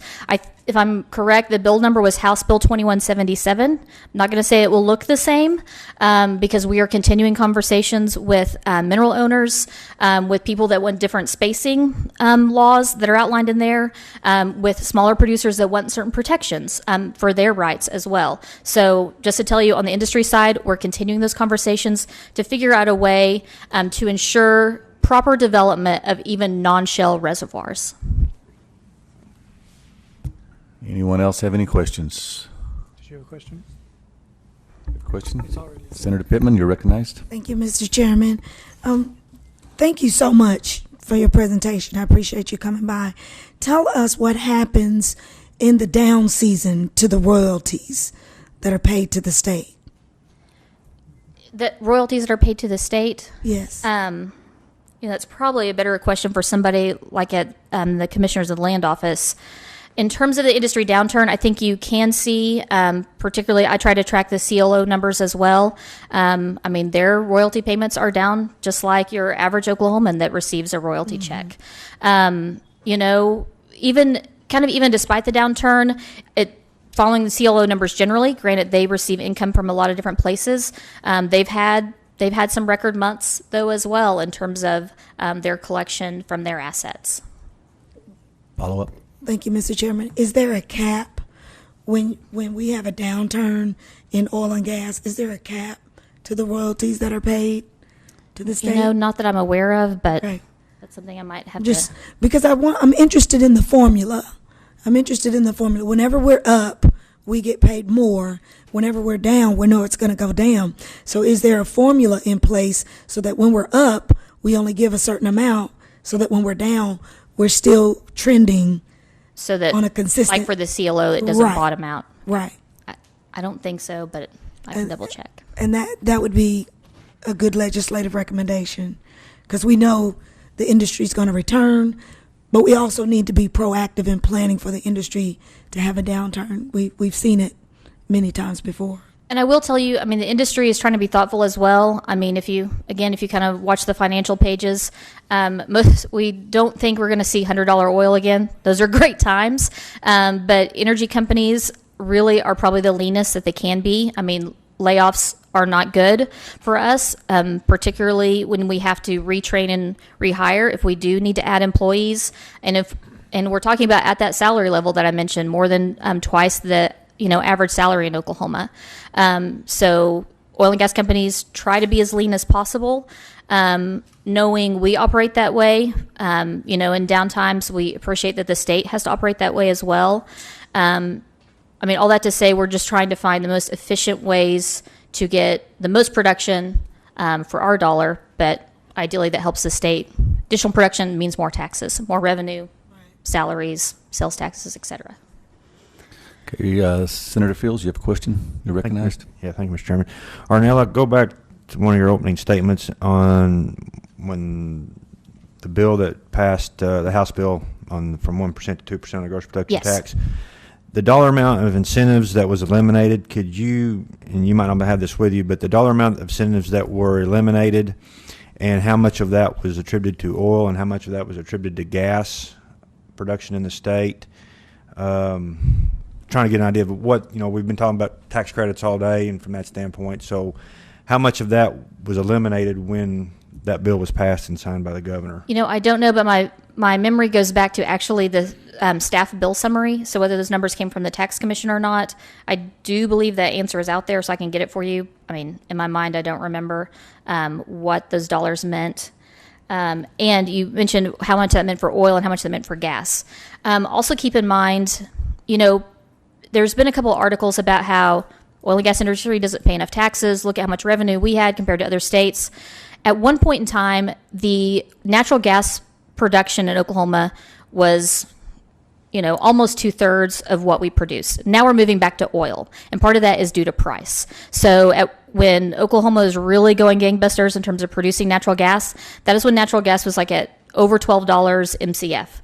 We're now, earlier this week, I think we were about $3 MCF. Now we're just under $3 again. So when people talk about how, maybe we weren't getting enough taxes from the industry, part of that is the mix of production, and the bottoming out of the natural gas price really hurt Oklahoma when we were producing more natural gas than any other state at the time. You recognized for a follow-up? Thank you, Mr. Chairman.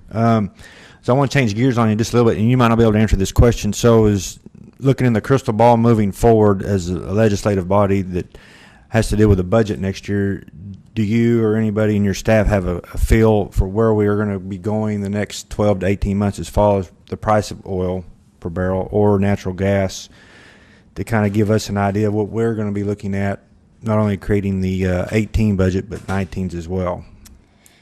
I still read from, this is not from me, if I could predict prices, I might be doing something else. But to read, some of our member CEOs, even there are some that really feel like $60 barrel oil is possible before the end of this calendar year.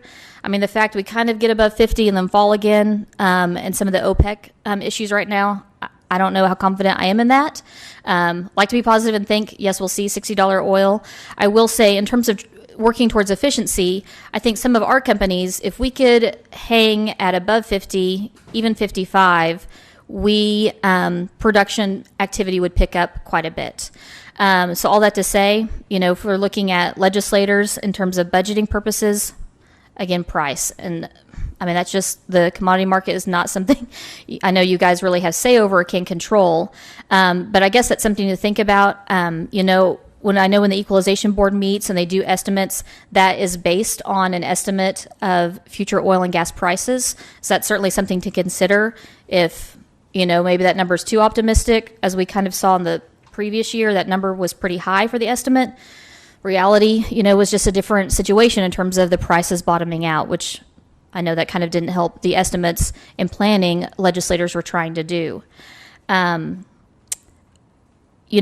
Just knowing the planned investment from companies that are looking at the scoop and the stack and others that are really working to keep production going in the Mississippi Lime, I'm very hopeful. I don't know within the next calendar year or fiscal year, to give legislators hope, but I would say, by 18, 19, we don't experience a bottoming out of prices. Production in Oklahoma will be competing with North Texas, if not even beyond their production, which is saying something if you know anything about the Permian Basin and the production out of that part of the state. Representative Goodwin, you got a question? You're recognized.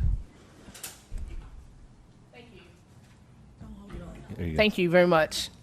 Wanted to ask, I noticed earlier in the presentation you did talk about wanting to expand in terms of oil and gas production. And as you've already addressed, what you saw, I think you said, was a downturn in the number of seismic activity. I think that's what you said. And what I'm concerned about, if there is a downturn, isn't there an increase in the magnitude of the seismic activity? And it's a huge concern for everybody, and I'm just wondering what your thoughts are and how. Certainly. So the best I can do is kind of repeat what I've heard when I sit in these various meetings about earthquake activity. We hear from scientists and geologists, those that work for the state, those that work for universities in Oklahoma.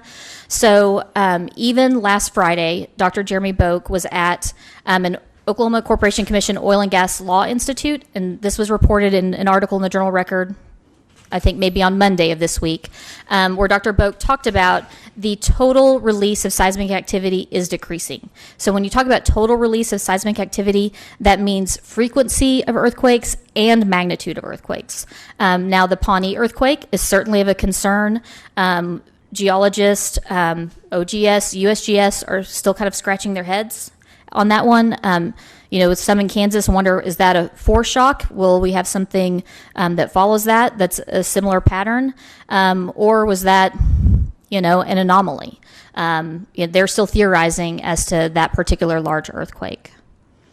I know it's frustrating sometimes for legislators as you're trying to be responsive to citizens, and for the industry as well, as we're trying to talk to the public about these heavy issues like seismic activity. Science and research doesn't move as fast as we want to sometimes. Several people have been circulating a press release from the USGS this week that talks about a pretty large earthquake in the Fairview area that occurred in February. It just takes that long for scientists to really study, dig into the issues, and for them to put out what they feel like is a science-based report on that experience. So, I know it's hard to ask people for patience in solving some of these problems, but some of it is science and research just doesn't move overnight as much as we would like it to. You ready? Representative, you ready? Yes, I want to have another question. Okay, go ahead. Or I have a question. Thank you for being here, Arnilla. Appreciate you doing that. Earlier today, we talked a little bit about the importance of not doing things that would hamper business in the future through our tax structure and whatever. And 2 years ago, we changed. You mentioned we doubled the severance tax on horizontal drilling. It was at 1%. And that rate changed then for all new wells. All new wells. Regardless of the type of activity. But we shortened the distance to 3 years. Not a lot of activity in regular drilling, compared to horizontal drilling at least. Would you talk a little bit about, I know that I've been criticized and I've visited with constituents who wonder why we didn't increase or claim that we should have increased the severance tax to either let it sunset and go back to the 7% or compromise at a higher rate than what we did compromise. What effect would that have had on the oil industry the last year or so in this decline that we've had if we had not done something to help in that situation? So a couple things. And the study I mentioned speaks to this. I know that's kind of a very long and heavy study. One thing it didn't address is at some point there is a tipping point. So at some point there is a tax rate where you're going to lose investment. That's true for the oil and gas industry as it is for any industry. And it's figuring out what is that tipping point before you lose business to other states who could be competitive. An example of that is, I know people like to use North Dakota as an example. Their tax rate, when they were experiencing the boom, they increased their gross production tax rate to 11%. I don't know the current numbers, but I will tell you, even when Oklahoma's low rig count was hanging around 60, I think we're now over 70 or so active rigs in the state. North Dakota's rig count dropped to 20. And I know Oklahoma companies have moved their investment from the Bakken to the Scoop and Stack. So those investment dollars will flee to where it is best to do business. And that's kind of what we ask people to think about. We have rich resources, North Dakota, Pennsylvania, Texas. There are a lot of states in North America that have rich oil and gas resources, and that capital is fleeting and can make decisions where to go. Another issue with the tax rate, the tax rate at the time, the industry said, if we can have a reliable and stable tax rate, it will help us do exploration. So exploration comes at a cost, and a very risky cost for oil and gas producers. And so having a stable rate helped Oklahoma producers find the resources that we're now experiencing in the scoop and stack. So that tax rate helped us do exactly what we needed in terms of finding new resources so we could get more production in the state. Okay, I think that does it. Thank you very much for taking time out of your day to come visit with us. Sure. Appreciate it. Your next presenter, Steve Hendrickson. He is still in the governor's office, as I That's what he said. understand. So he may be a few minutes late. Well, I'm glad to answer anything else about oil and gas issues if you need. Just please know, at the Oklahoma Oil and Gas Association, we want to be a resource. I know I have some research to even get back to Representative Dunlap on this constituent issue, but that whether it's taxes, whether it's about seismic activity, we just want to be a resource for legislators to provide you information as you have to answer constituents and as you're making major policy and appropriations decisions. So we're glad to be a resource for you. We have a few minutes until our next person gets there. Do any of you have any other questions, comments before? What about relative to oil and gas? How can we diversify in that industry? Is there anything we can do, or anything out there that might be a way to diversify, at least in the oil and gas industry? One of the, in terms of, I'm talking about drilling activities and exploration production. Keep in mind, increased production means increased contracts for our midstream providers. So those transporting and processing oil and natural gas, it means increased revenue for our refiners as well. So, whatever you're kind of tinkering with at the top in terms of the upstream in the industry, you're affecting those in the midstream and downstream as well.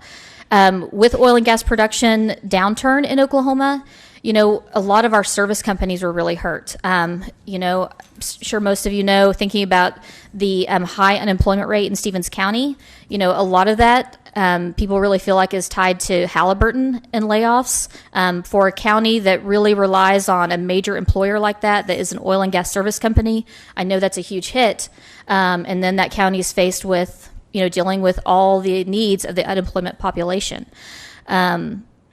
So again, when we're talking about oil and gas production at the top end, it affects kind of all these businesses downstream.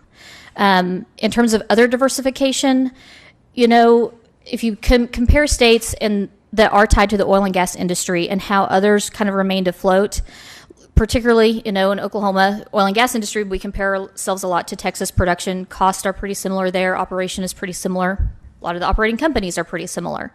Texas, I think, was able to weather the downturn a little bit better because their manufacturing sector was more diversified. So whereas in Oklahoma, a lot of our manufacturing sector is tied to the oil and gas industry. So if we're not needing, new drill bits or rig pieces or, various steel products, then those manufacturers aren't doing business as well.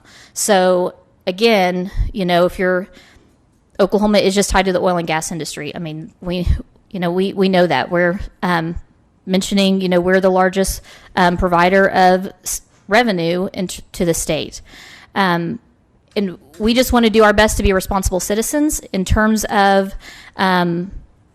doing the best we can for production to increase those tax collections. And, in other ways as well, when it comes to protecting the environment and public health and safety too. So I'm not sure that answered your question in terms of diversifying the industry. Again, some that goes back to price. If natural gas goes up again, you'll see natural gas production, and that means different manufacturing and different activities as well. So, well, I, for one, appreciate the oil and gas industry in Oklahoma. It's very vital to our part of the state, and I just can't imagine. We talk about diversifying, having other things, but I can't imagine being a state that doesn't have Mr. Chairman. The oil and gas industry as a partner in our last we speaker appreciate today, and we appreciate thank you. the time you're Okay, thank you again. We're going to take about a 5-minute break while we wait on our next speaker to operations get here. for Boeing. So, Steve Hendrickson, and we really appreciate you taking the time to be here. We're talking about what we can do as a state to attract more industry and make our state more open and willing to be helpful. So your input would be very much appreciated. Thank you for being here.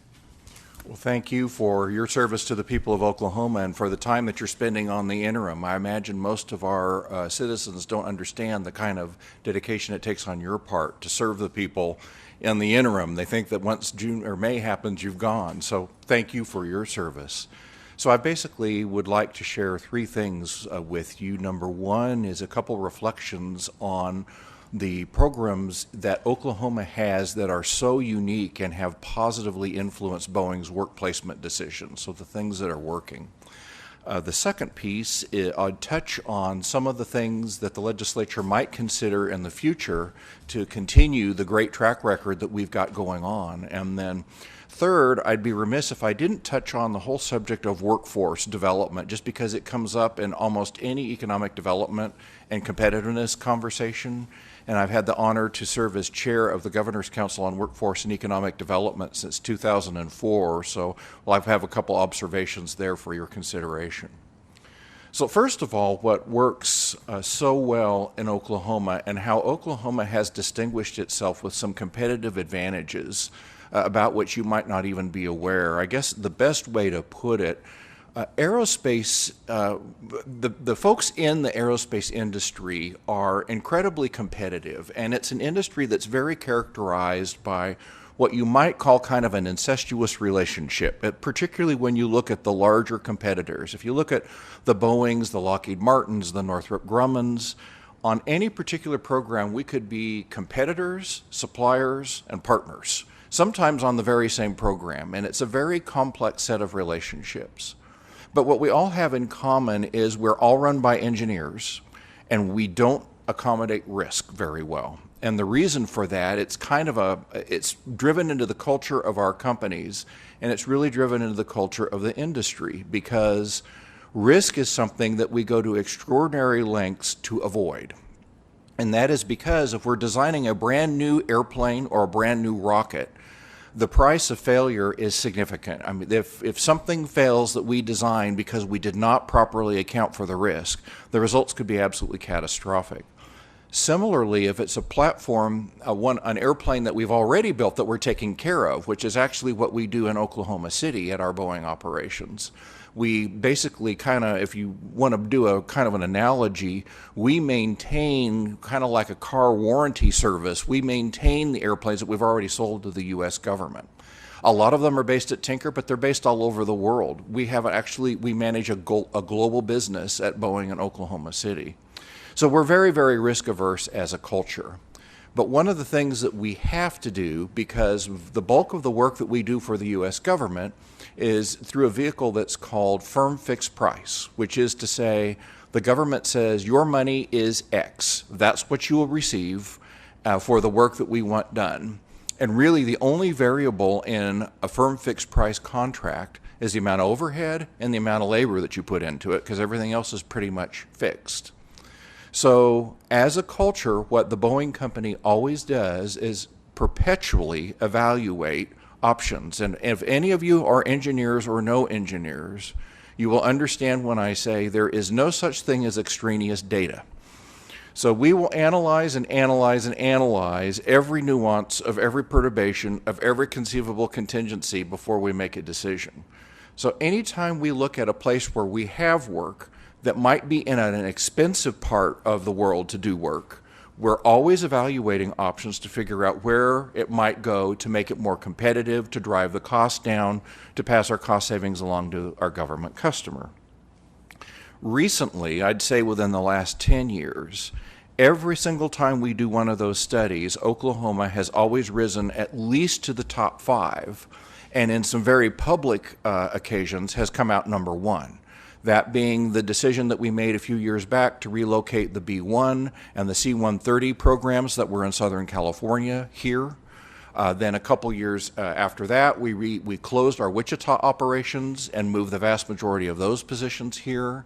And then most recently, we took a look at some work in the Puget Sound that was being led out of Tinker Air Force Base and moved that work here. In each of those occasions, there were a minimum of 3 options considered, 3 alternate locations. Usually more than that, usually at 5 or 6 different locations. And each location had to compete based on cost, the quality of work that was being done by the existing workforce, and our ongoing ability to be able to find the talent and the skills that we need. So what the legislature has done remarkably well, and all that, with all that background, I would say, the Oklahoma Quality Jobs Act and the 21st Century Quality Jobs Act are the gold standard. There is no other state that can touch that set of incentives. And I can tell you that our chairman of the board has told the governor on multiple occasions that it was that particular incentive that helped close the business case in all 3 of those deals that I mentioned.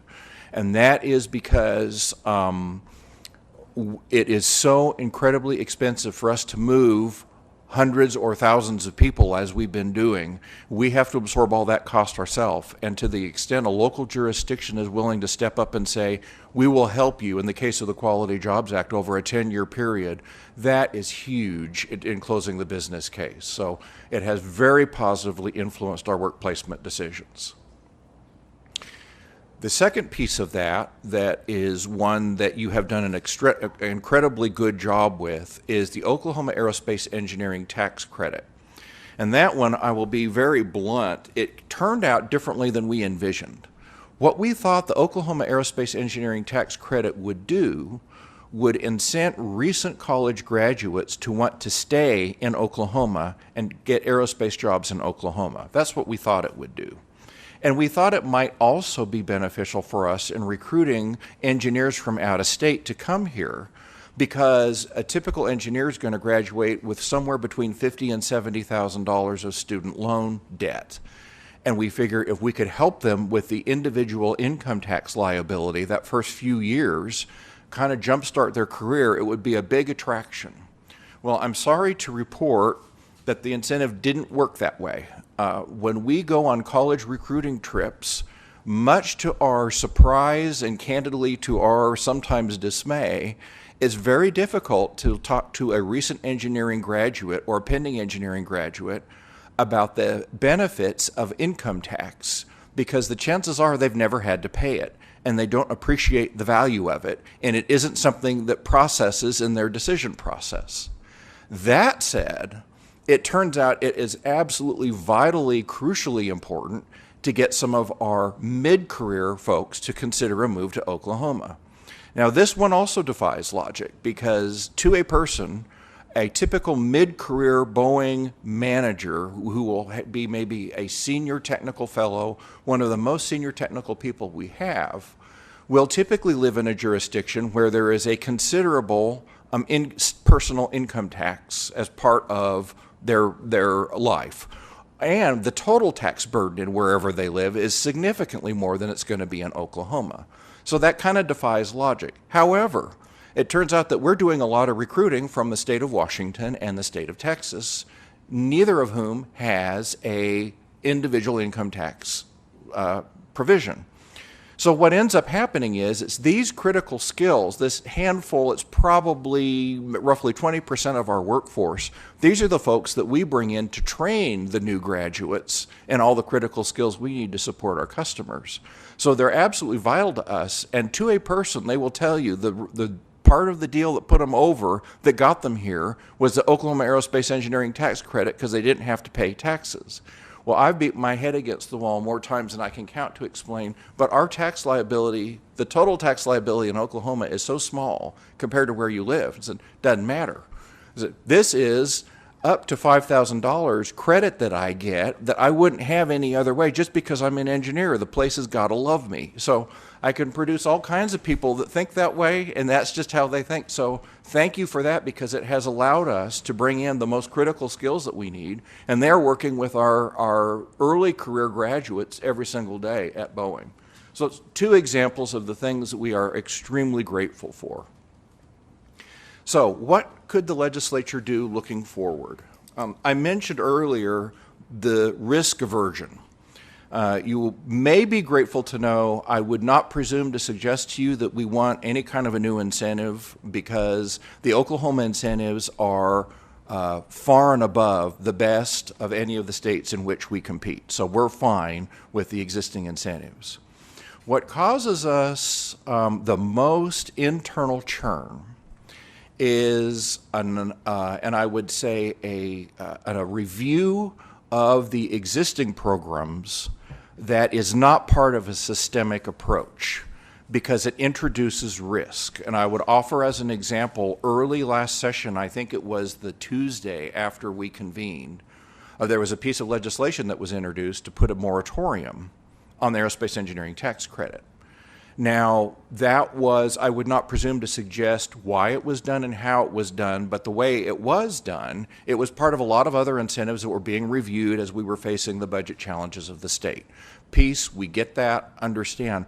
But what that did was it dropped Oklahoma off the list of consideration of several ongoing studies at the time, because it introduced the possibility that that tax credit was going away, and we could no longer calculate that into our return, so we could no longer build the business case. So what I would invite for the legislature's consideration, the process that you have in place now to do through the Incentive Review Commission, we have actually spoken with the consultant that's feeding that process. We like that process because it is predictable, it is published, it's following a certain algorithm, we understand how it works, and there's not going to be a surprise in there. If it comes back that there's not a taxpayer return for a particular incentive, fine, it's part of a disciplined approach. What it would be difficult for us to deal with would be a new piece of legislation that would say, let's look at it again, or let's repeal it, or let's question its existence, because that will introduce sufficient risk then that Oklahoma drops back out of the running for the work that we're competing for. So I'd say in a nutshell, and I completely empathize with the work that you have to do to try to live within our means next year. I totally understand that. But to the extent that you can follow a predictable, systemic process and not surprise us, the aerospace industry will be very, very grateful. Then finally, the final piece of that I'd touch on, talk about a little bit about workforce. The number one question I get asked when I'm here by your colleagues is, are you finding the people you need? Short answer is yes, we are. The longer answer is we're probably hiring them from other people in the state who now can't find the people they need. And that's the problem when we pay, the prime aerospace contractors that I mentioned earlier will pay a wage that in many instances, as you know through the Quality Jobs program, is upwards of 300% of the prevailing wage in whatever county we're in. They're very, very good wages and benefits. Oftentimes we find that we will be then hiring engineers who are with an existing supplier or aerospace person in the state that is not paying those same kinds of wages. And so we're basically just pushing the engineering shortage out of the prime area into the sub-tier supplier area, and we don't like that. We would love for there to be an endless pipeline of engineers. So working with the Oklahoma Works Initiative, and I mentioned earlier the Governor's Council on Workforce and Economic Development, and I would say specifically on behalf of Boeing, we have significantly deepened our partnerships with the ABET accredited engineering institutions, which is I don't have that memorized. It is the Accreditation Board for Engineering and Technology, ABET. And in order for us to hire an engineer, and by the way, that's the same category or same test that the legislature established for the aerospace engineering tax credit, is a person must have graduated from an ABET accredited institution. Well, that's basically all we hire, pretty much. That's the gold standard. So we are doing outreach with all of the institutions in it's OU, OSU, TU, OCU, and I'm missing a couple, but the Southwestern are all ABET accredited, and we have an extensive outreach program to hire engineers there. So we're pretty comfortable with that. I would say where we're struggling the most is at the K-12 level, because basically once an Oklahoman has gone past the third grade, if they're not in the proper track at that early stage for math and science education, we probably have lost them for a potential aerospace career as an engineer. That's how early they have to decide. And if you stop and think about it, we used to think we were really enlightened when we recruited college juniors to come to work for aerospace 30 years ago. Well, how many of us that ever became engineers would have decided that as a junior in college? It was kind of silly if you stop and think about it. So now we're into the third grade. So I would say what the Boeing Company appreciates most about Oklahoma, the institutions that I mentioned, the Regents for Higher Education, have been more than accommodating to us. They, in fact, Chancellor Johnson, I would say Secretary Shirley, have come to us and asked what they could do to help us get more engineers in the pipeline. In other words, more engineers enrolled that we could hire. In many cases, the state has been out in front of our ability to characterize our openings. But right now, we are hiring. We will continue to hire for the foreseeable future. And we are definitely looking forward to continuing and deepening the relationship with the higher education institutions in Oklahoma. So with that, I would be delighted to answer any questions you might have. Thank you very much. Thank you for your time here today. Representative McDaniel, did you have a question? Recognized. Thank you, Mr. Chairman. Appreciate your presentation. I'm glad to get a chance to hear from you.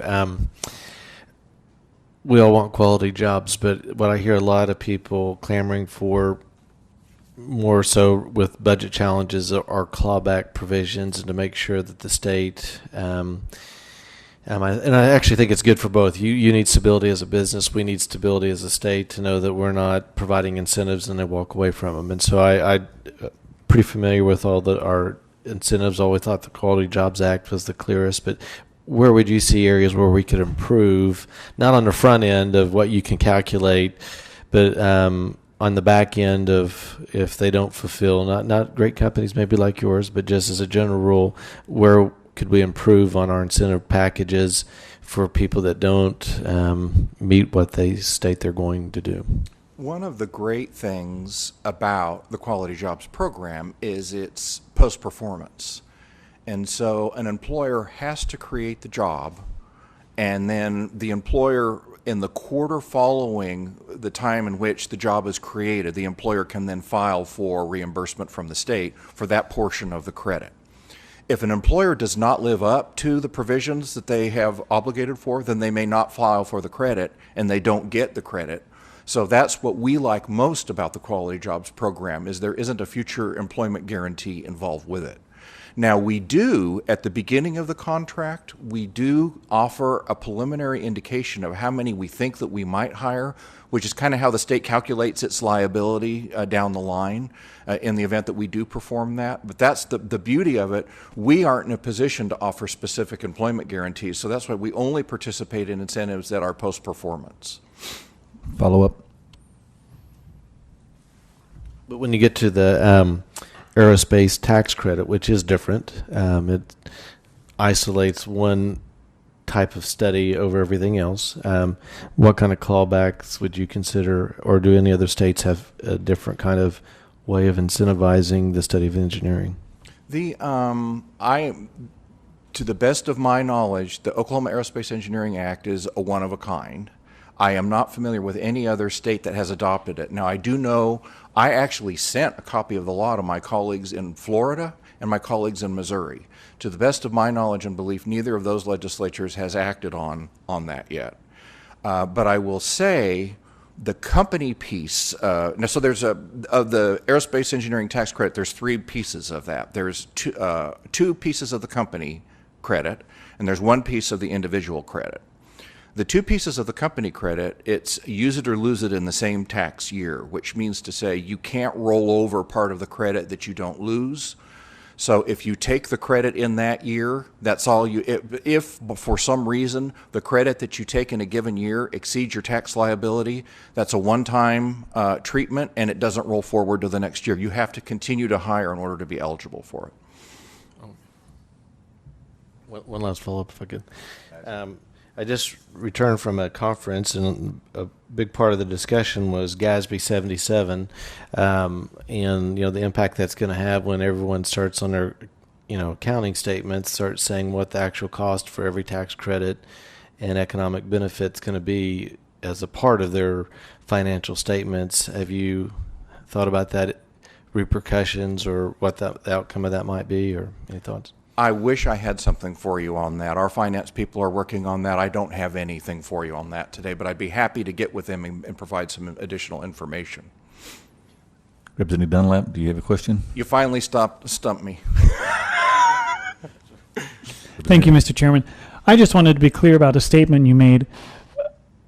Did you indicate that Oklahoma was taken off of the consideration list for 3 or 4 Boeing projects because of a bill that was introduced that would put a moratorium on the program, the aeronautic engineering tax credit? Yes, that was a snapshot in time.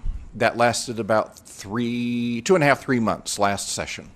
And when the deadlines passed and the bill did not advance, and it was clear that the credit would remain for until the next session at least, we're back in play. Okay, thank you. Anyone else have any questions? No more questions? Thank you very much for being Thank here. you We very appreciate much. you taking time out of your day to visit with us. Ladies and gentlemen, that concludes our interim study. We appreciate Representative Wright, Senator Fields, for bringing this to us today. And no more questions. We are adjourned.